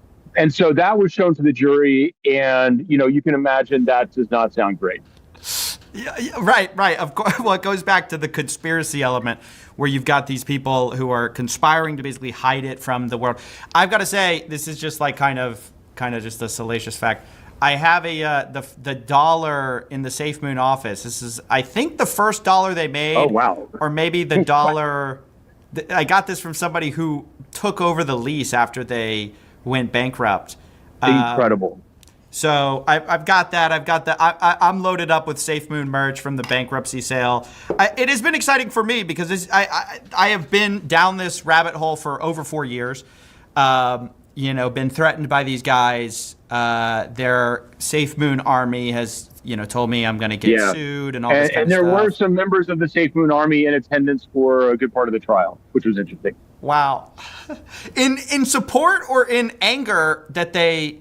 in support. I think there might have been other, honestly, I think, and very much like still, I mean, in my mentions, I haven't dealt with anything close to what you have, but obviously people are just mad about factual, objective reporting on this case. Credit to you for reporting on that. We'll just shout out Protos for funding this whole thing. Thank you. They can find your reporting on there. Thank you for being sort of an on-the-ground fact reporter of what took place. I really appreciate it. Thank you. And if I can give one more plug, my personal Substack is davidzmorris.substack.com, and there will probably be some additional material there on top of what I am putting out at protos.com. So check that out as well. Please. Great. We'll link it in the show notes. Thank you, David. Excellent. Appreciate it. Thanks so much. This was great. Take care. Okay. Congratulations. Nice. A good old CoffeeZilla video. It's good shit. Some good shit right there. GameStop hit another high today. You're not really trading much volume above 32.50, but it's trying. It's trying.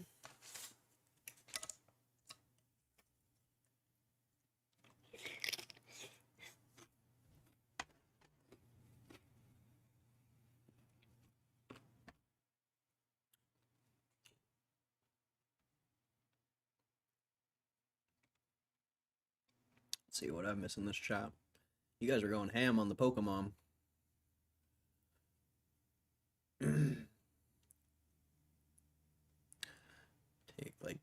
Take 10 ETVs right in front of a little kid that's been waiting for like hours too is not right. Yeah. I know a shop owner with a distributor, and supposedly he got a few cases of SS, but he also had to pay $175 a box. Interesting. I mean, see, that's bullish to me. To me, that's bullish.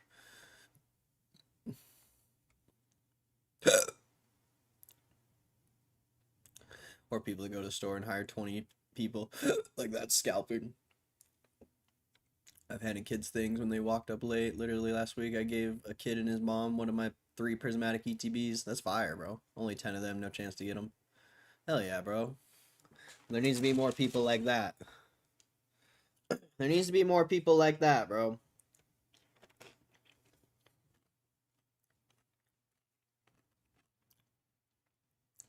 Making fucking making like $60 reselling a ETB.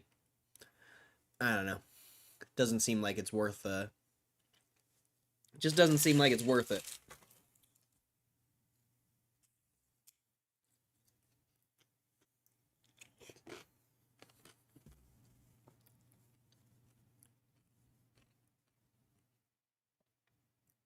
That's what Pokemon's all about. Yep. Well, not right now, but it's what it should be about. In Rattle's Discord? Nah, I don't have Discord. I don't have no Discord. I'd say suck to suck, kid. Main target that I go to lets the line get one item and keeps circling one at a time. That's my favorite one. That's a good idea. That's how they should do it. Like if the limit's 2, they should only let you buy 1 and then have to like go to the back of the line.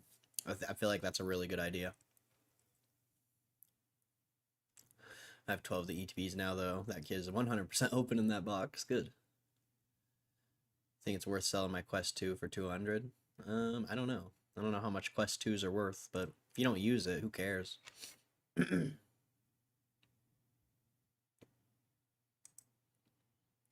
Y'all think, why did Keith unfollow Ryan Cohen? Here, let me call him up, bro. Let me call him up. Let me hit him up. Hold on one sec. Let me call him. Ring, ring, ring. Keith? Keith, why did you unfollow Ryan Cohen? Right? Oh, really? You think he's a douchebag? Just kidding. Nobody knows, my friend. I don't know why you think anyone would know. Like, that seems like a really useless question, I'm sorry to say, my friend. A very useless question. Like, what? Yeah, let me call up Keith, bro. Let me call up Keith. Let me call up Ryan and ask him. Like, what?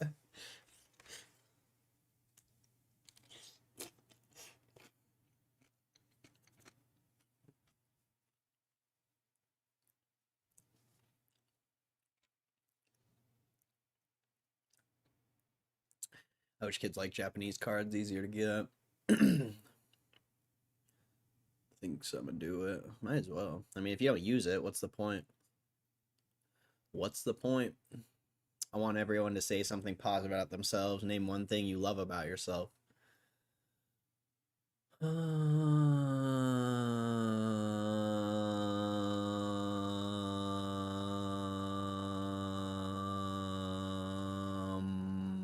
know. I don't know.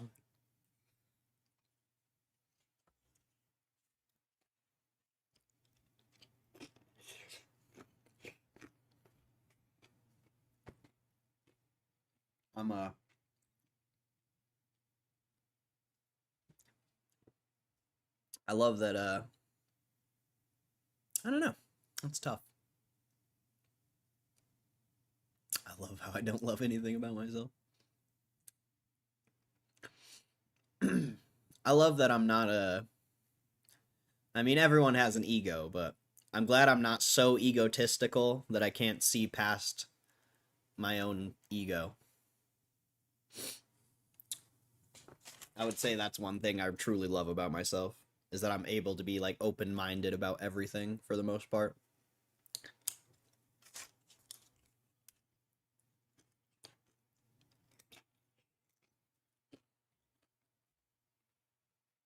I think that's a skill not a lot of people have.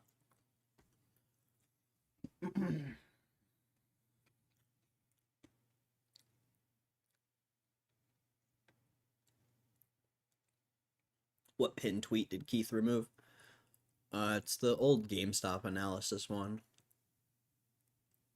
We watched it earlier. We watched it about 3 hours ago.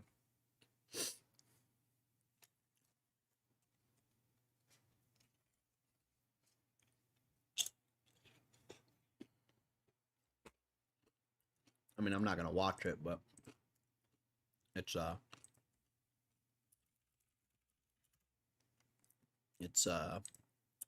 don't know what the title is.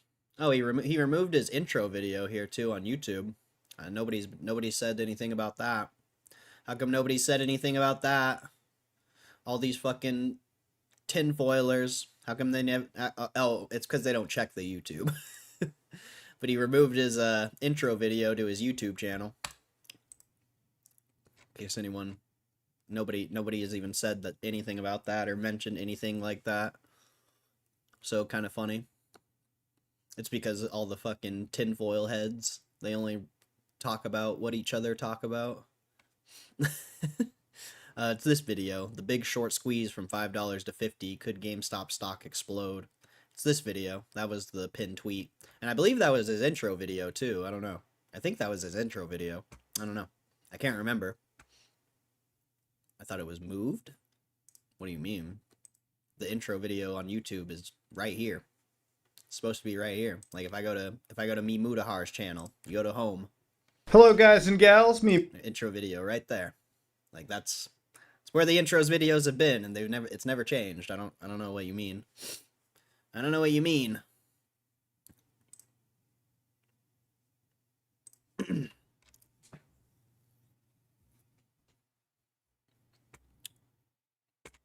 Kind of interesting, though. I mean, we literally logged in here yesterday, and the intro video is there. I even have proof. I even have proof. We were literally in that YouTube channel yesterday, I think.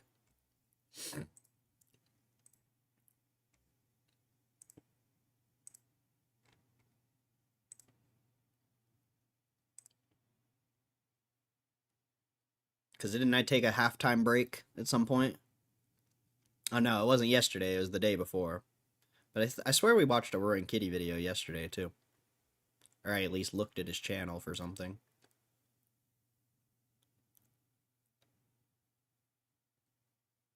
Maybe not. I think it was the day before. Yeah,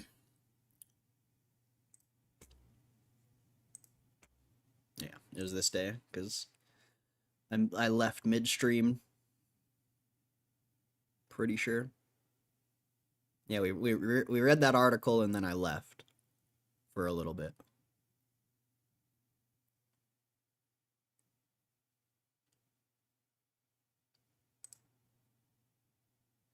In management of Streamception, Roaring Kitty, for you. You watch this little cat, this talking cat. I don't know if look, there it is. There it is. There it is. There it is. There it is. How come it's not there no more? He removed it from YouTube too. He removed it from YouTube too. It's the same video as the tweet, as the pinned tweet. Same exact video. So, interesting. Where's all the tinfoilers about that one? I'm sure they'll start talking about it now if one of those people are in here. But yeah, see, it's not here anymore. It's gone. It's gonzos. I literally have the proof right there. This stream was 2 days ago, and now that's not here anymore. It'd be cool if he made another video. How epic would that be if he made another analysis video? That would be sick. Everyone's all fucking too high on tweets and fucking YOLO updates and shit. What if he actually dropped a new video on his channel with updated analysis? That would be sick. That would actually be beneficial and useful, rather than some useless tweet or a YOLO update.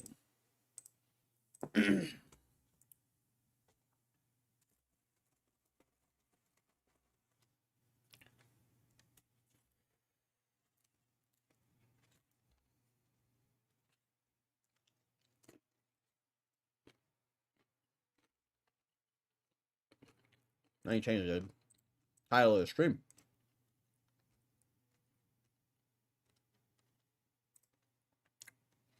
Tweet on X and intro video on YouTube.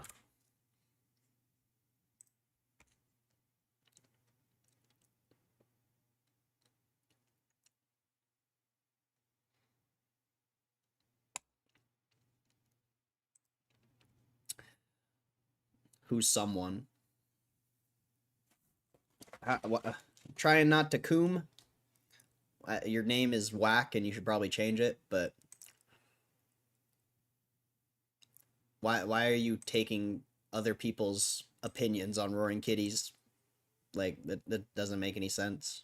Roaring Kitty never said anything, so what does someone's opinion about Roaring Kitty matter? Please explain.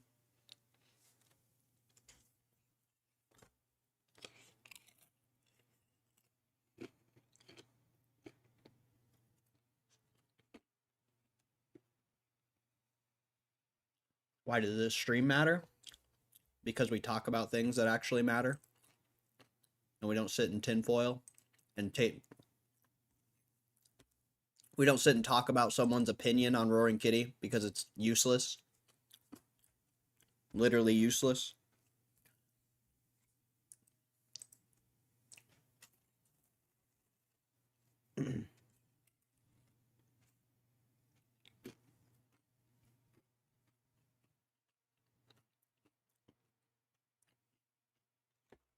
Like what? I mean, the chat usually literally just talked about Pokemon for like 15 minutes straight before you came here. So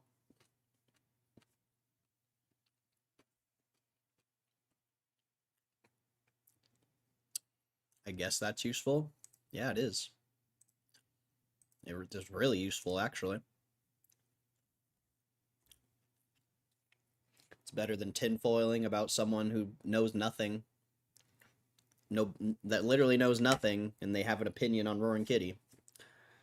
It's a lot more useful than that.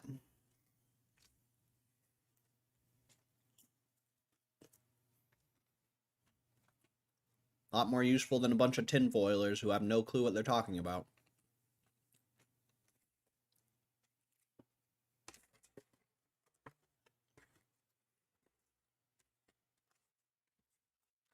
I'd rather sit and talk about Pokemon all day than listen to 99% of these people's opinions on GameStop or Roaring Kitty.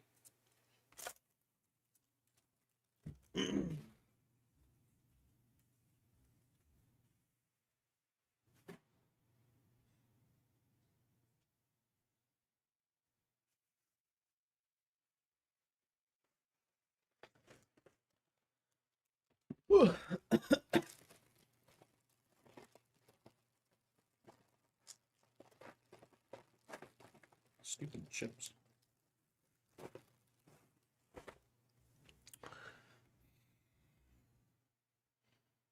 What's the biggest important thing talked about here beside Pokemon? Oh, I don't know. Probably the I don't know, 2 or 3 months ago when GameStop was at $20 and everyone was bearish and I was talking about how bullish I am. That's probably the most important thing that was talked about. Anything talking about GameStop now, I mean, we talked about GameStop months ago when it was an easy buy. So I would say that's the most important thing.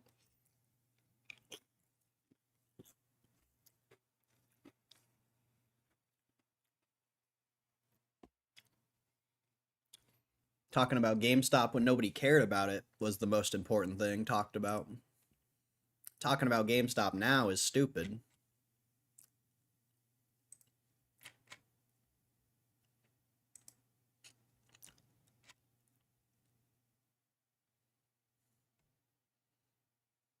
Your balance sheets and what companies post. No need to be all defensive and insulting. I wasn't insulting. I was being dead serious. You asked what the most important thing about the stream was. That was the most important thing. Talking about GameStop when nobody cared about it. That was the most important thing. I'm being 100% straight up. I don't like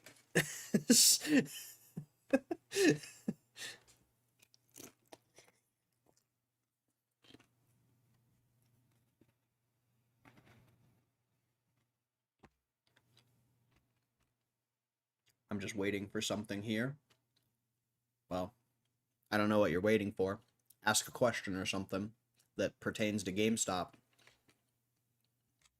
Because Roaring Kitty has nothing to do with GameStop. He's just an investor like you and me, my friend.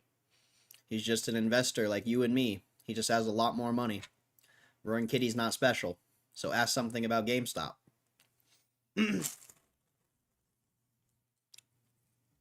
I don't know what you're waiting for. There's nothing to wait for.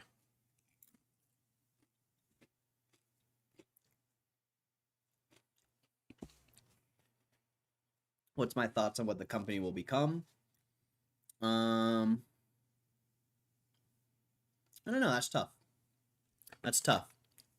I think they'll just focus on GameStop becoming profitable. You know, try to get it maybe more customer retention instead of focusing on strictly profitability, which is what they're doing right now. I think focusing on customer retention is going to be the main goal after profitability is achieved. Well, consistent profitability is achieved. Profitability has already been achieved. So consistent profitability, once that's achieved, it's going to be all about customer retention, in my opinion.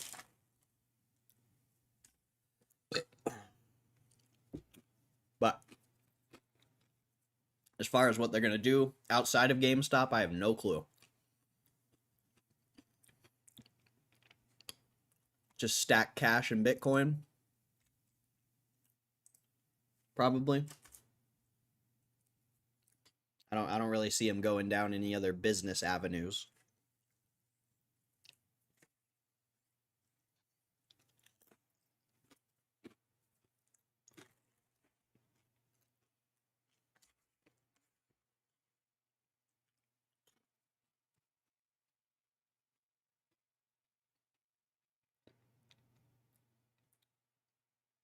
Always wonder if I should take profits or just wait 5 years. I mean, it's up to you. I took a little bit of profit yesterday, but it's like, 50 shares out of a few thousand, or almost 4,000, I think. I don't know exactly how much I have right now. So, it's not that big of a deal. But majority of the position, I mean, I'm going to be holding over 3,000 shares for the rest of my life, most likely. I don't have any plans of selling all my shares. Unless it squeezes, I guess. Then they're going to kind of force my hand, but that's a 1% scenario in my opinion.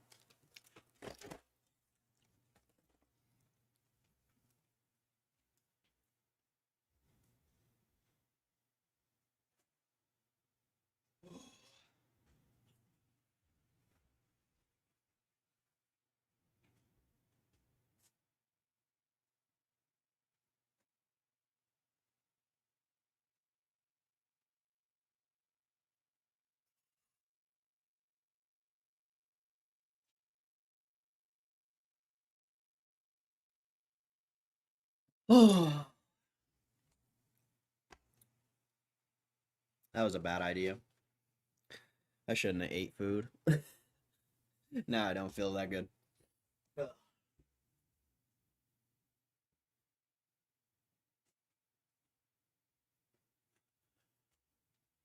Wasn't the best idea.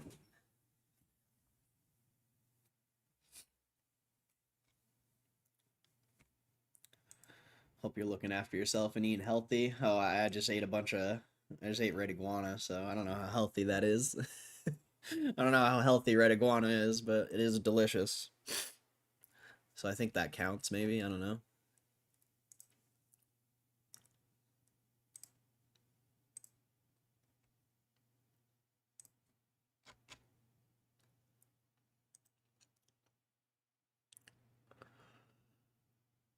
Wait 10 years.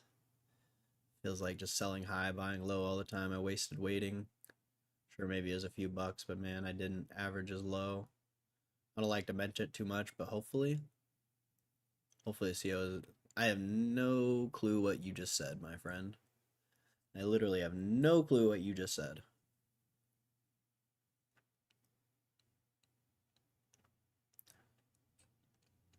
Feels like just selling high, buying low all the time. I wasted waiting. Well, I mean, the only thing I can say is your time frame in your head is short. So, you need to fix that mentality if you want to be in this in the long term. If you think because you missed out on a couple trades that literally mean nothing, I don't know. I can't relate, my friend. I can't relate. I trade a little bit, but I haven't traded that much, and I've been waiting for a while, my friend. So I don't understand that mentality of caring about waiting. This is investing, bro. It's not a get rich overnight. That's not how the stock market works. The stock market is where rich people go to put their money to increase their wealth over time.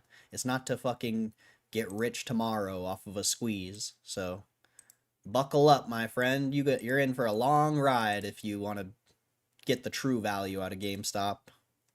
Because you will be fucking lucky if it squeezes. You will be so lucky if it squeezes.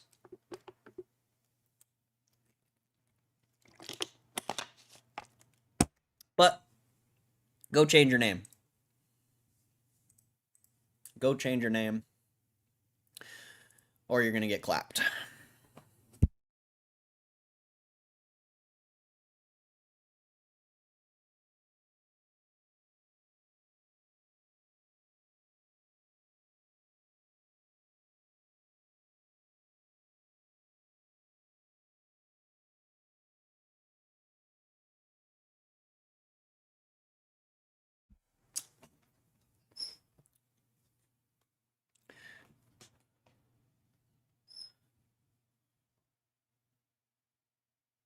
Media talks about it.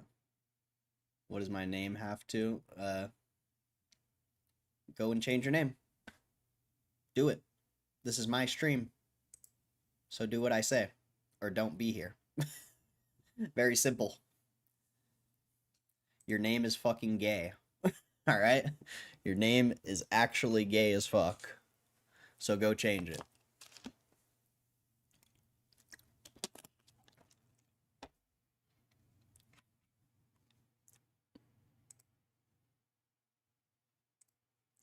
Freedom Sham God, what's up, bro?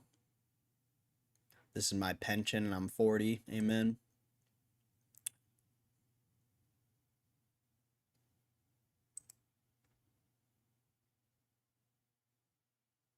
What's this guy's attitude? Alright. Don't type in my chat until you change your name.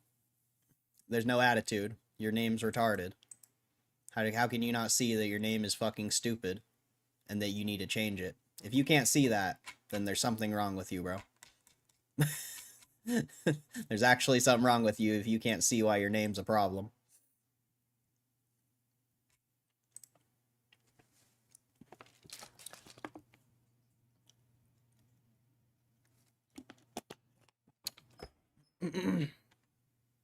I gave you way more information than I wanted to. Or, not even information. I just gave you way more time than I should have. Cam? Don't even start, bro. Don't even start, Cam. Don't even start.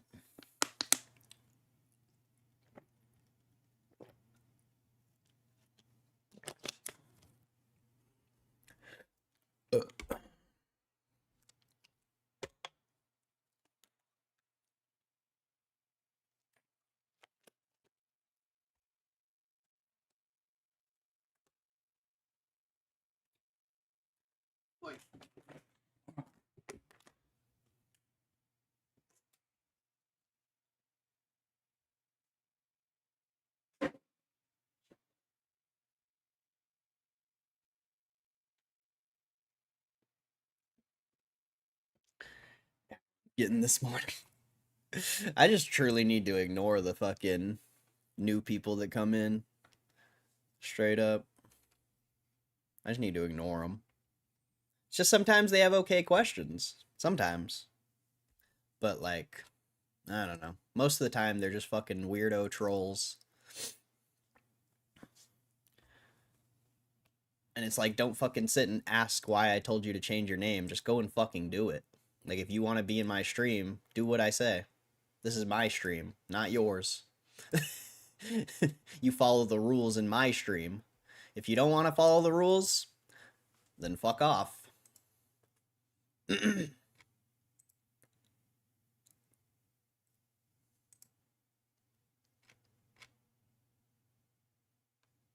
even spell.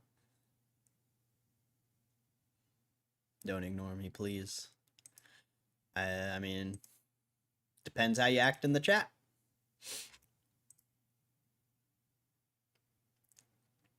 We could do a better job ignoring them too. Chat doesn't give them attention, they're just gonna leave.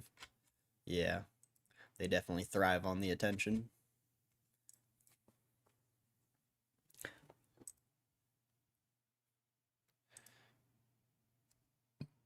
I think it's just hard when, especially right now, the chat's kind of dead.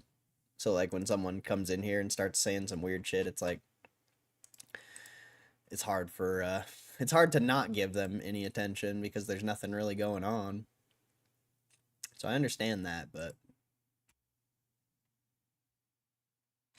you got a nice hat. Thanks, bro. Attention seekers don't usually do well here. Well, attention seekers are usually a problem. As you might know.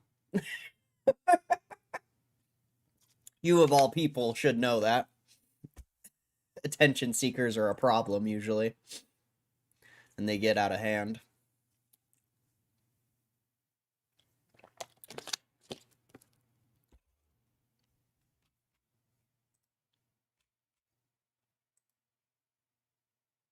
Seeing what sells. Whatnot's so fun to watch. Oh, I love Whatnot. I love Whatnot.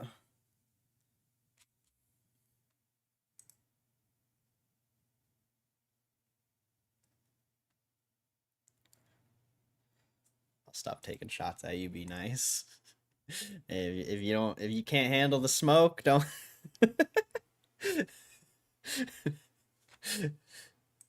Don't bring no smoke if you don't want no smoke.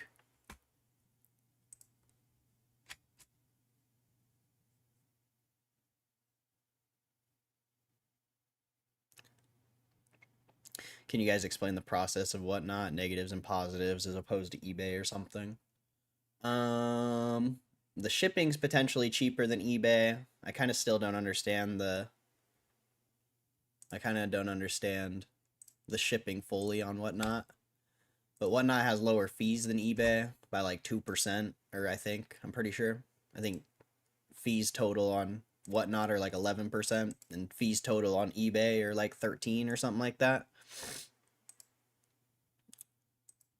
And then, yeah, you can live stream and sell your which you can do live streams on eBay as well. But I feel like the what's the word I'm trying to look for here? I can't think of the word.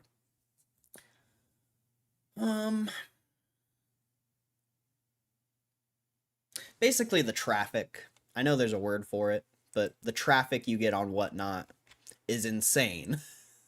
Like when I did my stream, there was like every second there was someone new coming in the stream because it tells you like who joined your stream.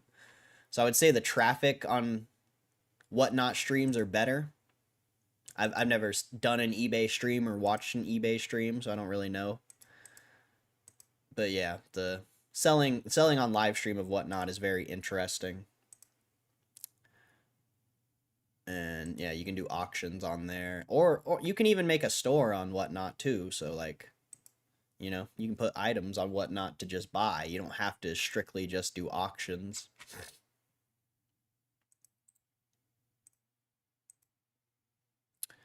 But yeah, it's basically you stream. Like if I wanted to sell this slab of Pokemon, I would have my auction ready. It would say like slab number 2 or something, number 1. I would have my phone. I would basically just be like, all right, who wants to bid on this? I would start the auction, and then anyone in the chat would sit and bid on this thing, and I'd sit and film it. And then, you know, the auction would end. Whoever bidded the most wins the card, and then you ship it out to them. It's pretty similar to eBay, but I feel like the traffic is a lot higher, potentially. And a lot less knowledgeable consumers, potentially, as well. I feel like a lot of people who use eBay are pretty knowledgeable. Incorrect? Well, BR Zerks, if you're so fucking smart, why don't you explain then, you fucking dumbass? Holy shit, bro. Let's see your explanation then, you fucking retard. Holy fuck. Incorrect. Instead of saying incorrect, why don't you actually provide value and say why it's incorrect, you fucking idiot. You fucking idiot. I'm just messing with you, take a joke? Well, I'm not messing with you. Bring value to the chat or go fuck yourself, boy. Bring value to my chat or go fuck yourself. There's no joking here. You're not allowed to have fun in my chat. No, I'm just kidding, but your sarcasm isn't welcome. Go somewhere else.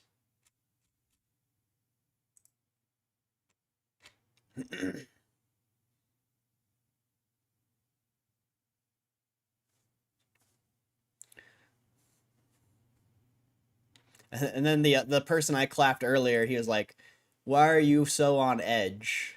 I'm like, I'm not on edge. I just like clapping at idiots who come in my chat. Like, I'm not on edge. I'm perfectly chill. Like, God is good. Life is good. Like, pfft, I can't ask for a better life right now. Like, I am so blessed. So if you think I'm on edge, you're an idiot. You're an idiot. I'm so blessed. I'm so blessed, bro. You don't even know. You don't even know. I just like clapping at dummies in my chat.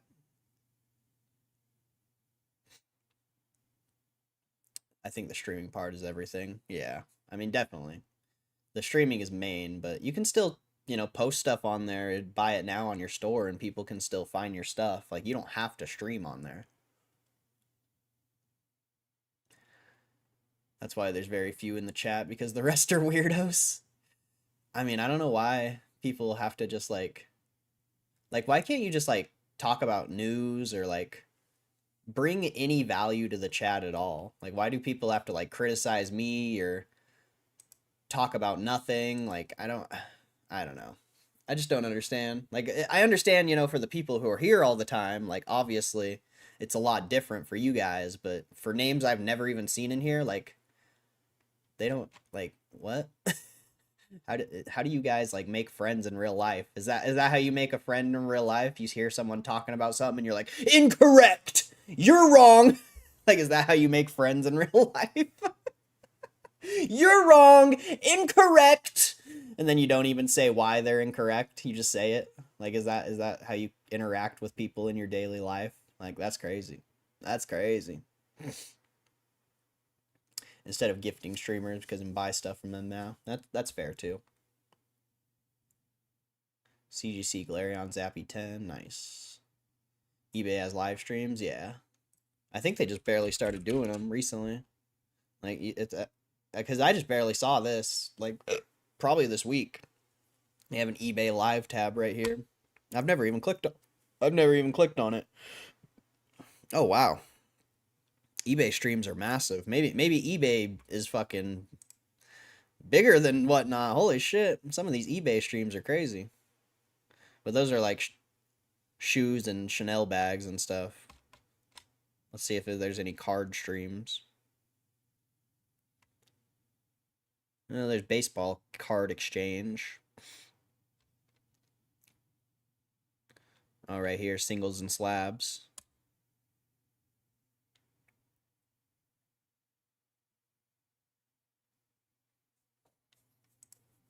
So we're tired out. We're getting that. We'll put this guy at 210. I'll pay it up. Sorry, man. Can we rip whenever you're good on your end? You bet, Josh. Let me go ahead and run this guy real fast for us, and then we'll get to ripping. Going up at 210. Ah, he's listening to copyright music. Fuck off. Choking on your alibis, but it's just the price I pay. Destiny is calling me. Yeah, I don't like this streaming as much. It doesn't seem as interactive as whatnot. I'm sure it's a little bit different. I'm sure it's a little more different on your phone than the desktop, but it doesn't seem as interactive. I don't know.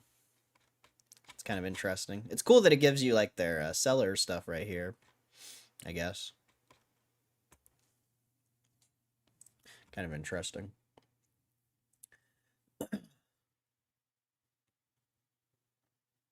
Collectible graphics cards. Do you think there's a market there? Collectible graphics cards? I don't know what you mean by that. What do you mean by collectible graphics cards? I get my cards today. Nice. Nice. Yeah, let me know when you guys get your whatnot orders. I haven't been watching.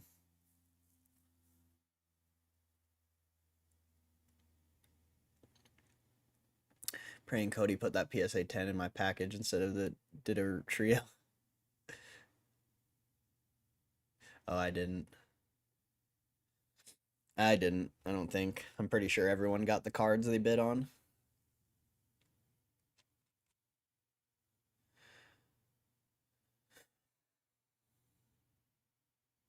Psyduck. Sorry. Sorry. Anyone from Canada? Moose again's from Canada. I don't know if he's here right now.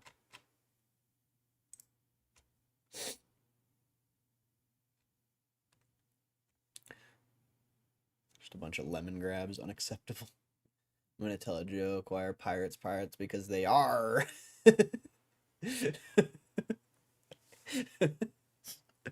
I liked that joke a little too much. I thought that was funny.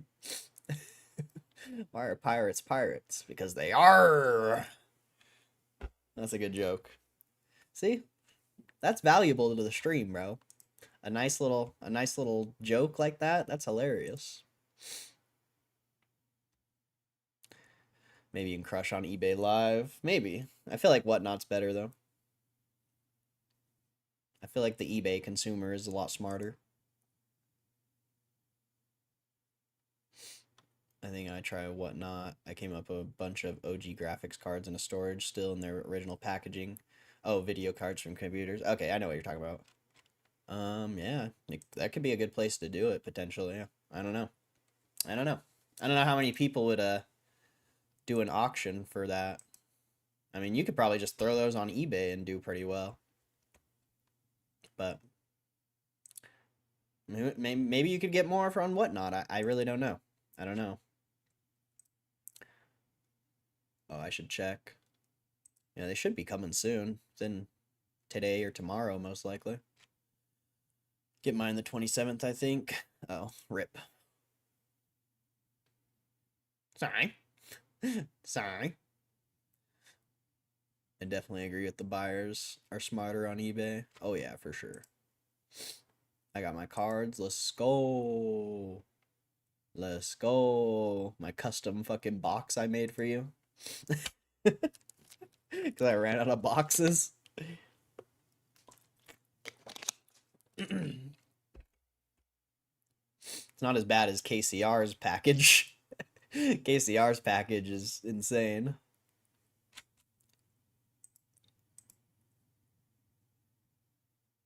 That was quick as fuck. I mean, she is in Texas, so it's literally just like right there. I think a lot of you guys are on East Coast. Or, you know, in a different country completely.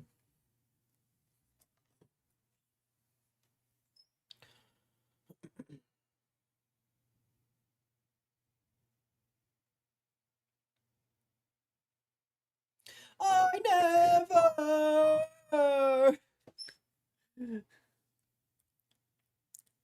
coming out of my cage and I've been doing just fine.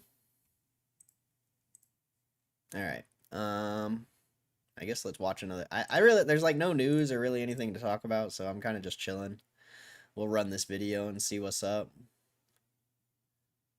Blows up your spot when you're about to steal a card on Whatnot. Hello, guys and gals, me Mudahar, and ladies and gentlemen, can you believe anything you see on the internet? Unnecessary bubble wrap, bruh.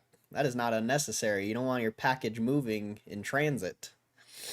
Those slabs can crack really easily, so you want to make sure they don't move and they're protected.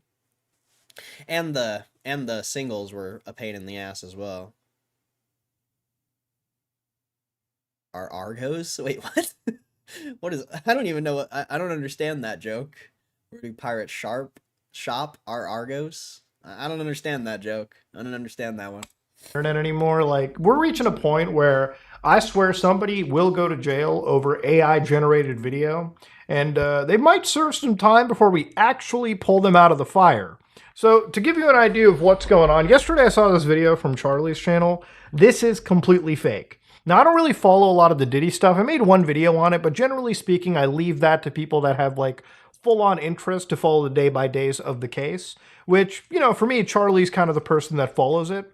And he showed in his video that there was actual fakery being spread around about this serious, human trafficking case, right? So inside his video, he showcased one YouTube channel called What Is My Star Worth? Now, What Is My Star Worth, if you look very carefully, is an AI-generated video channel, okay? So they've got an AI-generated Mike Tyson. And of course, if you go over here, they've got the content on this channel, as a disclaimer, by the way, may contain gossip-based information, rumors, or exaggerated portrayals. Which, bro, for a case involving human trafficking, a very serious crime, Diddy's case is a very, very serious case with very serious implications. Probably shouldn't be like treating it with the same level of what is 50 Cent's net worth, okay? But now if you go to the videos over here, you might be like, Muda, who's watching AI slop? Everyone, dude. Like, if you look at it very carefully, a lot of these channels, a lot of these videos, like 1 minute ago, Usher breaks down in court. 1 day ago, 3.4 million views, okay? This thing is absolutely gone viral, okay? You know, if you go around 1 minute ago, Diddy's role in Michael Jackson's death finally revealed. 6 hours ago, already 167,000 views. I mean, people are watching this stuff. And maybe not every video bangs, but generally speaking, the ones that do spread the biggest level of misinformation. So the video in question was this one that is just shy of 1 million views. 1 minute ago, Prince's secret recording just shattered Diddy's trial. Now, if you're somebody who's sitting and vegging out on your couch and you're like, I want to learn about Diddy, you might think of, ooh, look at that. Diddy looks scared. AI-generated Diddy looks scared. You've got Prince. You've got Prince and Diddy next to each other. Now, again, this is how good AI-generated thumbnails have gotten. It used to be these were pretty obvious, but AI-generated photos, you know, we've come a long fucking way. Now, if you click onto this shit real quickly over here, it's just AI-generated video. The following is for educational and entertainment purposes only. This is the verbatim federal courtroom testimony of the Sean Diddy Combs trial. Did you get that, audience? Did you get that? It's literally AI-generated narration, okay? So, of course, the further you go down over here, you'll see that people who are watching this actually do believe it. Like, for instance, this guy goes, now Prince's death should be thoroughly investigated. What's done in the dark shall come to light. I'm sorry.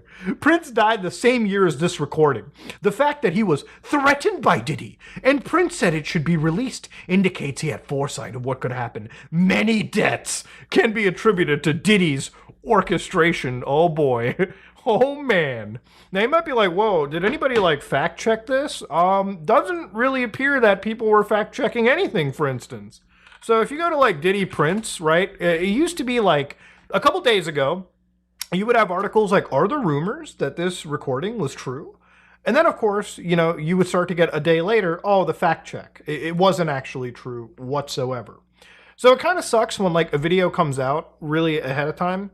And like, you know, you're just like, whoa, this is a bombshell drop. And then, like, 24 hours later, the truth actually reveals. It's one of the reasons why when, like, the Steam hack had happened, right? Like, it took me, you know, a bit of time to, like, you know, look through the crafts of the deep web and like pull out what was real and what wasn't.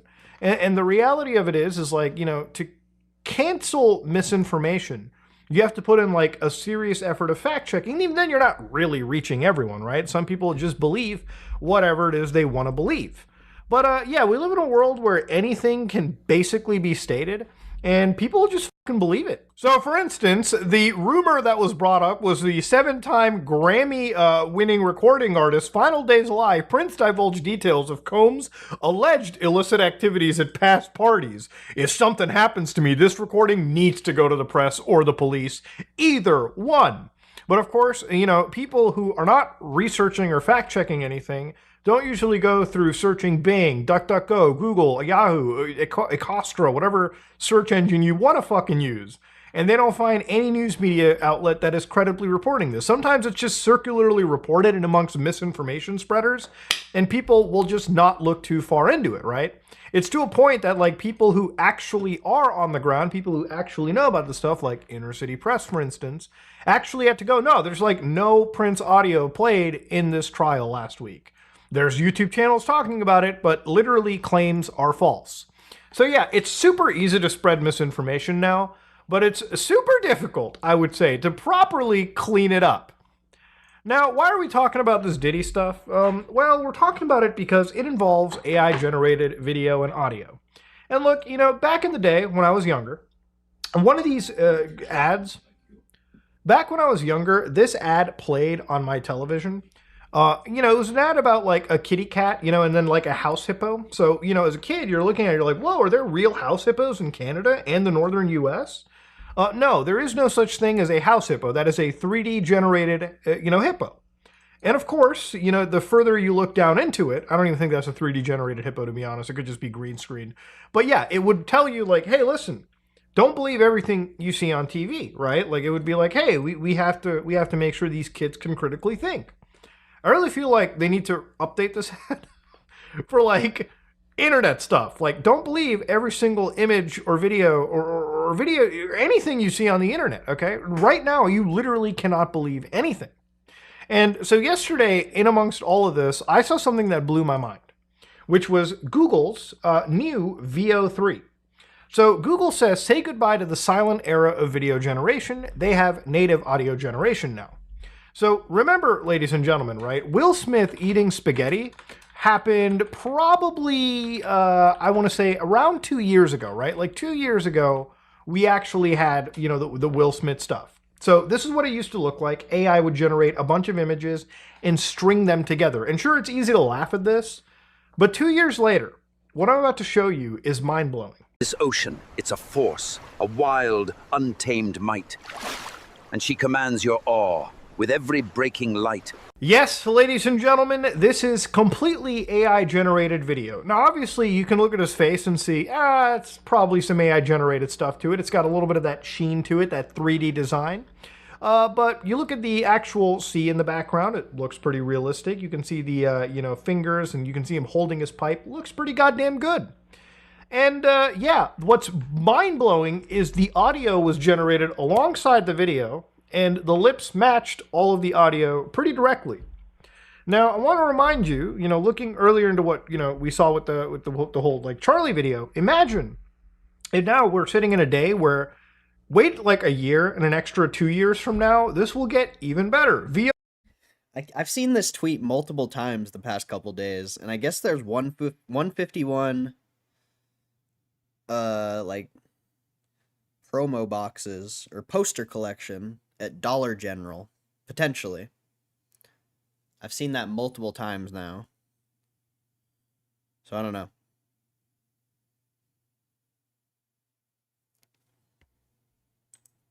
VO4, VO5, VO6 may even drop. And we're going to get to a point where, you know, somebody can generate these videos and probably present them in a court of law and might even be able to, like, fool fucking judges or, like, experts. You know, we're getting to a point where people who know the inners of these things are already thinking, is this real? Is this AI? Like, if we're having issues identifying it, the average person, like my dad, will probably look at this and be like, damn, they're making a movie about being lost at sea? That's sick. They might be like, whoa, you got to have some real access to this. No, it's actually available right now to people who are Google AI Ultra subscribers. Now, Google AI Ultra, for instance, is not a cheap endeavor, by the way. It's available right now in the United States for $249.99 per month. So, yeah, it's not a cheap endeavor. So if you go to Gemini, you can pay and get access to this and basically start generating these videos. Now, I think AI is kind of cool in a lot of ways where you can just search for stuff if you wanted, right? Like, for instance, I can say, can you find me AI-generated open-world games? And it'll just find you AI-generated or really procedurally generated open-world games.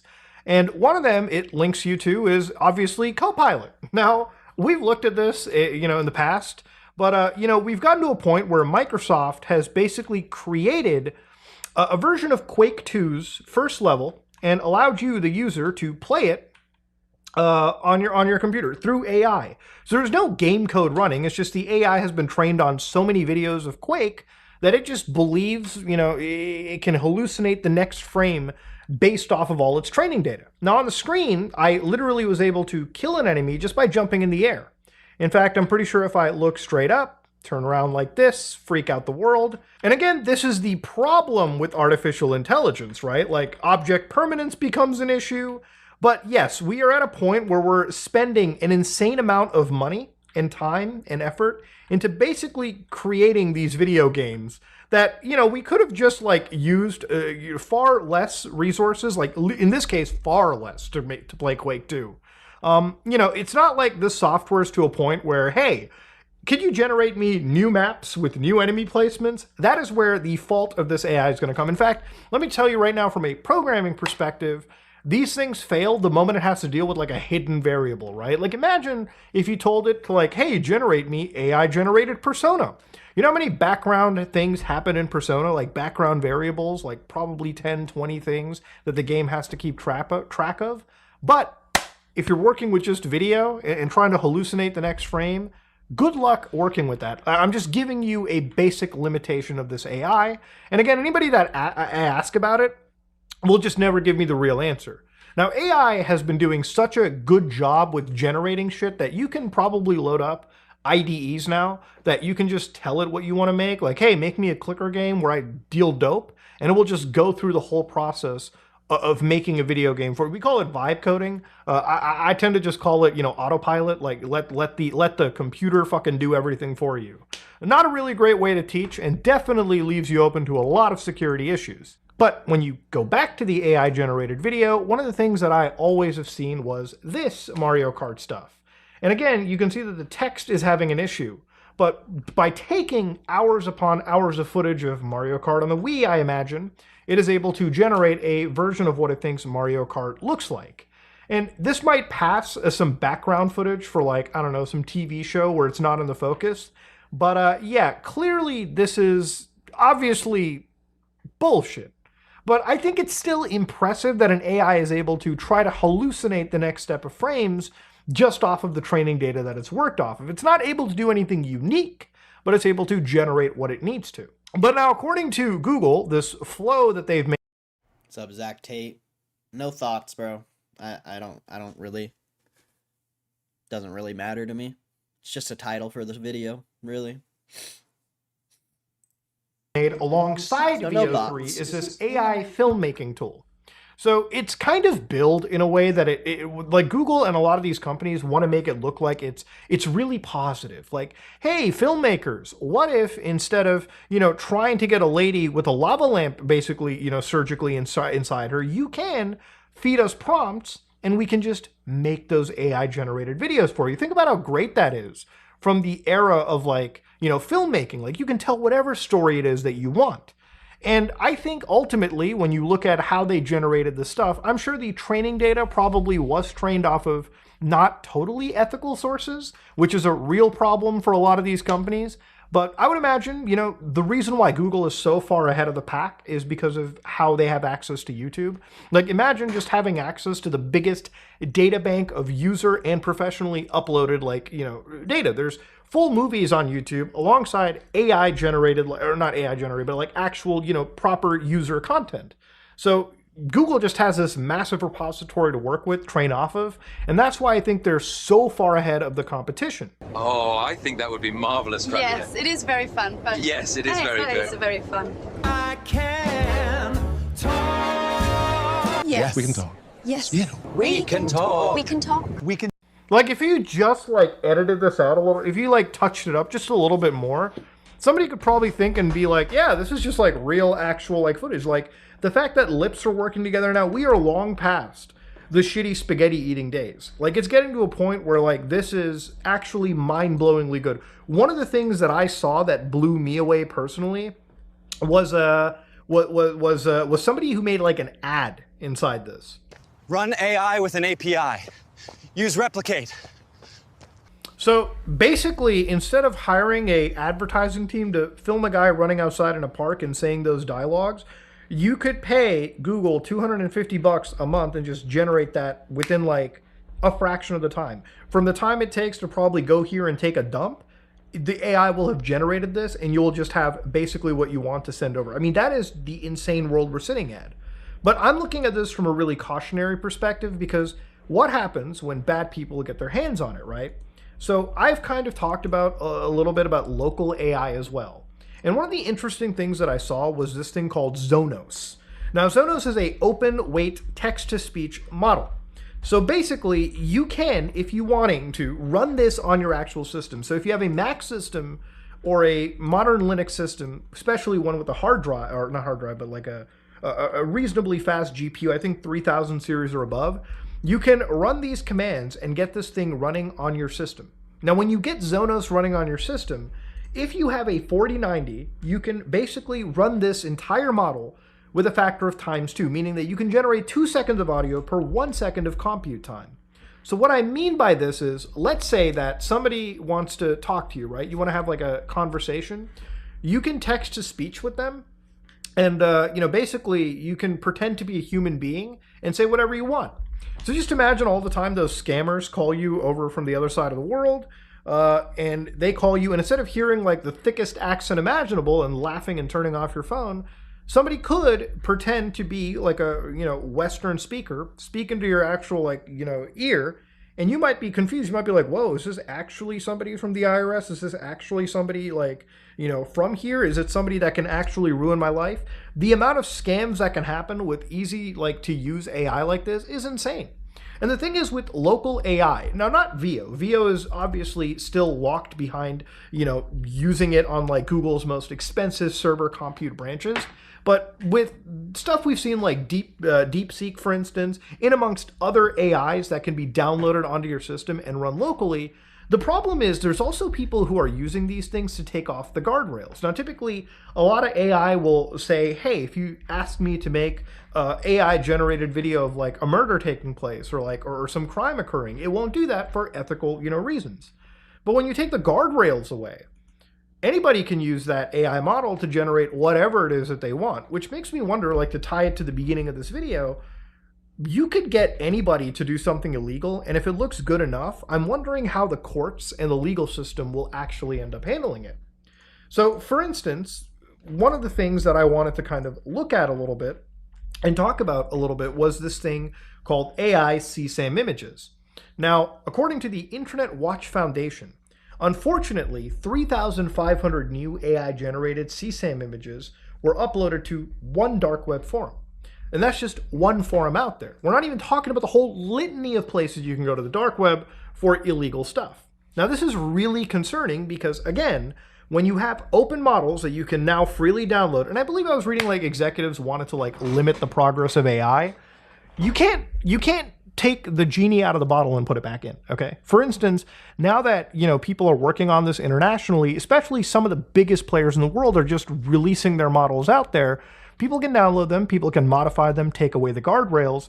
And when you take away the ethical restrictions of AI, you're now entering a world where people are generating, scary video, scary audio, scary images, images that can implicate people wrongfully, images that can be used for illegal things, like deepfakes, for instance. And, you have laws like the Take It Down Act, which are just starting to pass in the United States. People are just starting to slowly catch up. But again, the legal system, the government is usually, I would say, several steps behind, in my opinion, any of these technological advances. I mean, in just 2 years, we went from Will Smith, sloppily eating spaghetti to, again, Google creating some of the most insanely good shit. I mean, the current state of eating spaghetti, which might as well be the hello world for this shit, is right here. I mean, unless you're looking very carefully at the spaghetti and it melding together, you might just look at this as an old man eating his food, all right? You might just believe this.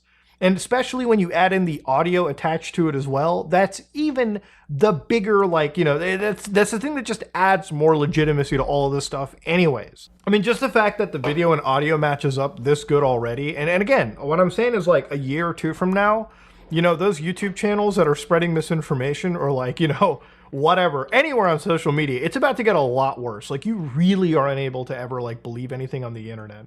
And I'm actually wondering if like down the road, we're going to be talking about somebody who wrongfully goes to jail because evidence was planted where AI was used to implicate them in something that they never actually did.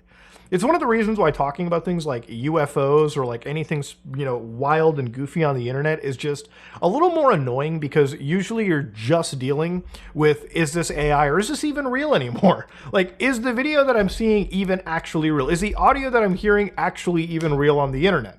Like, I've said it before, but like, we're at a point where unless you see things with your own eyes and you hear things with your own two ears, you literally cannot believe anything on the internet anymore.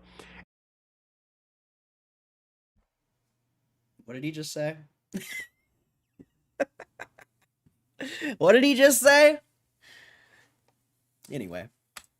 And I think like all this misinformation and fact checking and like all of these articles that are popping up out of nowhere, you know, bringing up the most like salacious shit, like the Prince Diddy stuff, it's about to get way, way fucking worse.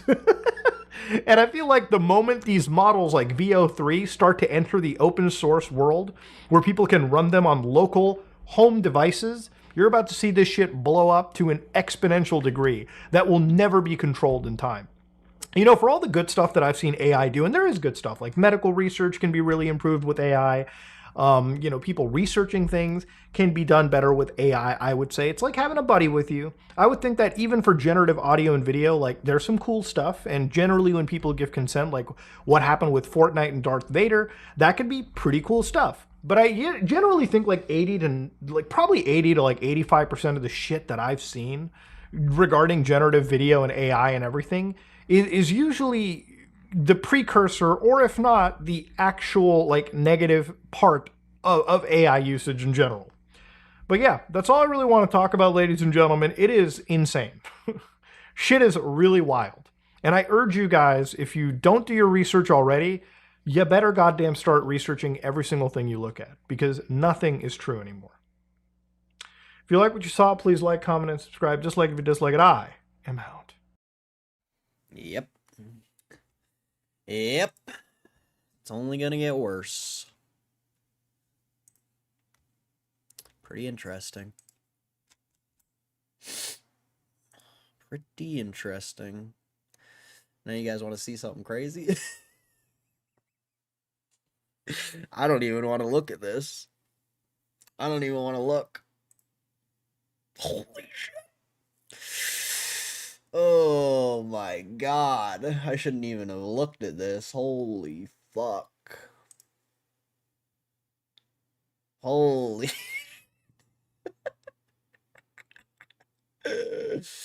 Woo, let's go. God is good, baby. God is good. That's crazy. That's insane. That's insane. God is good, baby. I just had to take a peek. Had to take a peek. I wanted to see what the profile's doing too. But holy fuck. Like what?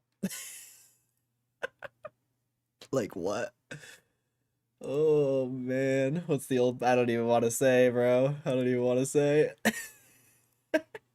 I mean, technically it only says I'm up 3,000, but I mean, that's obviously not the case. Woo. How many shares you got? What's your average? I mean, total, I have like 3,800, 3,700, but this is the biggest account. And my average, who knows? I've done a lot of trades, so somewhere in the lower 20s. But yeah. That's insane. That's ridiculous. I didn't really want to look at that account. Looking at that account makes me want to sell. So I never open it. Like, Jesus Christ.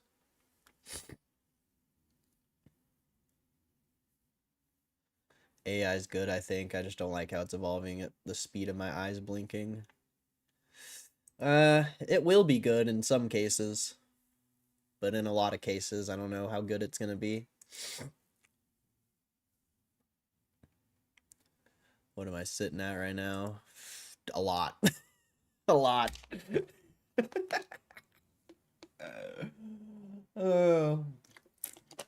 Enough to where I probably should be selling, but I'm not going to.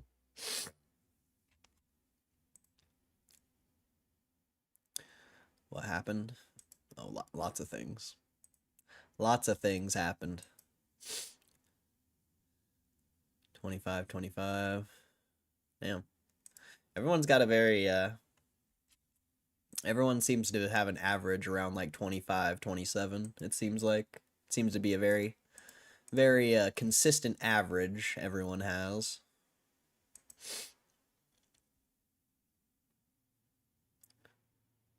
Gotta get that GTR money. Oh, oh, yeah, we'll see, we'll see. I mean, if I wanted to be poor, I could buy a GTR right now, but I'd rather buy GameStop than a GTR any day.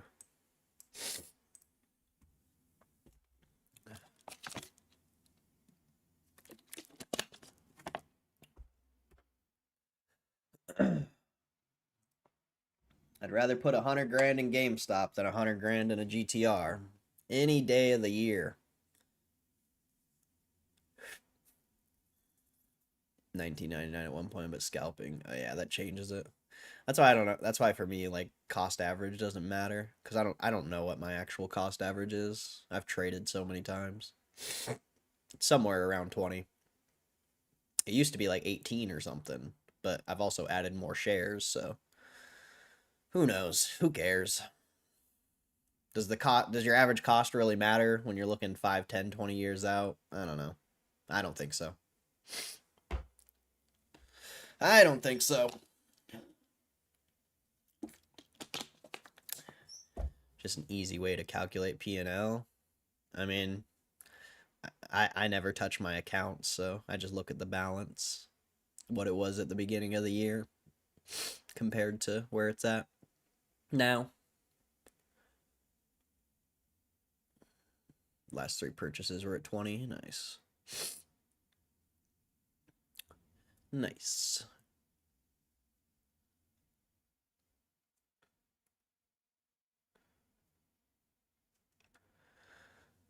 I bought 8 yesterday.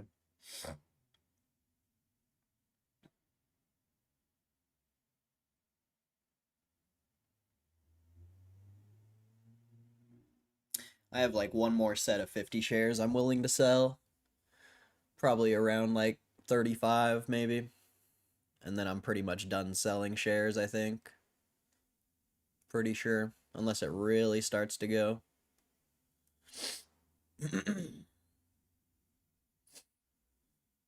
But I am going to start buying, or I am going to continue to buy 1 share a day, I think. I think I'm going to continue to do that. I don't know. We'll see. Not like it really matters.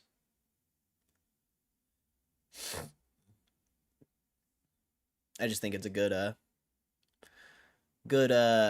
way to approach investing, to consistently be putting money in there. And, you know, it seems counterintuitive because I'm selling shares and then just buying more, but it's, yeah. Who knows what's going to happen in the short term?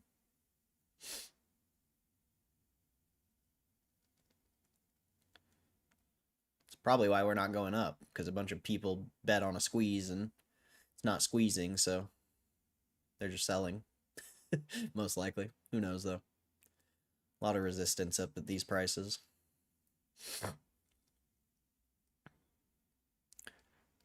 Start at 28. You also look like an M4 type of guy. Nah, no Beamers. No Beamers. I don't think I'd ever get a Beamer. Well, maybe an i8. i8s are pretty sick. But I don't think I'd ever get a Beamer.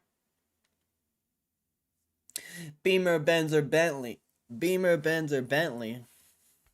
Beamer, Benz, or Bentley.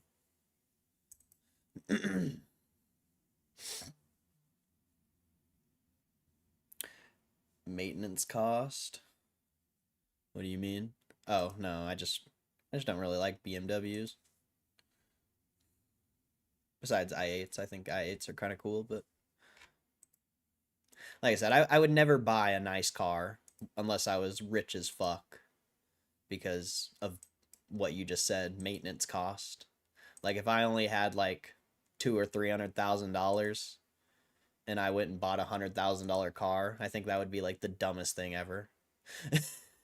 But if I had like a few million and I went and bought $100,000 car, I think it'd be a lot different. A lot different. But I'm also really not really a car guy anyway. I think I would much prefer to just fucking rent one for a day, you know? You spend $400 or $500 to rent a GTR or an M4, or I mean, for $500 you could probably rent like a Lambo for a day. So it's like, I don't know. It almost seems pointless to buy something like that. I mean, think of it this way: like if it's a, I don't know. Let's go on a Turo. Let's see. Let's go to Turo. If I get rich, I'll dress poor. I would buy more GameStop clothes.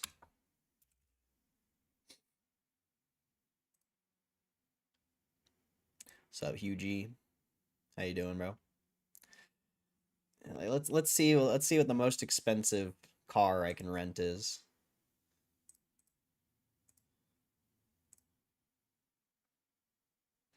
A Sprinter Cargo for 2,000. Okay, some of these cars are really expensive to or am I on a multi-day thing though? Oh, I'm on a multi-day, so I gotta go 1 day. There we go. That's why the prices were so weird. See, like I could well, it's nothing but Corvettes. And nobody even has any Raris or anything on here. No Raris. Let's try to pick a different date and see.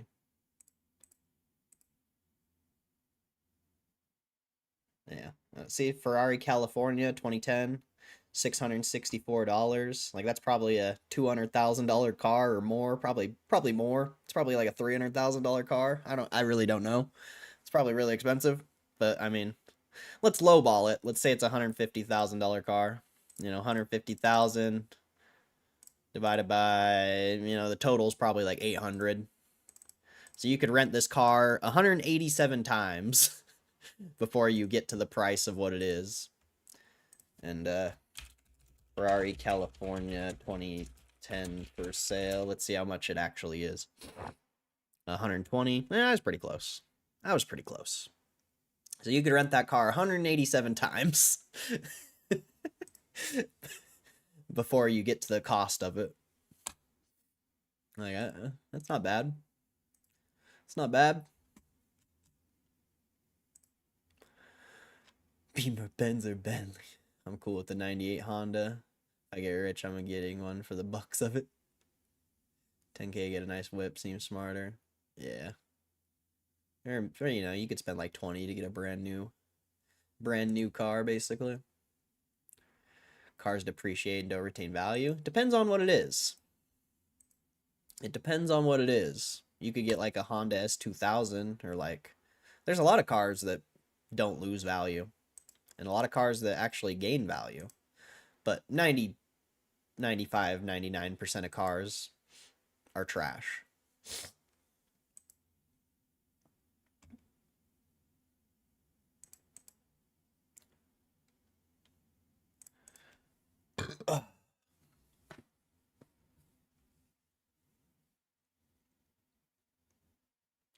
$700 for 4 hours in a Huracan.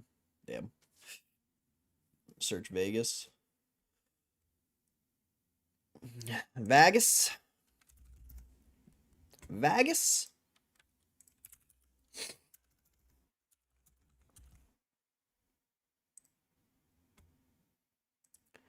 Lambo season.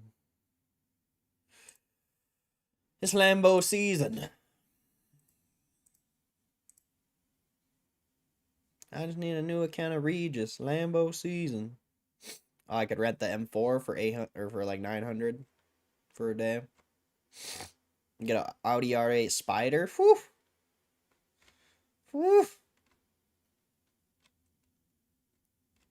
I don't see the Huracan on there.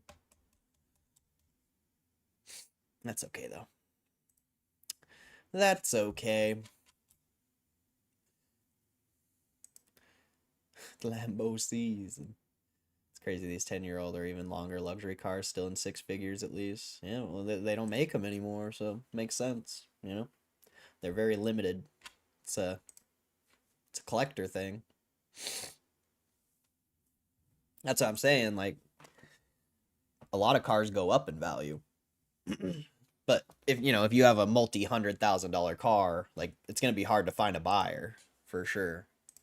It's going to be really hard to find a buyer if you ever wanted to get rid of it. So it's like, sure, the market price of those cars is really high, but if you actually owned one and you wanted to sell it, you probably wouldn't get market.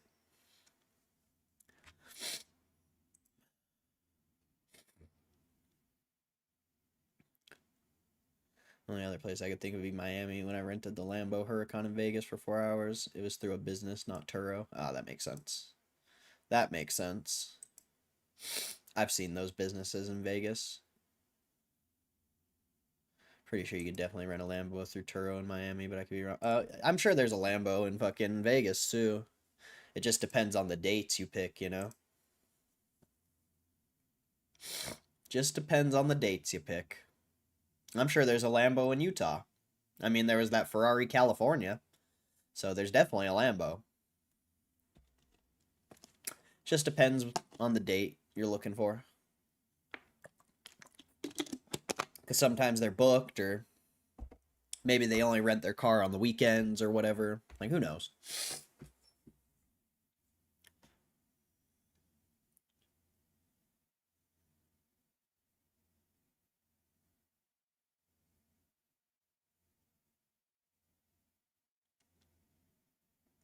Oh yeah, Hugh G. How come none of the Reddit tinfoilers are talking about removing the intro on YouTube? How come the tinfoilers aren't talking about that? Well, maybe they are now at this point, but it was here 2 days ago. And maybe yesterday. We didn't look at his channel yesterday, so I don't know. I don't know if it was here yesterday. But it was definitely there 2 days ago. Proof's right there. A little weird. A little weird, I guess. I don't know. He removed it from YouTube, yeah. I mean, like I said, I literally have the proof right there. 2 days ago. 2 days ago stream. And there it is right there. It's literally right there. But then, I refresh the page. Oh, there it is. It came back. Maybe it was just tweaking. Maybe it was just tweaking or something. It's back now. Wait. I'm confused. That's weird. Why was it gone for a minute? Maybe it's just I've never seen that before. That was weird. That was weird. So maybe it's not gone. It was for a minute. That's weird. That was weird. So I guess it's not gone. So my stream title is lies. My stream title is fake news. It's AI. Fake AI news. Fake news. Fake news.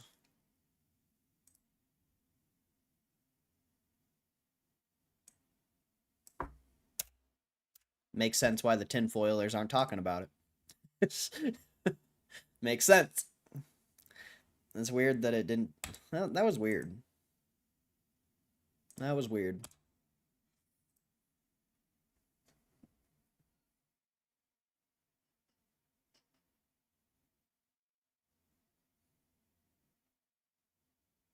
What about the Twitter post that you were talking about?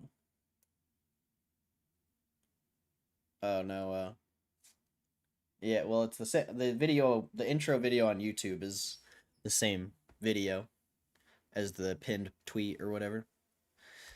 Is it back on Twitter? That'd be interesting. if he just removed it for a minute to fuck with people. That would be funny. That would be funny. No, it's gone. Is she gone? She gone.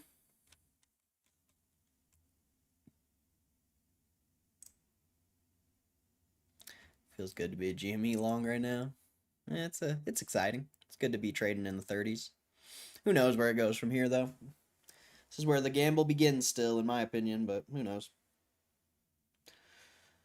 Who knows? The volume's interesting. Trading a lot of volume at these higher prices, and it's a beautiful thing. 24 million today. Almost 25. Not bad. And it's all in the higher 30s, or lower 30s, I guess I should say. Like, what was the low today? Not 29.96? Yeah, beautiful. Beautiful to see that much volume traded up here. Because I don't think it was like that last time. Let me see. Let's actually see. Let's see. Last time you hit these prices was January, late December.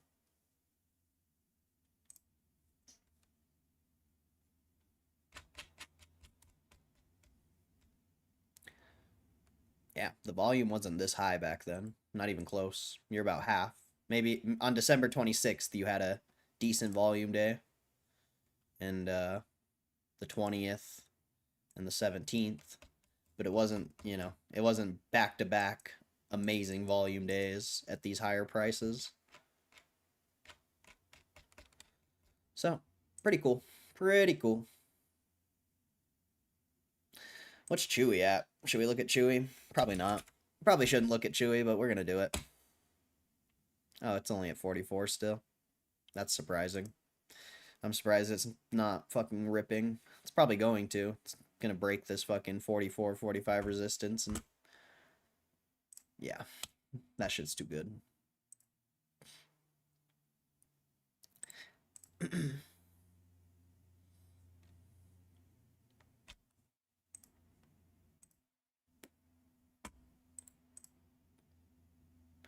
Pokemon, gotta catch 'em all. It's you and me.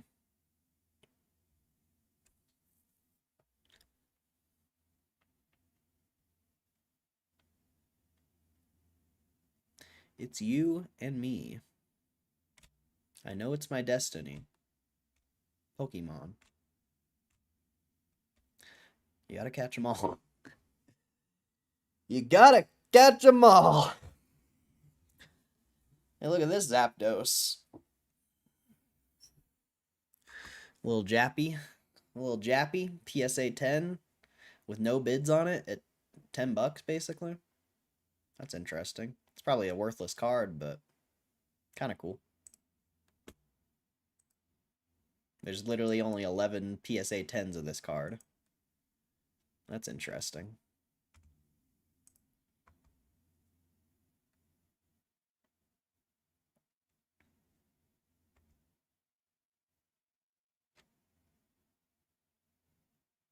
That's interesting as hell. Yeah.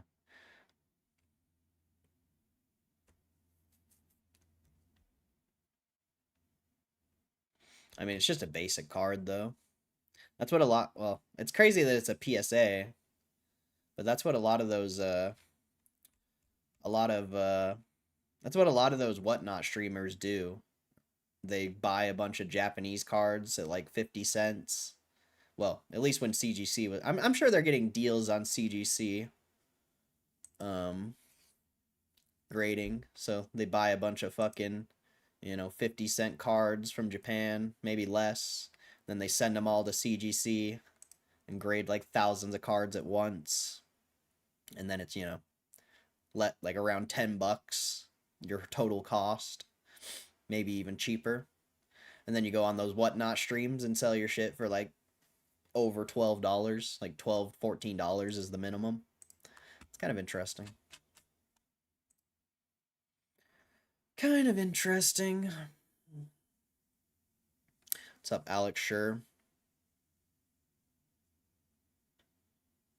4K gets you a lot of Jap boosters. Yeah, you can buy boosters on there. I've thought about buying some just to pull some packs, but not really interested in pulling packs right now. More interested in buying a bunch of slabs and potentially flipping them. Even if it's only for like a couple bucks.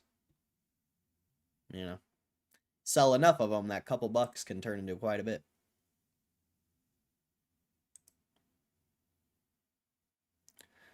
Retail buying out the money options, not stock. Who knows? Who knows? I don't think that's really something you can prove.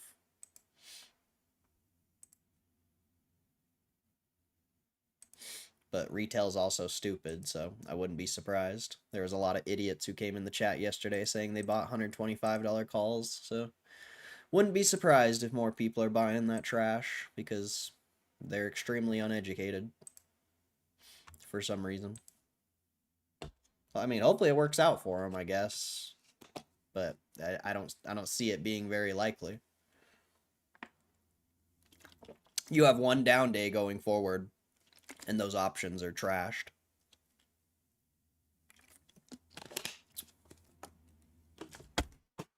Damn.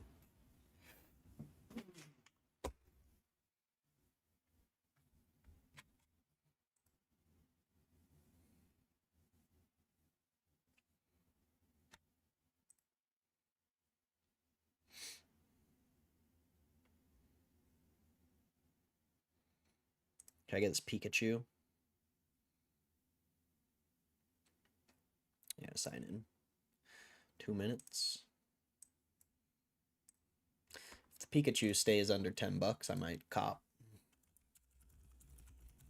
I feel like that'll be a decent whatnot card, maybe.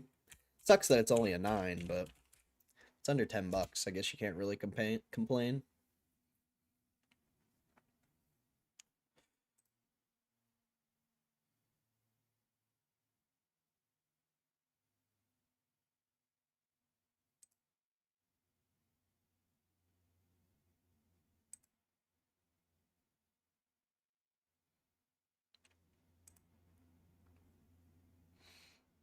Oh shit, what happened?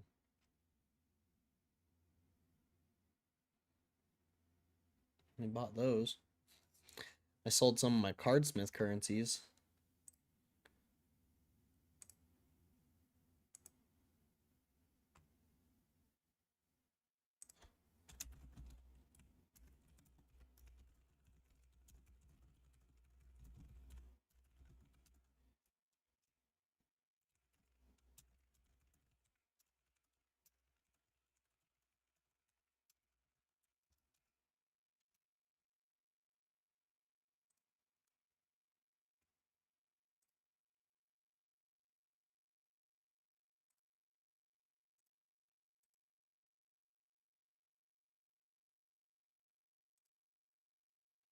Sorry, I got distracted. What's up, DC? Rich? Not yet. Not even close. Not even close. It's exciting. We made a lot, but it's only the beginning. It's only the beginning.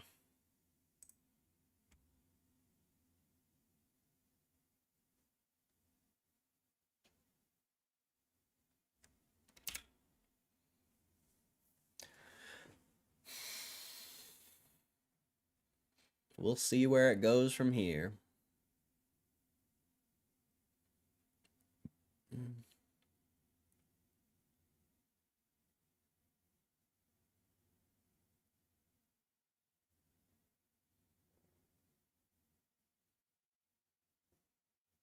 I think I'm about to cop this Pikachu. Nobody's bidding on it for some reason. Unless one of you guys steal it. Kind of weird. Kind of weird. It's probably just not worth that much, but I feel like even at this price, that's not bad.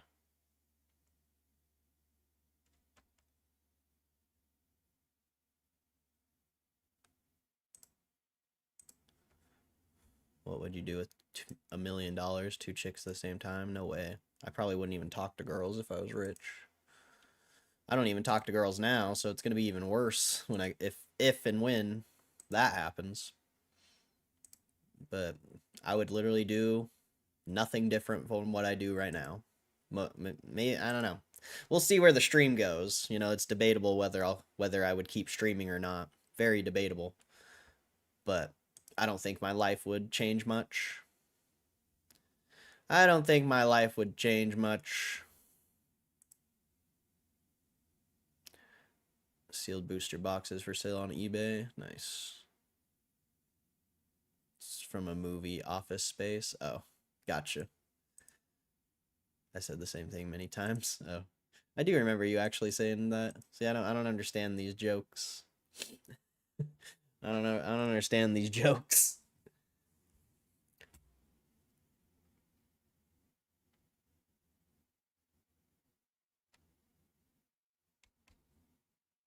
I think I copped that Pikachu. I don't know. It's kind of tweaking. Kind of tweaking.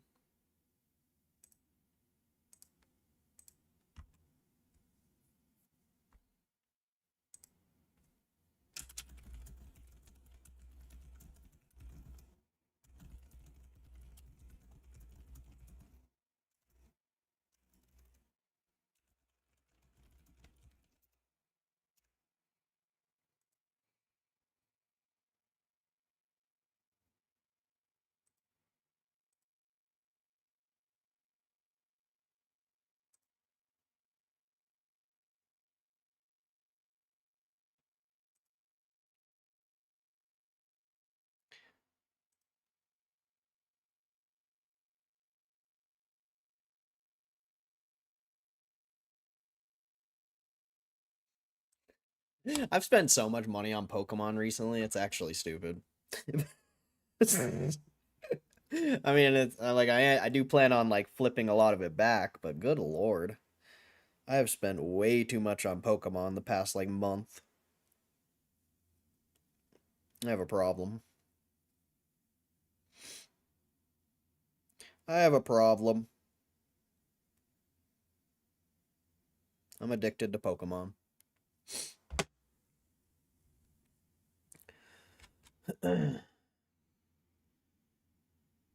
Girls have cooties. I mean, they're just not to be trusted, realistically.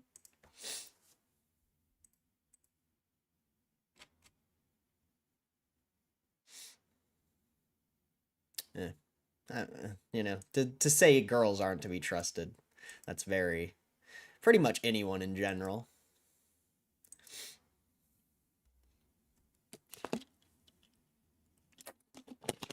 But,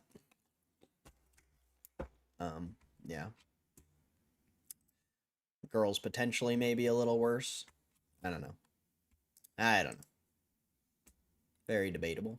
I think that's a very people specific trait, but per person specific. Whatever, you get what I'm trying to say, but yeah. Can't trust no one these days. Bunch of weirdos out here. Bunch of weirdos out here.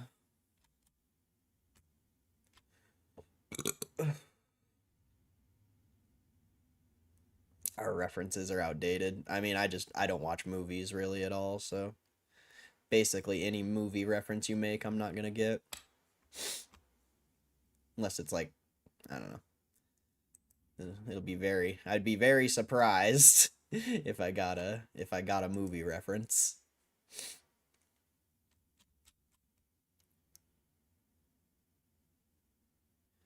With no real news surrounding GameStop right now, what would your thesis be on the price drive? Why does there need to be news? There was no news when it went from $28 to $32 yesterday, or 31, whatever. So what? I don't understand. I don't understand the question how there has to be news for the stock to go up. It literally went up 10% yesterday with no news. You think the stock pumped yesterday because Roaring Kitty removed his Twitter bio? Yeah, that's funny. That's funny. No, there was no news yesterday. the stock broke out of a 4-year trend and went up 10%. So I just don't understand. I don't understand the question, because news literally has nothing to do with anything. And I feel like yesterday proved that. Like what news? There was no news yesterday. The stock didn't go up because Roaring Kitty removed his post from Twitter. Like, there's no fucking way. There's no way. There's a 0% chance of that.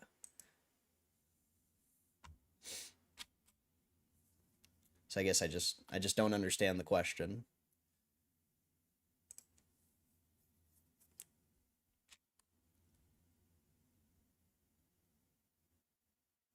You interested in King of the Hill? Wait, they're making new King of the Hills?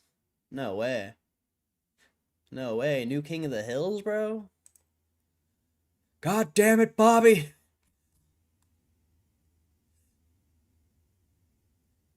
That's rude, yeah. Most girls know if is never enough. Like my wife. Anything Mike Judge does is gold. I try and keep it South Park references with you. Yeah, that's the best. I'll definitely get a South Park reference. That poster for you looks like it'll be a banger for sure. I'm also excited for the new season of South Park. We just read about that. I didn't know they were doing a new season of King of the Hill, though. That's crazy. That's what I'm talking about. I'm not talking about just today. I'm talking about in the recent, let's say, week or 2 or 3 days, whatever. Well, that's my point, is news doesn't even matter. The point, like, stocks don't go up because of news. They go up because money is flowing into the stock. So I guess I just don't understand what you're asking, because in my mind, news doesn't matter. And it has nothing to do with the stock going up or down. So I guess I just don't understand your question. I'm trying, that's the only way I can answer it from what I understand from your question, is I don't think news matters for the price action. I've never in my life equated news to price action. Like, I'm not stupid. I know news can make a stock move and make people attracted to a stock. Like, that's very apparent, but in my mind, the news is meaningless. There's a price action reason why that stock made that move. It's not, the news was part of it, but I don't put any weight or anything on news ever on any stock move.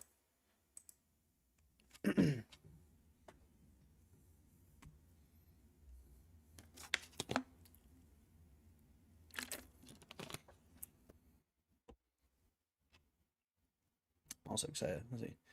They killed Kenny. Are you gay? No, I sell propane.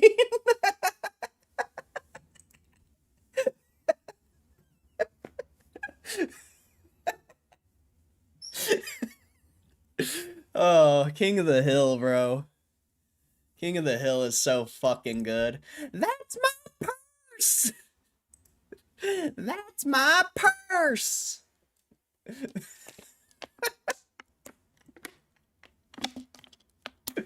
That's my purse. Oh, holy shit. One of my favorite episodes is when it's when they make the fucking, like, Grand Theft Auto Hank Hill video game. That shit is so funny, dude. Grand Theft Arlen or something. I can't remember. That shit is so funny, though.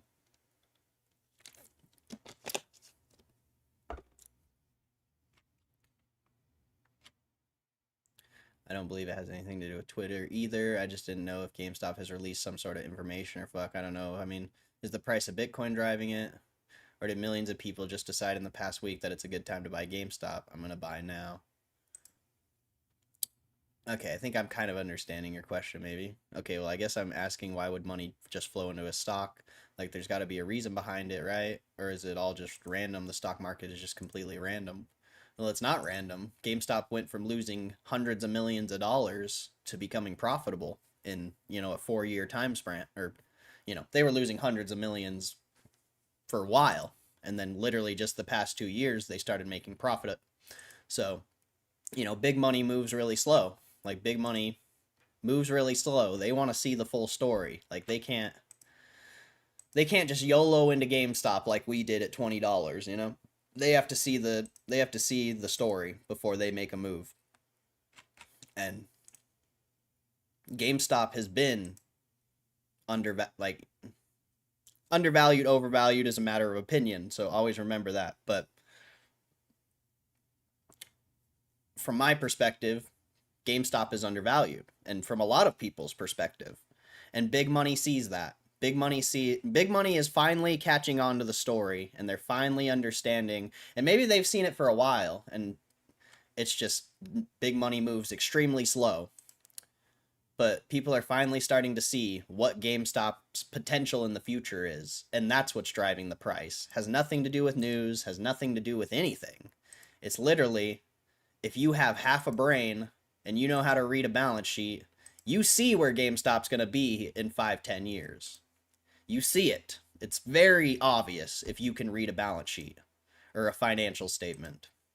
It's extremely obvious. But big money moves slow. And big money doesn't care about the price. So people are going to continue to buy this stock whether there's news or not, because it's undervalued and it's a profitable growth opportunity. It's not just a YOLO anymore. GameStop is going to be a $100 billion company in the next 10-20 years or more. What it does in the short term, who knows? And, you know, it could go extremely bad if Bitcoin doesn't work out. Like, there, you know, that factor is very clear, but I think big money sees what I see, and you don't need a piece of news or anything to subscribe to the story when you can read a balance sheet and see that, you know, they're going to make hundreds of millions of dollars this year. What are they going to do in the next few years? Like, that's what drives people to buy it, because it's a growth opportunity. It's not, GameStop isn't just this stagnant company losing money anymore. It's about to become a fucking juggernaut. And I don't even think we've seen the move from Bitcoin yet. I think a lot of people who are bullish on Bitcoin still are ignoring GameStop.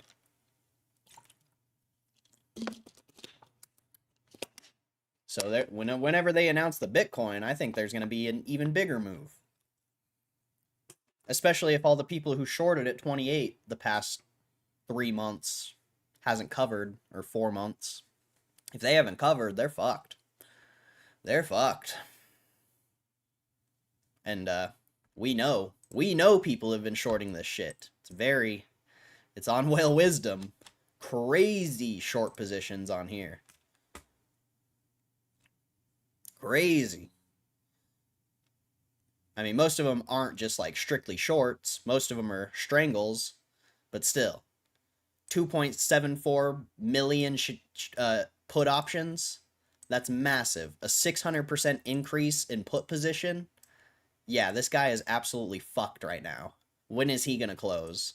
When is CSS LLC, who bought 395,000 puts, a 1,700% increase in put position, when are they going to close? When is, they're only 6,000, but when is Barclays PLC, when are they going to close their 350,000 brand new put position? When are they going to close that shit? Two Sigma Investments, 104,000 brand new put position. When are they going to close it? Capstone Investment, 350,000 brand new put position. When are they going to close that? Like, these are multi-million-dollar put positions. 729,000. Like, bruh. News is not what's driving this thing up anymore. It's big money's stupidity. Big money's stupidity is what's going to drive this stock up at this point. They don't even need to announce the Bitcoin, straight up. They don't even need to fucking announce the Bitcoin at this point. A bunch of idiots with billions of dollars is what's going to drive this price up.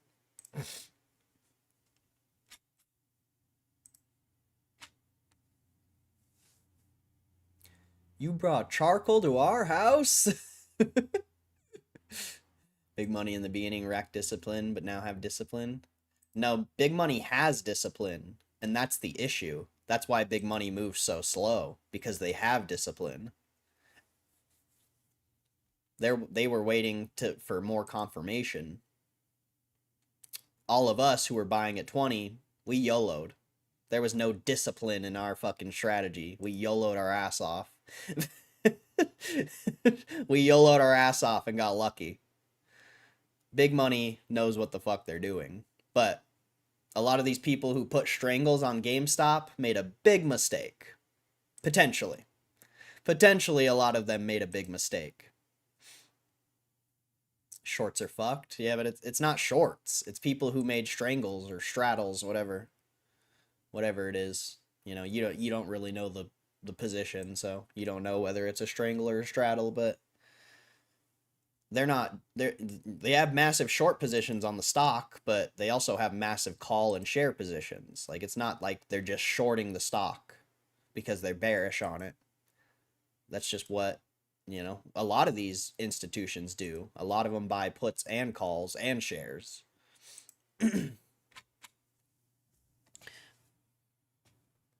But it's like, I think a lot of those institutions truly thought GameStop was going to stay in like the $20, $30 range. And if this keeps going up, they're fucked. They are absolutely fucked. That was a big mistake on their part. That was a big mistake on their part.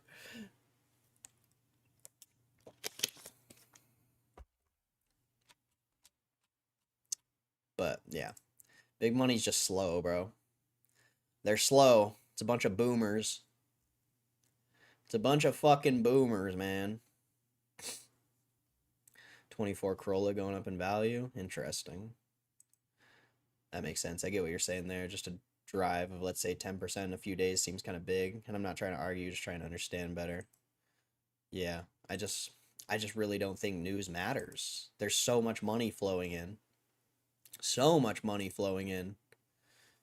And I mean, look at MSTR. Like, I know GameStop hasn't announced their Bitcoin yet, but MSTR is literally the #1 most traded stock on the stock market. Whenever they announce Bitcoin, GameStop's going to be #2 or #1. They're going to be the most traded stock on the stock market. So, is news really going to matter that much when you are the #1 traded stock in the market? I don't think so. I really don't think so.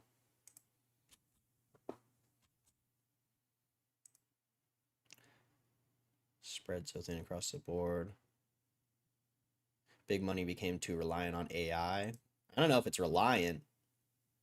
I think you guys are underestimating how smart these people actually are. I just think they didn't see the opportunity, and now they're finally seeing it. You guys think how you wanted to think about it, but I know, bro, you don't have billions of dollars for no reason. Like, these people are very intelligent, and they have very intelligent people working for them, but they can't keep track of everything. They can't keep track of everything. And nobody's been paying attention to GameStop at all. Like, there's literally one analyst that covers GameStop. Whatever it's called. Wedbush. That's the only analyst that covers GameStop. So, like, to miss GameStop is not a surprise. If you're not, if your main focus is the top companies in the world, it's really not a surprise if people, are late to GameStop. And even at $30, I don't think you're fucking late. I think you're right on time. I think you're right on time here. Potentially. I think there's a lot of bias if you've been holding this stock for a long time. So I would just say to push that bias to the side and kind of look through a more, I don't know if objective lens is the right term or word, but I just wouldn't underestimate Big Money. There's still a big chance this sells off back to 25. Like I've been saying, I really think it's a lot different this time, and I don't think that's going to happen, but there's a a possibility it does. So I just, yeah, there's still plenty of time to get in this stock. This is just the beginning, bro. This is just the beginning. Do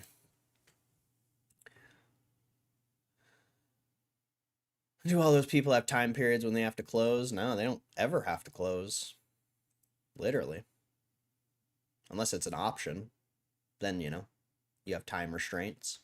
But if you're just short, well, the puts, yeah, that's options. But if you're short the stock, you don't really have to close. Really.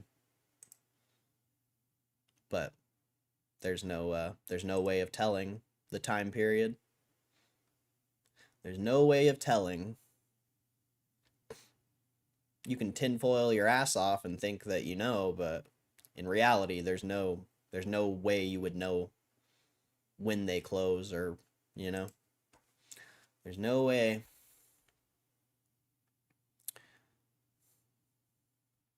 But yeah, saying big money became too reliant on AI, I don't agree with that. I can say, I would say their main focus was AI, so they've ignored these opportunities, potentially. But they're not relying on anything. Big money knows the stock market very well.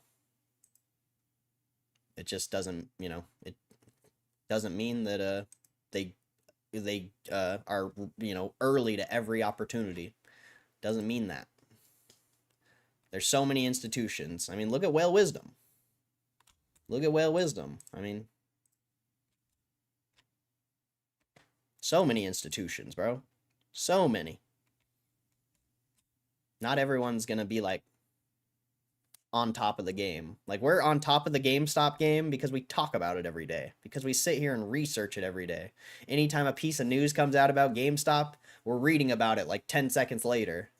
Like, most of these people aren't doing that. You know? Most of these people aren't doing that. They probably see a GameStop article and laugh. They see GameStop's up 10% in a day and laugh. But now it's shifting a little bit. Now it's shifting a little bit. Now they're like, oh, what's this GameStop? Who that? Is GameStop? Is that you?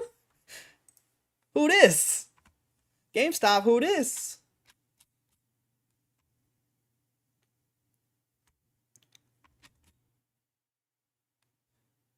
So I'm not sure if we're on the same page when I talk about news. So what I'm talking about would be news of, let's say, a merger with another company, or new product, or a new service. I mean, I don't think any of that's going to happen. I don't think any of that's going to happen.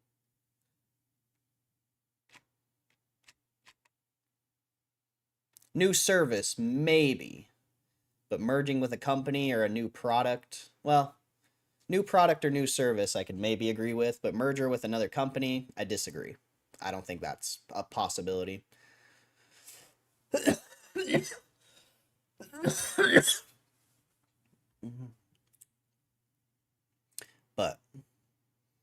I think all that stuff is I think all that stuff is very irrelevant. All right, peace out, Drown. Have a good weekend.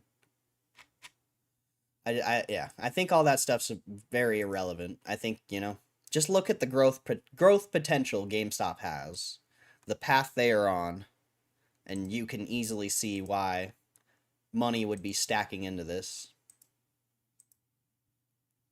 I mean, go back to this article. Where's that article? Where's that article? Where is it? Oh, it's on my Twitter. It's on the Twitter, fool. It's on the Twitter, fool. $33, baby. $33, up 7% today. Let's go. Let's go. It's the Twitter, fool. Oh, great. Here comes all the noobs. Here comes all the newbies. Here comes all the newbies. Hi, newbies. Welcome back. Welcome back, new. Oh, there's actually not that many people here. I just saw all the new names come in. I'm like, oh god, there's like 100 people here right now. Oh, thank God. Thank God there's only 30. We're safe. We're safe for now. We're safe for now.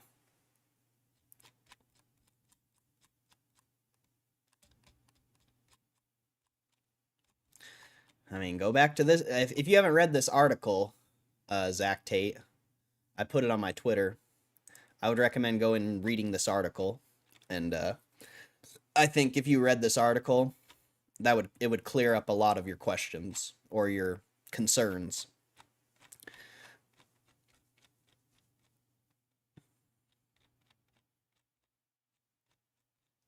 That article's great. I mean, it's the best article ever written about GameStop. 100%. 100% the best article ever written.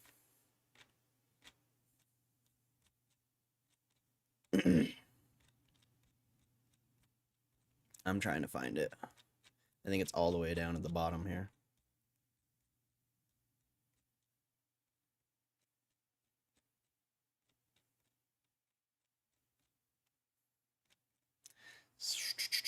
All right, see?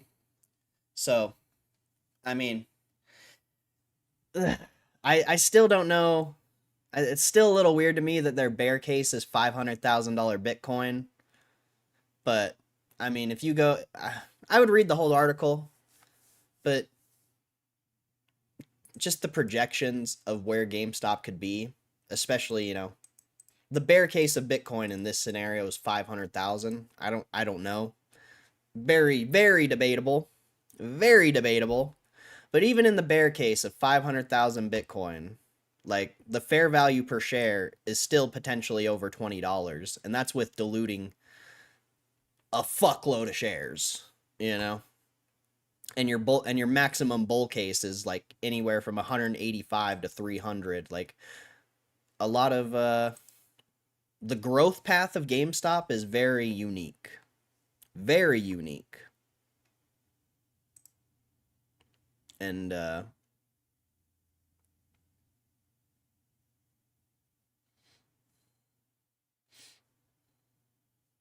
yeah. The growth path. That's why people are excited about GameStop now, because they're finally catching on to the story. And also, you know, here in a week or two, you have earnings and the shareholder meeting, so, you know, people are also going to be positioning before that, because everyone has the expectation that they're going to announce the Bitcoin purchase on the earnings or the shareholder meeting. So you're going to get positioning before that. There's so many things, man. I just don't, personally, I don't think news matters at this point. I think if you see what GameStop has done and where it can go, it's a very simple purchase. A very simple purchase. X-Ghost, what's up? Buying a ring and proposing my GF. Nice, bro. I hope it hits $40 for you. Just the kind of news I was talking about that would matter for a stock being driven up or down, so I was just not sure what you meant by news does not drive a stock up or down. I mean, news can. I'm not saying it can't. I personally just don't equate news to price action. I think there's always a reason why a stock made a move, from either it be a technical perspective or a sentiment shift, whatever it may be. But news, I just can't equate it to anything. Reading it every day.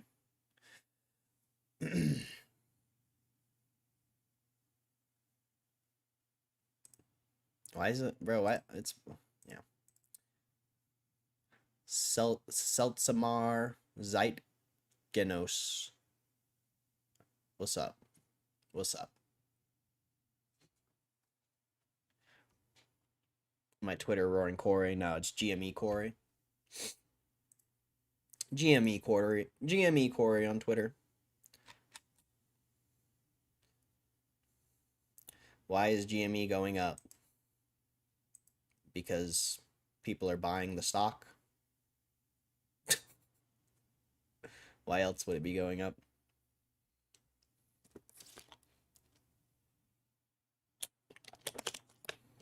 Who cares? It's only money anyways, right? Yeah. Basically. Basically.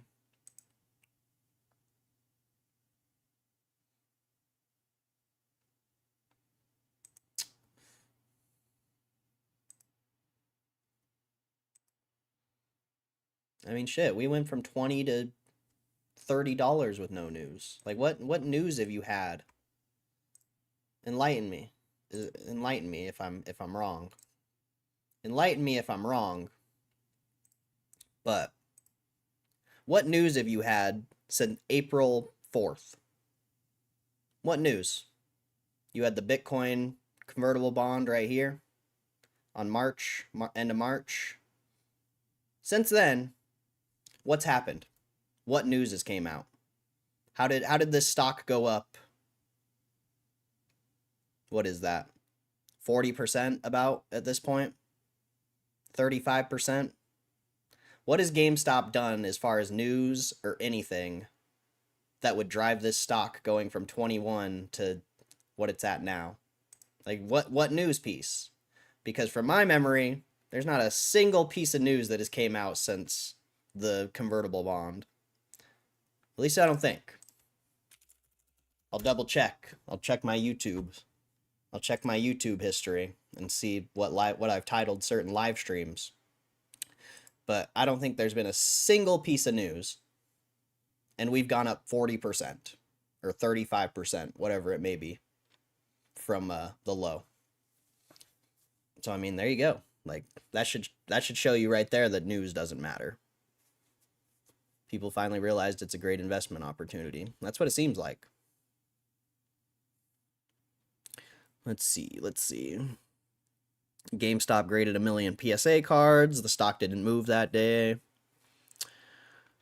This was when, back in April, everyone was afraid of a recession. Everyone was saying recession, market crash. That's what everyone was talking about in April, and even before then. Ryan Cohen got sued by Bed Bath & Beyond on April 22nd. Has nothing to do with GameStop. And I'm pretty sure they dropped that case. Oh, yeah. April 4th, Ryan Cohen bought 500K shares of GameStop. That's okay. That's the last thing that happened, was he bought shares of GameStop down here.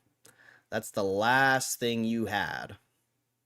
So do you think Ryan Cohen buying his shares made this move happen? Maybe on this day and maybe the day after. But the rest of it? I don't think so. I don't think so.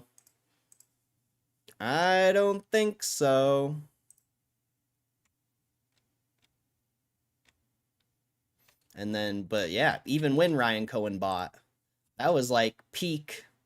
That was peak. Everyone bearish as fuck. Everyone negative as fuck. So I don't know.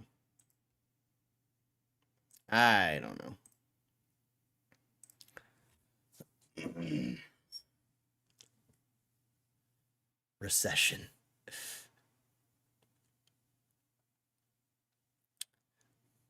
Nothing. The last bit of news that I can think of is the Bitcoin news. So yeah, I guess people are maybe starting to believe in Bitcoin or believe in GameStop as a company. Fuck, I don't know. I don't think GameStop's movement is because of Bitcoin. They haven't even announced it yet. It could be, people maybe have insider knowledge and they're stacking in before they announce it. It's possible. Possibility. I would never say that's not a possibility, but yeah, they haven't even announced the Bitcoin. And literally what, 2-3 weeks ago when they had Strategy World 2025, nobody even thought GameStop bought Bitcoin. Everyone was saying they didn't buy.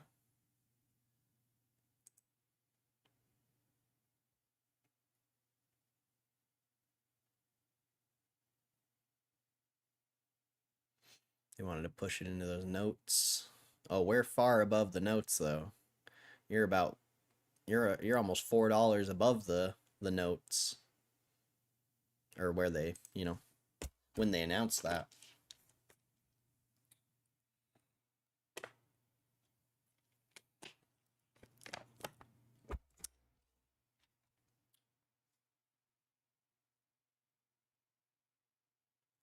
Of course, once I paid everything off and ready to start buying more shares, GameStop want to do shit like this. I mean, who cares what price you buy it at? Realistically.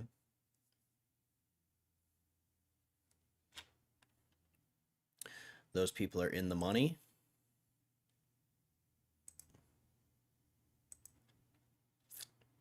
I don't know what you're trying to say. I don't know what you're trying to say.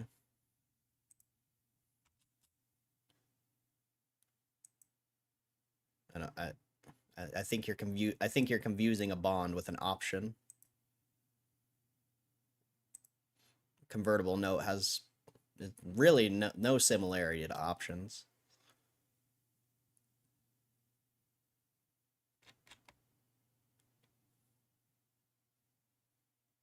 No, I don't think so either. I don't think him buying those shares would have drugged out that long of price action. And yeah, and there's proof of that. There's proof of that. You can go all the way back here. I don't remember exactly which day he bought, but somewhere in 2023 or 2024, he bought somewhere back here, and then the stock dropped 50%. So I wouldn't equate Ryan Cohen's buy to the upside move either. I don't remember the exact date, somewhere around here. Then it went to $10.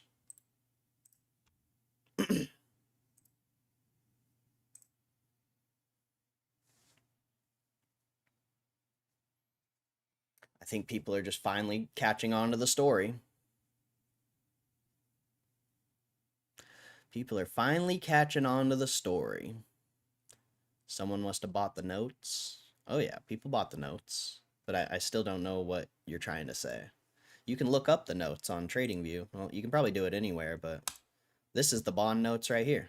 This chart is the bond notes. The bonds are up 132%. Well, 32% because they started 100%. So the bonds are up 32%. Just as much as the stock. Like, that's insane. That's insane. But I don't know what I'm confused on. I'm confused what you're saying.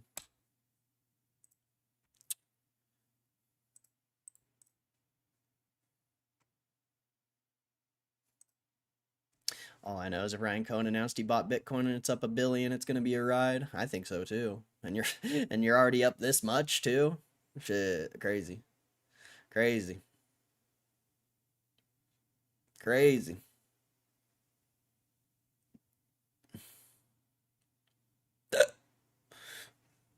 GMEU's up 14% today.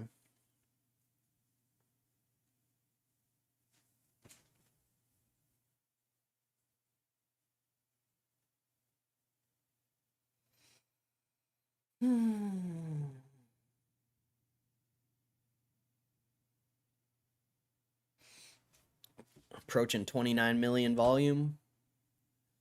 Push start to whip. It's Lambo season. Oh, you want Lambo season, bro? I was suggesting that was what was pushing the stock up. Oh, I see. I mean, I bet the bonds had some of an effect, but I wouldn't equate that to being I wouldn't say that was, the only reason. Definitely some effect. But a bunch of people shorted the shit out of the stock when the bonds were announced. So, how come they're not shorting the shit out of it again and pushing it down to $20? It's because they can't. It's because they can't. It's because they can't.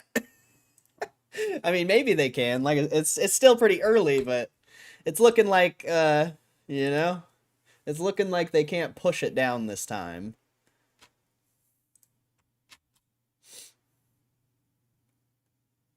Or am I getting a bit confused? No, the people buying the bond definitely does have an effect on the upside trajectory of the equity in some way, but it's not like a huge part of it.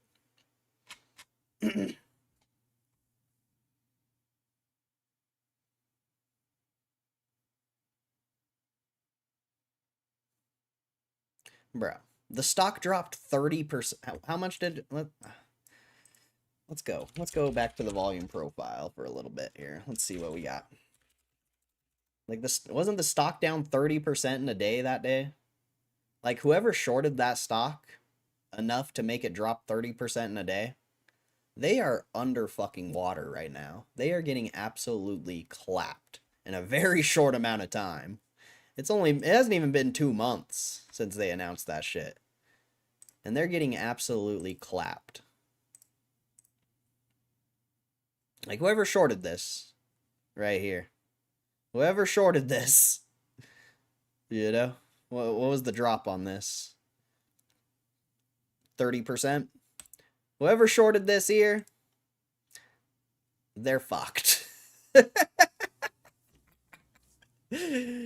Oh, they're fucked.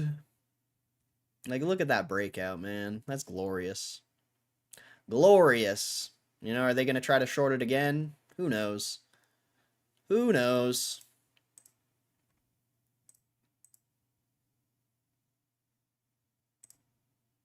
I don't think they can, but we'll find out.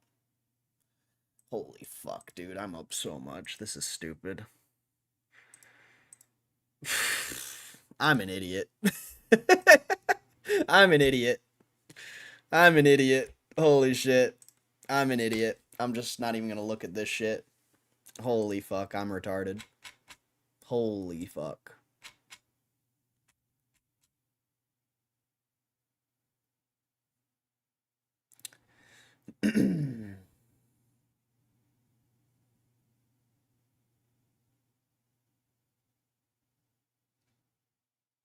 What's up, Moose again? Hailed them bitches the whole time. He's a true thug. Amen. Amen. God is good. Bless all you beautiful people. What a glorious week. Almost 34. Hopefully we consolidate early next week and move up one again. We'll see. We'll see. Nasty drop after close. What a glitch. I don't know what you're talking about. I don't think those glitches mean anything.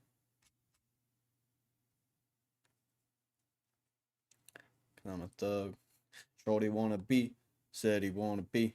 Shorty gonna be a thug. Said he gonna be. Said he gonna be. Said he gonna be. Shorty gonna be a thug. I'm gonna share here for the memories. Look at that breakout indeed. Yep. Yeah, we all feel the same way. I took 0 profits today. I mean, I didn't take any profits today either, but I took some yesterday. So, I probably should take my last 50 today. But, we'll see what happens. I literally only have 50 more shares that I'm willing to sell, so I don't really care. I don't really care when I sell it. I would have been cool with selling it at 30. I'd be cool selling it now. But I'm just going to see what happens, because it's literally my last sell.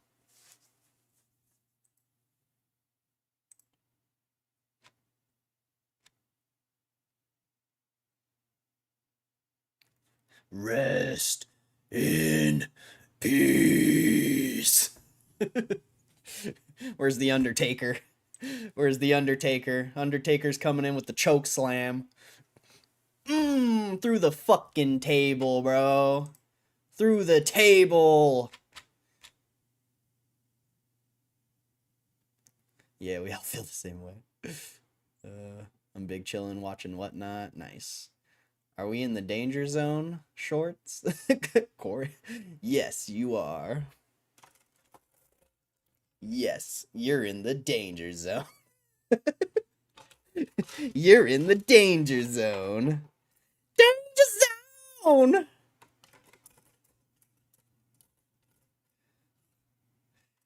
Danger zone!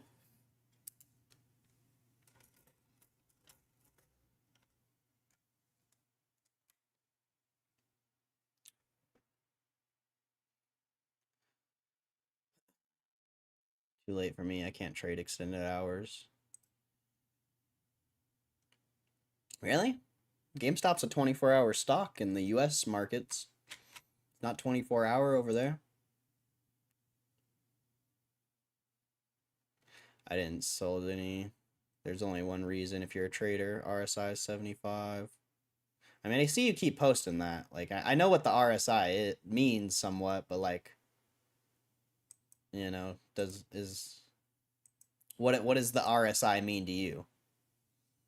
Like, you know, what does the RSI being at 75 mean to you? That would be what I'm interested in. Like, I don't care that the RSI is at 75. I can easily go and look that up. What does the RSI at 75 mean to you? Overbought. Yeah, that's what the RSI is. So, yeah. But overbought can stay overbought. Usually it sells off. Usually. But overbought can stay overbought. So I'm just, yeah. I just don't know like what your point of saying the RSI at 75 is. Like, do you think the stock's going to sell off? Do you think it's going to keep going up? Like, why is that significant to you? You forgot to play Lambo season? Oh yeah, I forgot. I did forget. Thanks for reminding me. Let's see how many people are here. It's after hours, so there should be more people. Yeah, we got a little spike. A little spike in viewers. I decided to hold since article helped me think differently. Amen. Beautiful. Beautiful, Alex. Sure. I like to hear that. I can trade after hours. I feel so dumb not selling when it was 70. I don't think GameStop was 24 hours back then. But you still should have been able to sell if you really wanted. Push start, then I go. And it's Lambo season. If you're moving too slow, probably would never see me.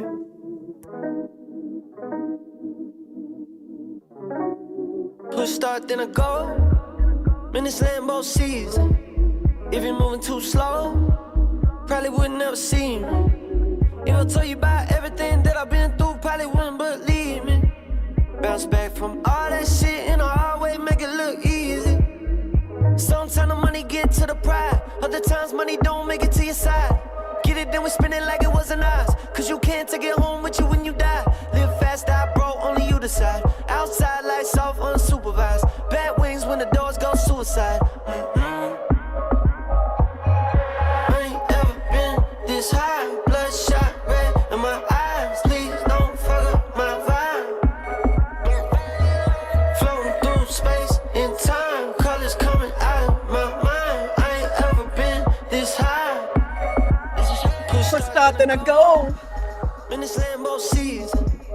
If you're moving too slow, probably wouldn't ever see me. If I tell you about everything that I've been through, probably wouldn't believe me. Bounce back from all that shit in a hard way, make it look easy. But still wasn't none of this easy. Let me in the cold, they ain't need me. It's funny cause I ended up freezing. The diamonds all recent. Pastor probably think I need Jesus. I just need a new account of regions. Lambo season. I ain't on my side, I'm anemic. The hard times made me uneasy. Came out the city, but it feel like the city ain't leave me. Till my heart stop beating. I ain't ever been this high. Bloodshot red in my eyes. Please don't fuck up my vibe. Floating through space and time. Colors coming out of my mind. I ain't ever been this high. Push start, then I go. Man, it's Lambo season. If you're moving too slow, probably wouldn't ever see me. If I tell you about everything that I've been through, probably wouldn't believe me.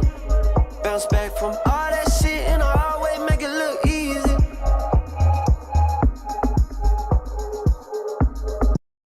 Ah, beautiful, beautiful. You know what else is crazy, bro? You know what else is crazy? If this goes above, it actually would have been gangster as fuck if we closed above 34. But I mean, if this trades above, if this thing stays at these prices next week and even trades a little bit higher, you're gonna officially form a bullish trend on the chart. You're gonna officially form a bullish trend on the chart. Once you hit $35, this stock is officially bullish long term.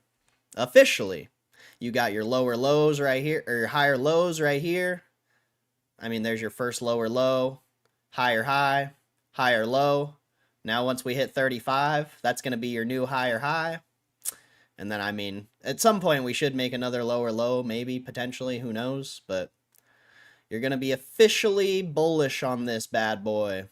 You're going to be officially bullish in like a 6-month, 8-month period. Beautiful to see, beautiful to see.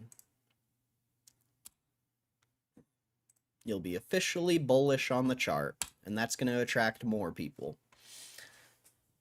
Sell to me, baby.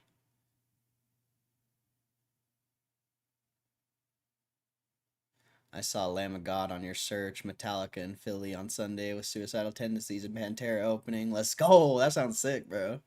That sounds sick, bro. What is Metallica gonna come out in wheelchairs, bro? They're gonna come out in a wheelchair? Well, I'm unforgiven too. I'm just kidding. I'm just joking. Yeah. That's great. That's gonna be a good show. It's gonna be a good show, Andy Koss. Have an amazing long weekend. See you on Wednesday. All right, peace out, Alex Schur.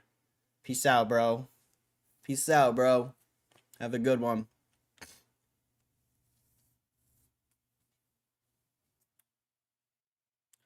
Well, a friend sold his in pre-market that day, and I waited until open, and it tanks so fast. Learn something new every day. Yep. Yep. That's why sometimes it's good to just sell on the way up. But, I mean, I sold yesterday, and the stock jumped another 8%, so sometimes it's not. It's all situational.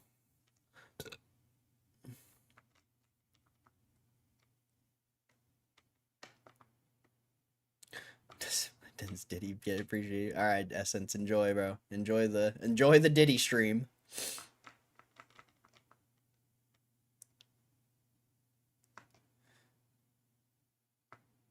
So you see why I wanted 34 earlier this week. Hey, peace out, Varley. Much love, bro. Appreciate you giving the stream a second chance. God bless you, my friend. Yeah, Tuesday. The market's closed on Monday, I believe. And if anyone has, been around for a while, Roaring Kitty historically has tweeted on, days the market is supposed to be open, but it's not. So maybe you'll get a tweet on Monday, who knows? I know everyone wants to talk about Roaring Kitty and are so excited. This might be the time you'd get a tweet. Moose again!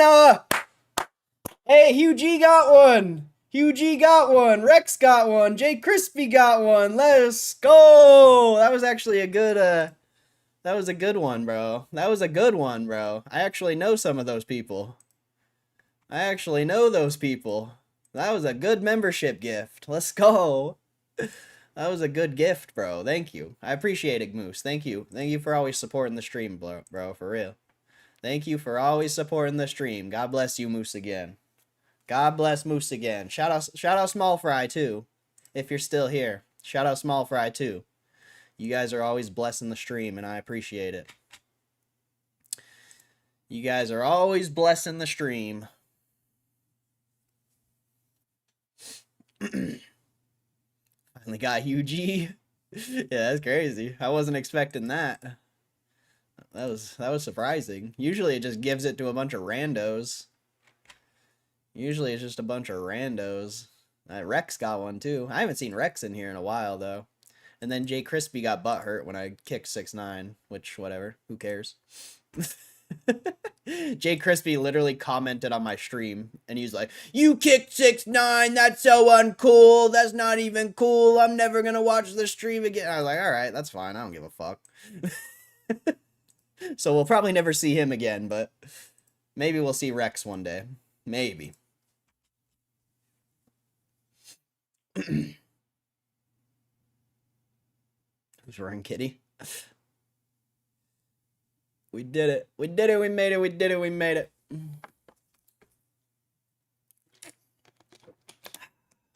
Push start, then I go. And it's Lambo season. If you're moving too slow, probably couldn't ever see me. Rex probably undercover researching his next investment. Maybe. I think he is kind of more of a trader type. So, would make sense. Float through space and time.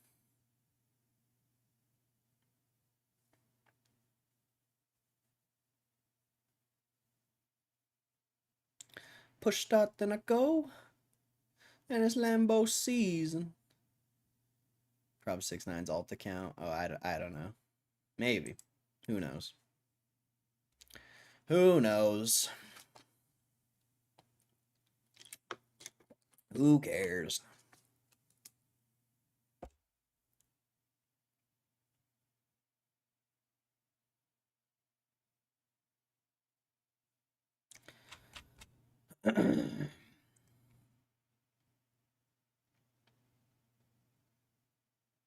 But yeah, shout out Moose again and Small Fry. I appreciate you guys. Thank you. And shout out everyone who's here every day. And the new people who gave the stream another chance. I appreciate you too. But of course, shout out to all the OGs. God bless ya.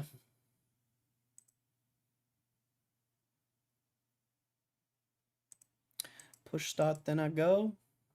And it's Lambo season. If you're moving too slow, probably wouldn't ever see me. Well, I don't know what we do now. I don't know what we do now. Have a great long week, man. Catch you all Tuesday. Time for a beer. All right, Moose again. Enjoy your weekend, bro. Enjoy golf. God bless. God bless. Everyone enjoy their weekend if you're out of here. Go do something nice for someone. You just got blessed up this week. Go do something nice for someone. Have a great weekend. Hey, peace out, Isaiah. I guess I'm going to get out of here too. Everyone's leaving. So, I appreciate you guys for real. Thank you. Thank you for supporting the stream. God bless you. God bless the fucking chat, bro. Like, we are so blessed right now. We are so blessed right now. It's insane. But who knows what's going to happen next week. We'll see. No expectations on my end. No expectations on my end. So, yeah. God bless you guys. Shout out everyone. Matt Romano, Muma, Isaiah, Moose, Hugh G, Varley, Alex Schur. I don't know who's all here. Brian Tampa, Essence, Jeff, Kristen, wherever you are. Drown, wherever you are. Zach Tate. So many people, bro. So many people. Small Fry, wherever you are. Nip Sauce. I'm sorry if I missed your name, bro. I'm sorry. I'm sorry. All right? There's a lot of people in the chat these days, so I can only do what I can. But much love to everyone. Y'all have a good weekend. God bless ya. Let's fucking go, baby. Started from the bottom, now we're here. Started from the bottom, now my whole team here. Started from the bottom, now we're here. Started from the bottom, now my whole team here. I was trying to get it on the jump. Buying GameStop shares at $20 every month, yeah. All the bears coming in my chat. They talking lots of shit like, where the fuck you at? GameStop's going to 0. You're a fucking bitch and you'll never get the makeup. I don't know. I lost it. It was going good there, bro. It was going good. There were some bars going on. There was some bars right there, but I fucked it up. All right. I fucked it up. Woo! Let's fucking go, dude. Let's fucking go. Fuck these bears, bro. Fuck the bears, bro. Fuck the bears. I mean, the rest of the market's down today, but GameStop is crushing. GameStop is crushing! The market overall's down today. And crypto's down today. Crypto's down. The overall market's down. And GameStop's up 7%. 17% in 2 days. Or 15, whatever it is. Holy shit. Holy shit. We're blessed, bro. We're blessed. Blessed. All right, I'm out of here. God bless you guys. I'll catch you later.